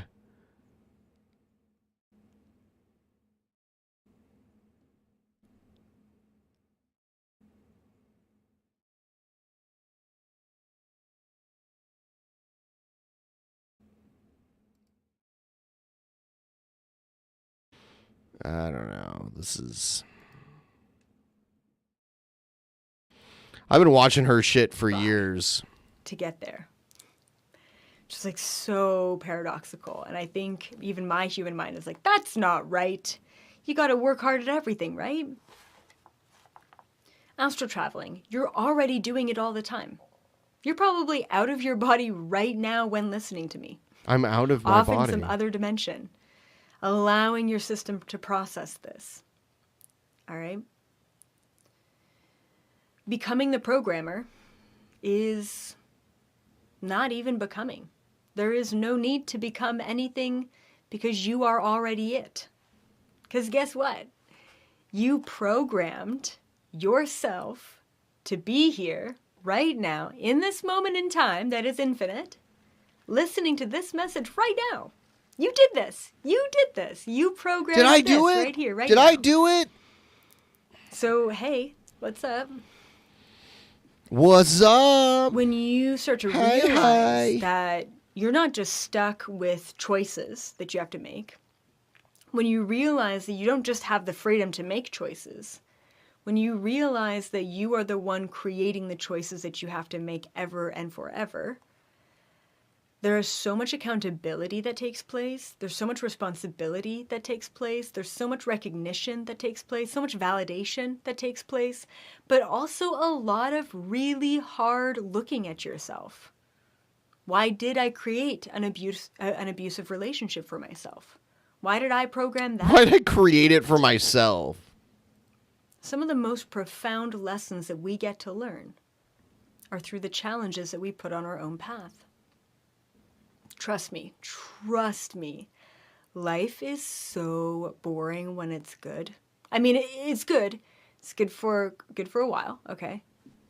But if there aren't any disharmonic frequencies, if there aren't Disharmonic any frequencies. pushes, if there aren't any of that, then how are we ever learning, growing, clearing, moving forward, ascending, descending, accelerating, activating?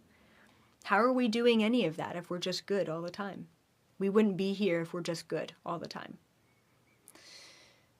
We are not only meant to experience the polarity, experience our ignorance, experience our autopilot, but we are meant to step fully out of it, not just half out of it as the player, fully out of it as the programmer. You are truly meant to be the programmer. Okay. Now, the biggest reason why I know that all of you are already at the programmer level is because before you stepped into this incarnation, you literally needed to create the parameters of your game, of every aspect of your game. What body, what culture, what language, what skin color, what religious belief, what background, what parents, what education, what non-education. Damn it. Man, she is exhausting. She is friggin' exhausting. What experiences, what hard... Somebody help me meet this goal. I know I keep mentioning it, but Okay, so we're $40 away from this goal, and if we do it, I will take some of these... I'll dose myself, basically, and I'll get all trippy and weird. I did it last night, and I started laughing my ass off at Robert Dyer's, special soda reviews that he does. That was interesting. Tomorrow we got a crazy show. Crazy show. Tomorrow over on DP. Crazy show. Hannibal and Monty and PIMPMUNK. KingBeardX. Mm-hmm.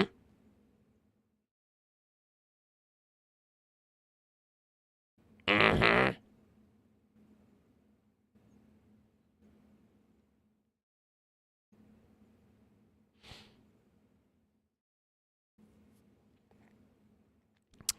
Damn. No, I get it. No, if you're broke, then you're broke. That's not a big deal. The show is always free. You'll eat more too if I meet the goal. Help me and Wheezy out. Help me and Wheezy out. I know one of you's out there.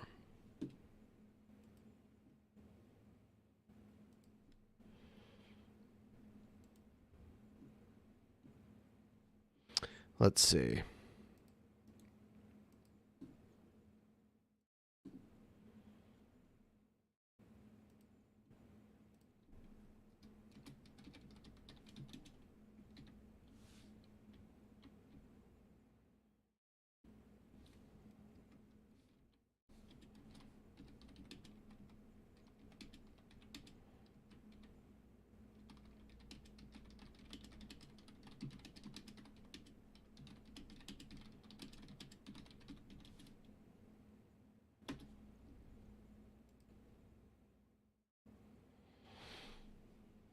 I just signal boosted it out there, so we'll see what this does. We'll see if this...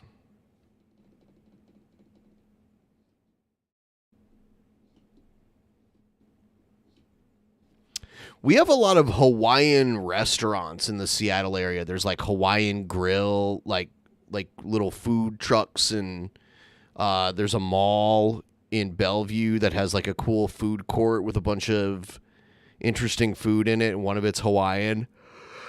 I like it.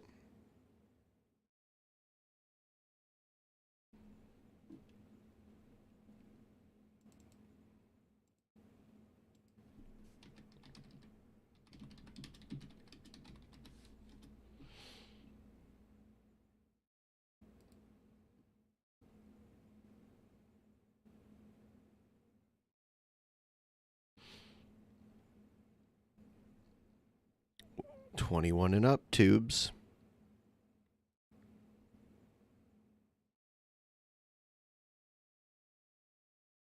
Yeah, I really like this place.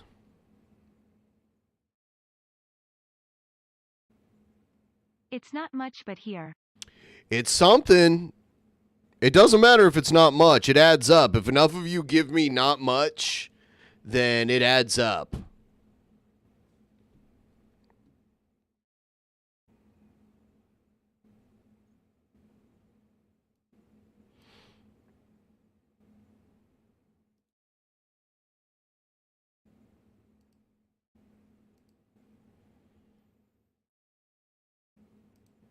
$21 and up tubes.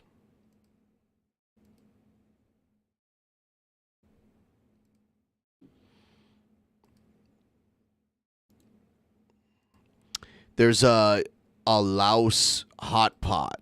It's Laotian hot pot. It's insane. I'm going to turn down the music because I don't... It's called Blazing Bowl. And it's a conveyor belt hot pot. Thank you, Wheezy. I appreciate it. I appreciate the super chats. I prefer Streamlabs, but I know some people can only do super chats, and that's cool. You lost your Dynor shirt? You should buy another one. If you go to the DP shirt store, if you go to the DP shirt store on Teespring, they're still for sale. Fuck it, I'm just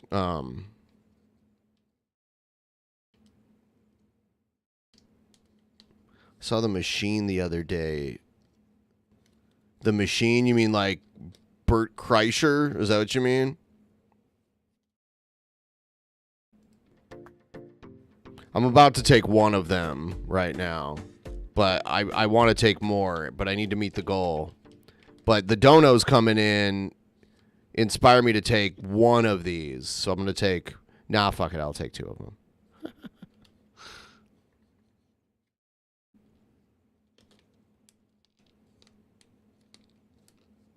Let's do it. But yeah, it's a good place. Blazing Bowl.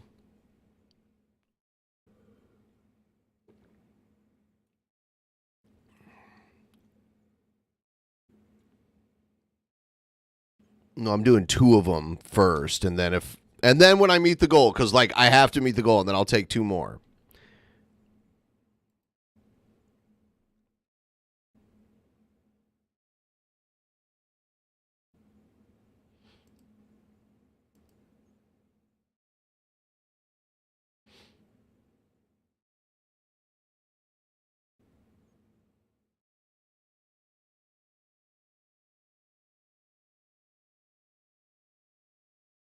Jesus Christ.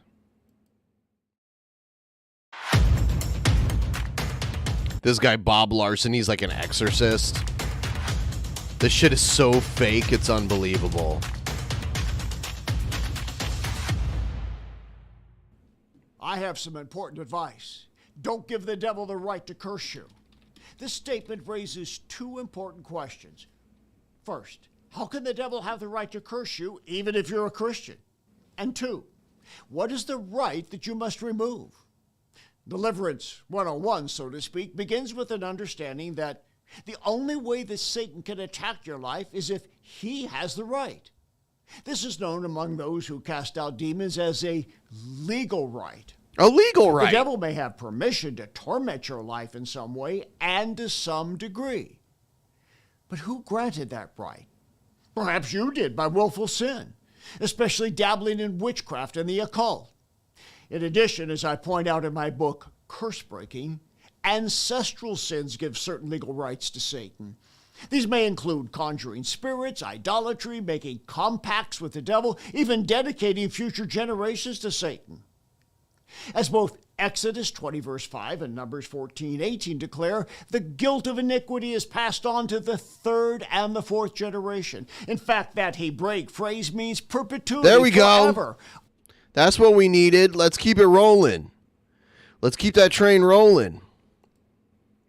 Only under the new covenant of grace can this curse be broken. This is how Satan can curse you with the evil deeds of your ancestors. So what is the right that you must remove to cancel Satan's evil plans for your life? Well, that depends on your own history of moral and spiritual rebellion, as I stated above. If you contact a credible deliverance minister, they'll know all about this. If you reach out to our ministry, I can meet with you in person or virtually, or we can refer you to this is a grift too. An associate minister. The curse-breaking procedure is to repent of your own sins and those of your forebears. I have this video of him where this woman played with tarot cards and then she got possessed. Then verbally cancel all curses that may be attached to those acts of disobedience and spiritual rebellion, known and unknown. Can you do this yourself? Yes, but not as effectively. Over and over. Can you do it yourself? Yeah, I guess, but you need me to do it effectively. Over in the Bible, the principle of agreement between an individual and another person of faith is emphasized. Jesus said, for example, in Matthew 18:20, "For where 2 or 3 are gathered together in my name, there am I in the midst of them." Tonight on Bob Larson Live, tarot cards lead a woman to an exorcist. That exorcist happened to be me. She wanted to enhance her role as a YouTube influencer. What? She used tarot cards as a YouTube influencer, and now she's possessed by the devil. So she started looking at people who have audiences on YouTube. She was shocked when she found me and learned that what she was doing was demonic. You're not going to want to miss this tonight. As always, like and share, subscribe, hit that notification bell. And remember, go to our website, boblarson.org, to check out my schedule. I'm going to be soon at Baltimore and then in Denver, Colorado. All the details are there. And you support us with your gifts. That makes it possible for me to be in front of this camera and to touch people for Jesus Christ. So thank you. You can either go to boblarson.org and click and donate, or just text give to the number that's on the screen. This is a young woman you're going to meet in a moment who was in the occult. She became a certified tarot card reader. She previously had her chakras aligned and practiced not her chakras. Ayurvedic third eye medicine. We'll find out about that in a moment. In dream state, she saw dead people coming to her. She eventually concluded that she was a gray witch. She could practice both white and black magic. But it was when she saw one of our previous shows last September, it's still up there for you to see, on twin flame romance, and she wanted to find her true love that way. After all of that, watching me, she found the Lord, and tonight she's here in person to tell her story. Brother, thanks so much for coming to be with us today. You have Look at her. Story to tell. You and I met through a virtual encounter. Mm-hmm. We're going to find out why you did that. I was telling the people a moment ago that you were deeply involved in tarot cards, a certified tarot card reader, Mm-hmm. and you went looking for influencers. You were wanting to enhance your own tarot card reading presence on YouTube. Do I have that right? Yes. Okay. And anything involving the New Age occult. Okay. So it was a variety of things, not just tarot. I also got certified in Reiki. It's Wasi Japanese Reiki. So. Okay, so you started with Reiki. I started with Reiki, yes, and then actually no, it was the cards, and then I went into Reiki, and then Reiki! I was looking into like combo ceremonies. Combos are delicious. Those cheese-filled pretzel treats. That type. And just anything that was new, but I wanted to get my hands on it before any other person did to take it viral. Okay, so the Reiki was first. Mm-hmm. What did you learn about that? Did you become certified in that too? Yes. Okay, well, what did they tell you you were doing? Where's the you're just exorcism? healing the body. Just, Do they do an exorcism? No. Hand me that God. Is God eternal? Is God eternal? Creator of all that exists. Creator of all that exists. Who shall come again? Who shall come again? For me to meet with him in the air? For me to meet with him in the air? Or if by death? Or if by death? To live with him eternally. To what? To live with him eternally. To live with him eternally. Come into my heart and life, Lord Jesus. Come into my heart and my life, Lord Jesus. And Christ alone. Yeah. Nothing but Jesus. By some demonic. The curse is holy, pure. This isn't as dramatic as his exorcisms where the people are like, ah, they're acting like a fucking monster and they're like, oh no, she is mine.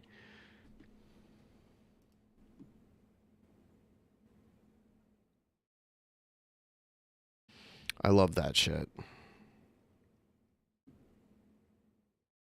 Who'da thunk?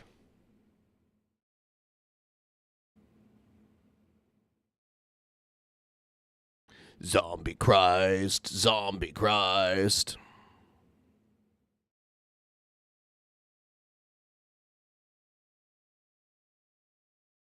Reiki. I've had Reiki performed on me before. It was just very relaxing and I fell asleep during it because you just lay there.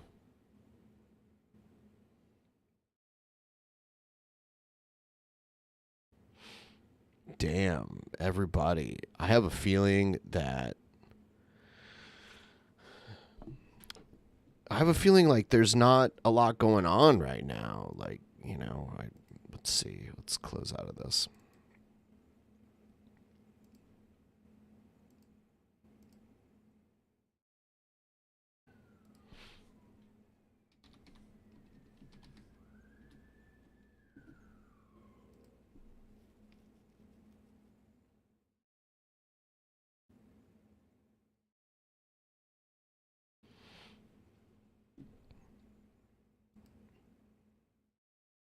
Yeah, anything that isn't the established world religion.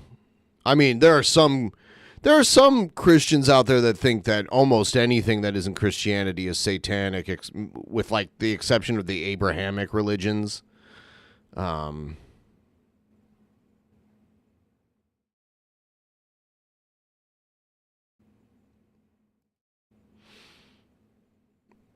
right.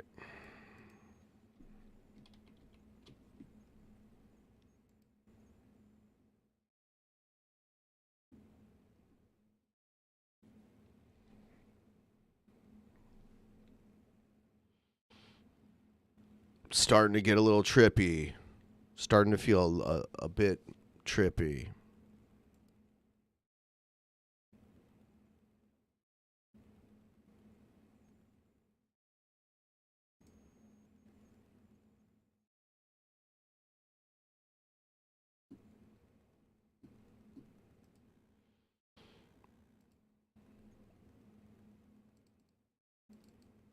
All right.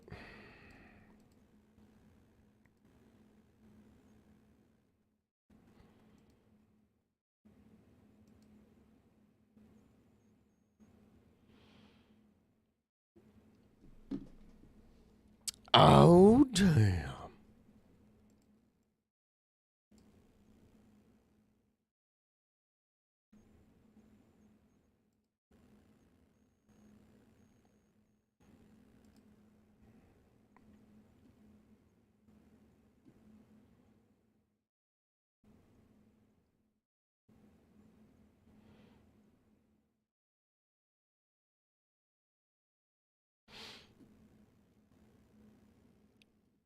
Gravity is caused by gravity.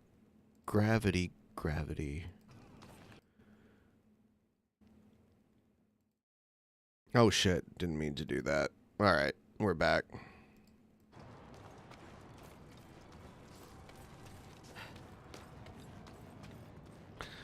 Is Diablo.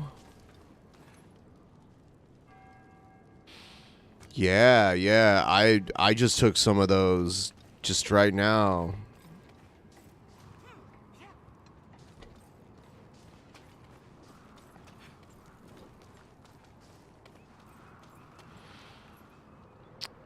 I don't even know what my missions are. Man, I waited forever for this game to come out, but I had to work so much, and now I'm like, do I even want to play this game anymore?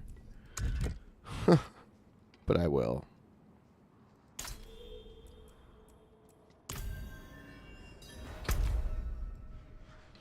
Where do I gotta go? I gotta go all the way up here. Alright.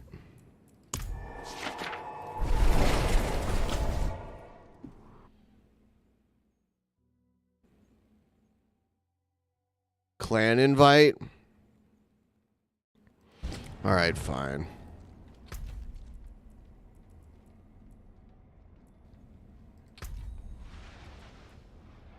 Are you in here? Like, what's your name in here? I don't see you.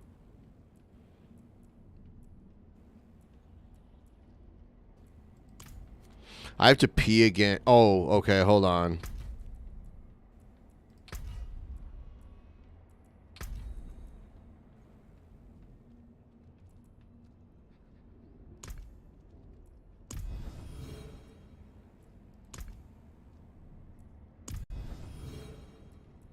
I have to go to the bathroom really quick, and then I was going to come back and play. I'll be right back.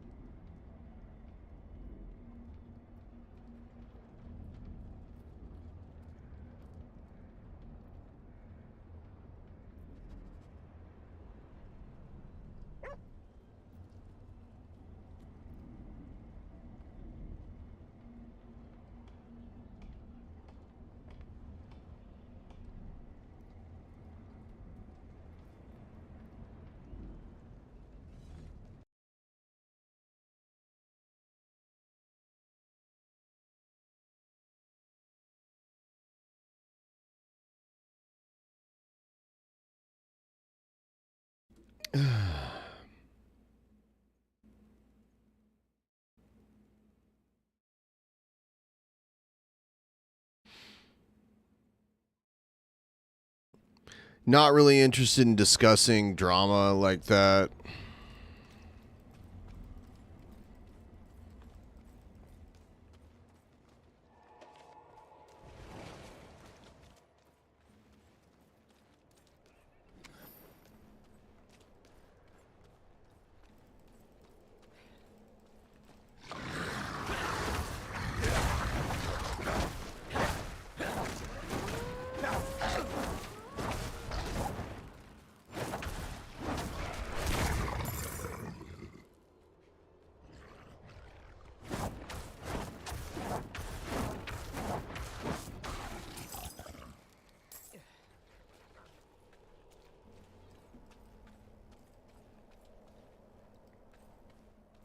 Aw, damn, thank you.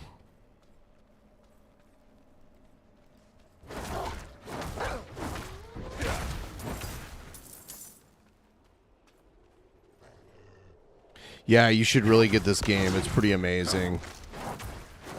Of course, there's always going to be people hating on anything new that comes out, so, you know, not everyone gives a stellar review, but from what I've got to play,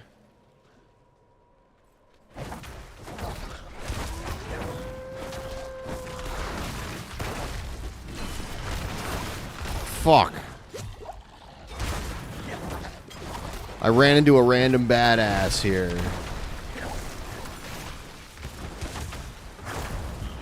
Die already.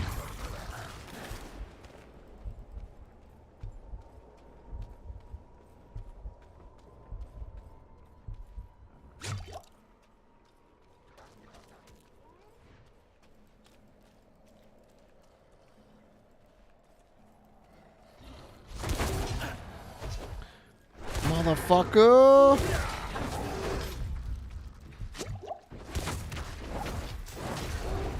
Oh, you son of a bitch. I'm not ready yet. I'm dying. Coming over here was it's kind of tough. Man, these things are tough. Holy shit.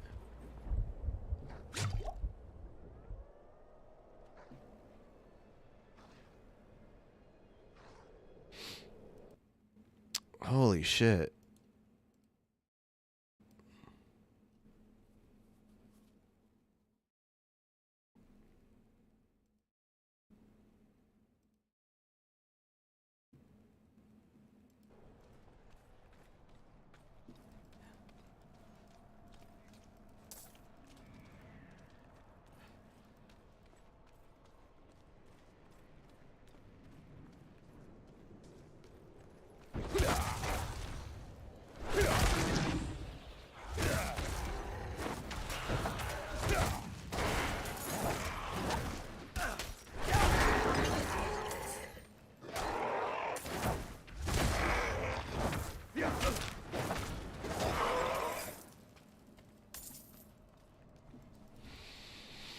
I've got that Chris Chan music video Love Quest thing stuck in my head. Dun dun dun dun dun dun dun dun.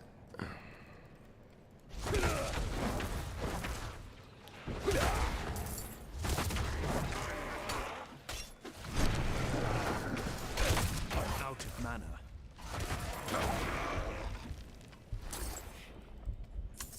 No one's gonna drop a health potion?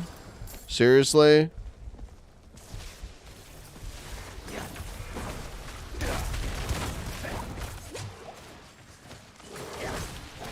Son of a bitch. This is getting ridiculous.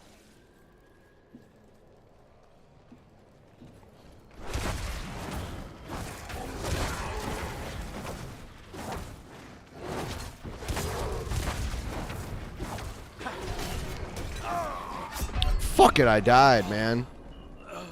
They're pretty tough over here. Shit.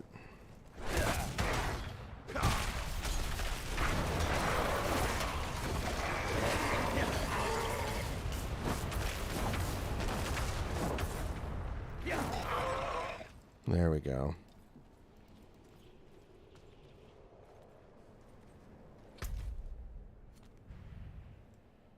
Alright, it's about to cross in here. I wonder if I go this way. Yeah, it looks like it.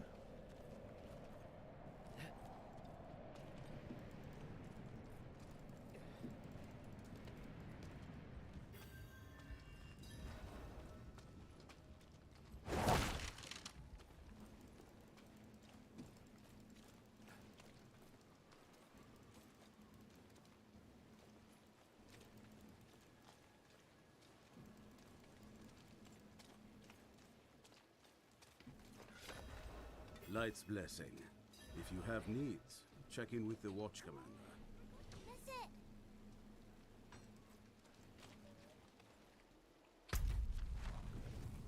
Now I'm in the... Alright. So, the Watch Commander.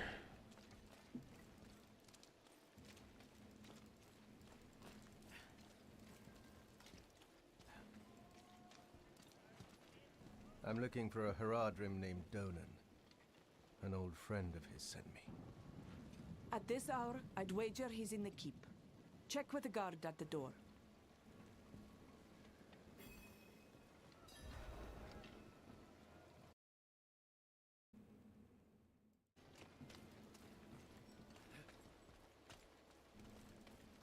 Greetings. How shall I guide my hammer? The hammer sings on your return.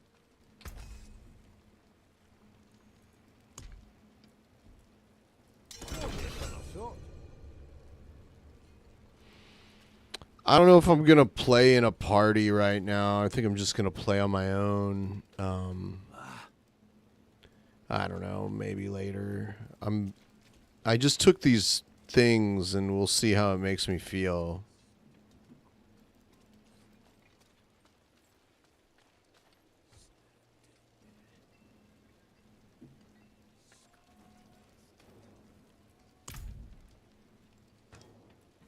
He's upstairs in the Great Hall with his son.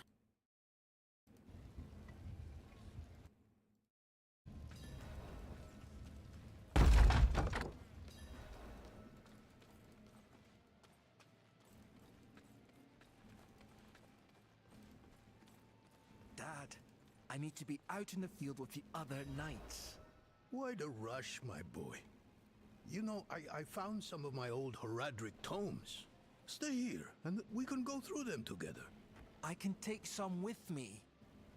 We have a visitor. This discussion is not over. Is there something you need? I have a message from Lorath. Wow. There's a name from another life. Has the old man finally come down from the mountain? With a warning. An ancient evil walks the land. The demon, Lilith. And you know this how?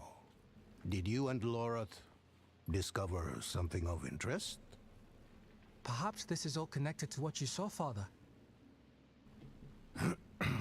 Yes, I was... $25 more and I'll take the other dose here, and then I'll be feeling pretty out there. Probably discuss it there. Go and have a look around for yourself. I'll meet you shortly, and then we can talk more. As for your request, get to Bracesteg, and be careful. Stay close to the other knight's penitent. I will. Don't worry.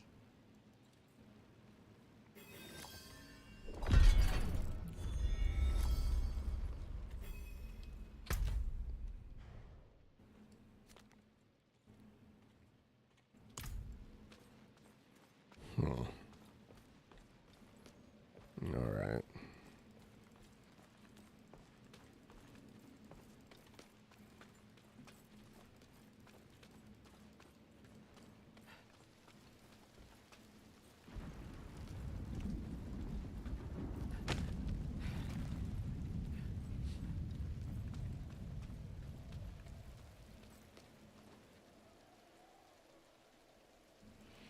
Ash fell like rain. Yes, I will be there on the 9th. I will be there, actually.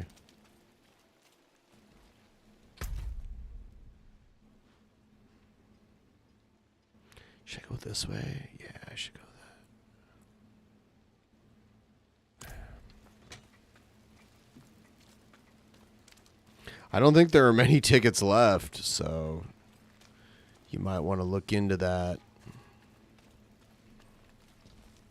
Because from what I saw, see, I'm old and I like to have a seat. I don't like to stand for 3 hours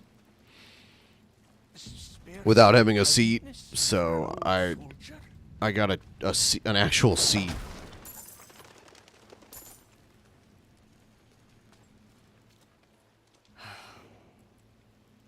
Look at this.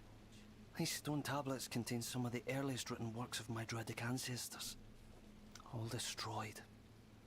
The wildlife in the Gautmar grasslands have been stirred into a frenzy recently. I've noticed, because at the beginning of the game, everyone has Russian accents, and now all of a sudden everyone has Scottish-sounding accents. Creatures, but we must preserve our history. Surely you see the value in that. Please, retrieve whatever you can. Everyone should get Diablo so we can all play it together. We already have a clan that we're building. Poor bear. Die, bear. I'm sorry I had to kill you.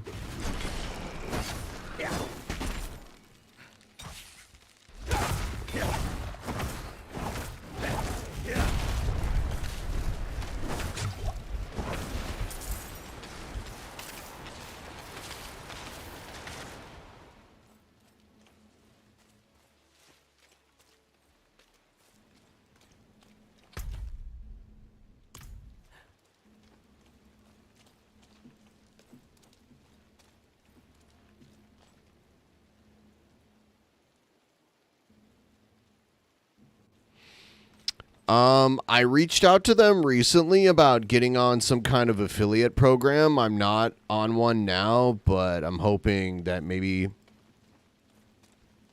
What the fuck? Why can't I go up this way? The fuck?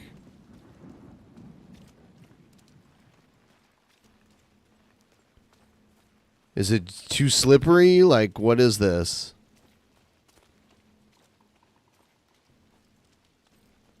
Does anyone know why I can't walk up this?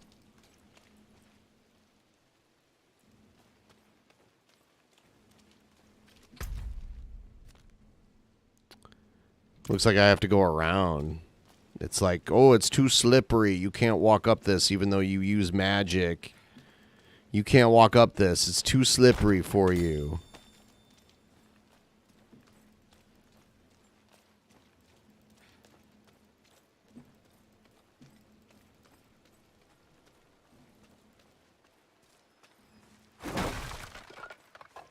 I do need to get a code for that shit, though, because I promote it a lot.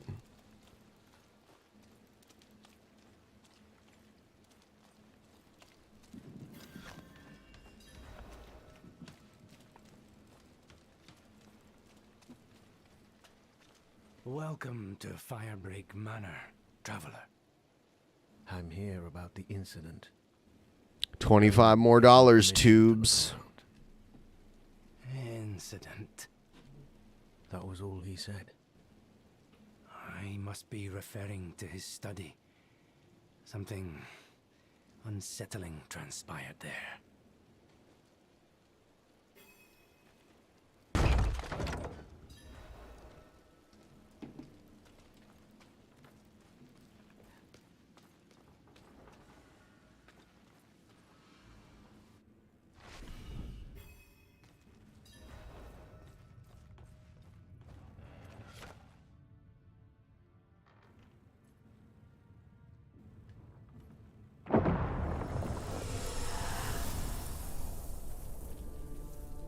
Cutscene.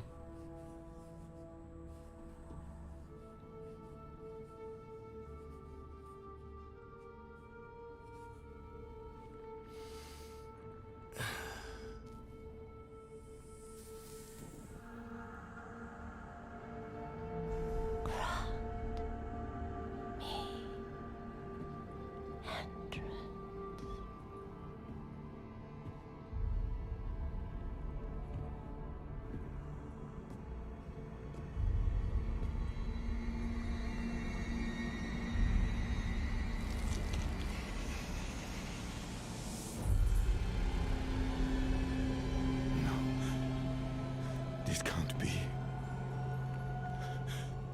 I know who you are. And I know you, Donan. Old, tired, each day a struggle to live up to your own legacy. What do you want with me? Astaroth. He's dead. Astaroth cannot die. Not by your hand. What have you deny you. You have grown so frail. I can make you the hero you were. Return to the darkness from whence you came. I said away!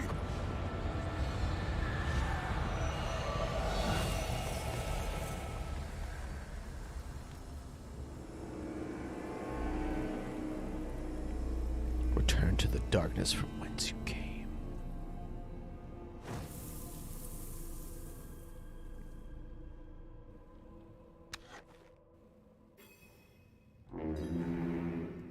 A signal horn.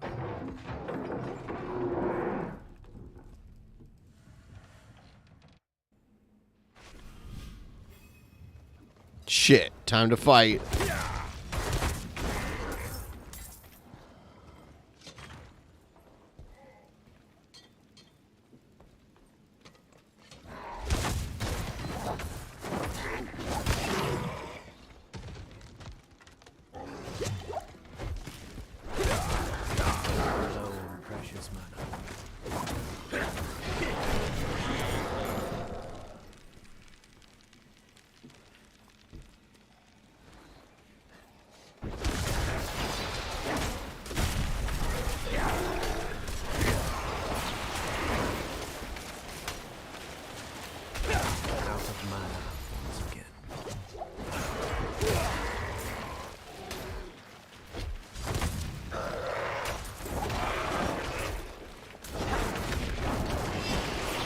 Holy shit, these things are big.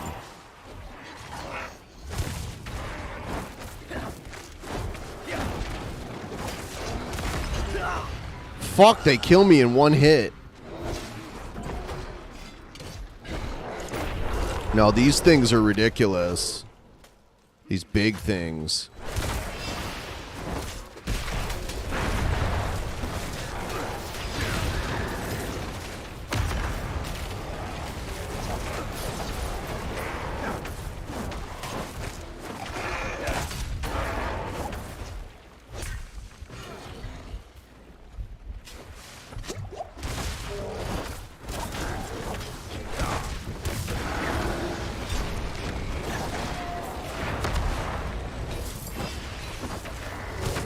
Of mana once again.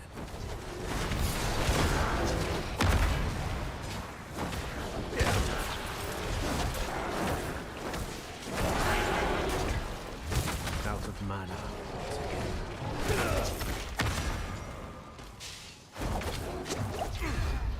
Fuck, man. That does so much damage.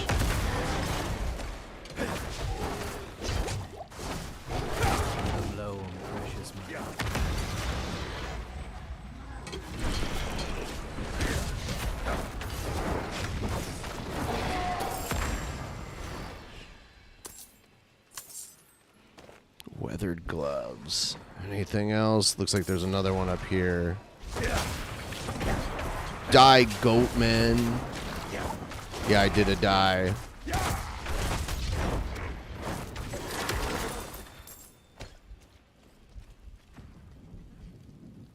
Finally. Goatmen. Goatmen! Never dared come so close to the estate before. Perhaps they were drawn by Lilith's presence. I saw a vision of her in your study. What do you mean, a vision? I don't fully understand how, but it isn't the first time. Full of surprises, aren't you? No wonder you caught Lorath's attention. Well, now you understand my predicament. The daughter of hatred in my own home. Furious, I cast her out. That painting on your wall, who were the others in it? Why do you ask? Lilith seemed to leave after seeing them. Nafane and Arida, the druids who helped me slay Astaroth. Yes.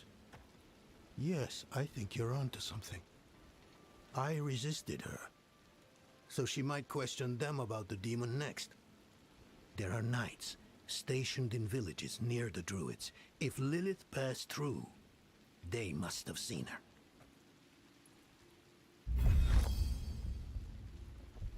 I gotta hit up this waypoint here. There you go. Hell yeah.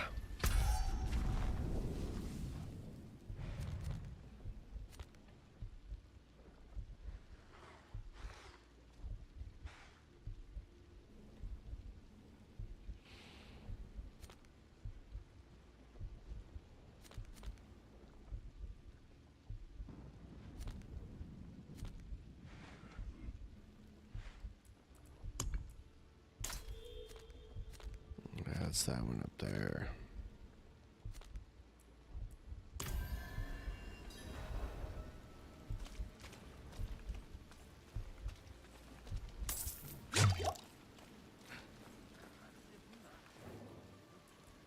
The attack on the manor has left many. Please.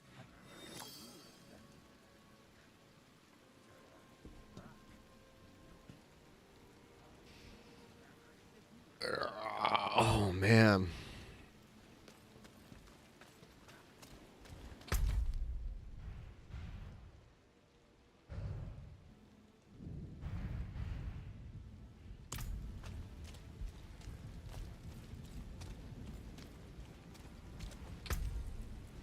What do we got here?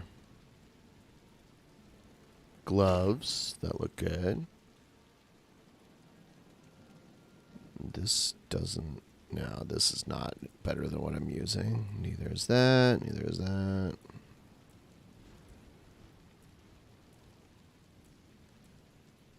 Yeah, a lot of this shit can be sold.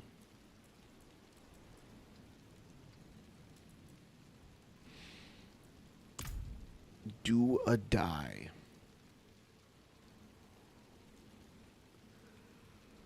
Oh, God. All right. Ugh.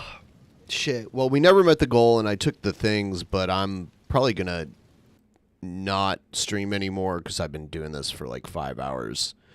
And I've been doing it every day, and I'm kind of tired, and I appreciate all the support, but I think I'm going to call it a night.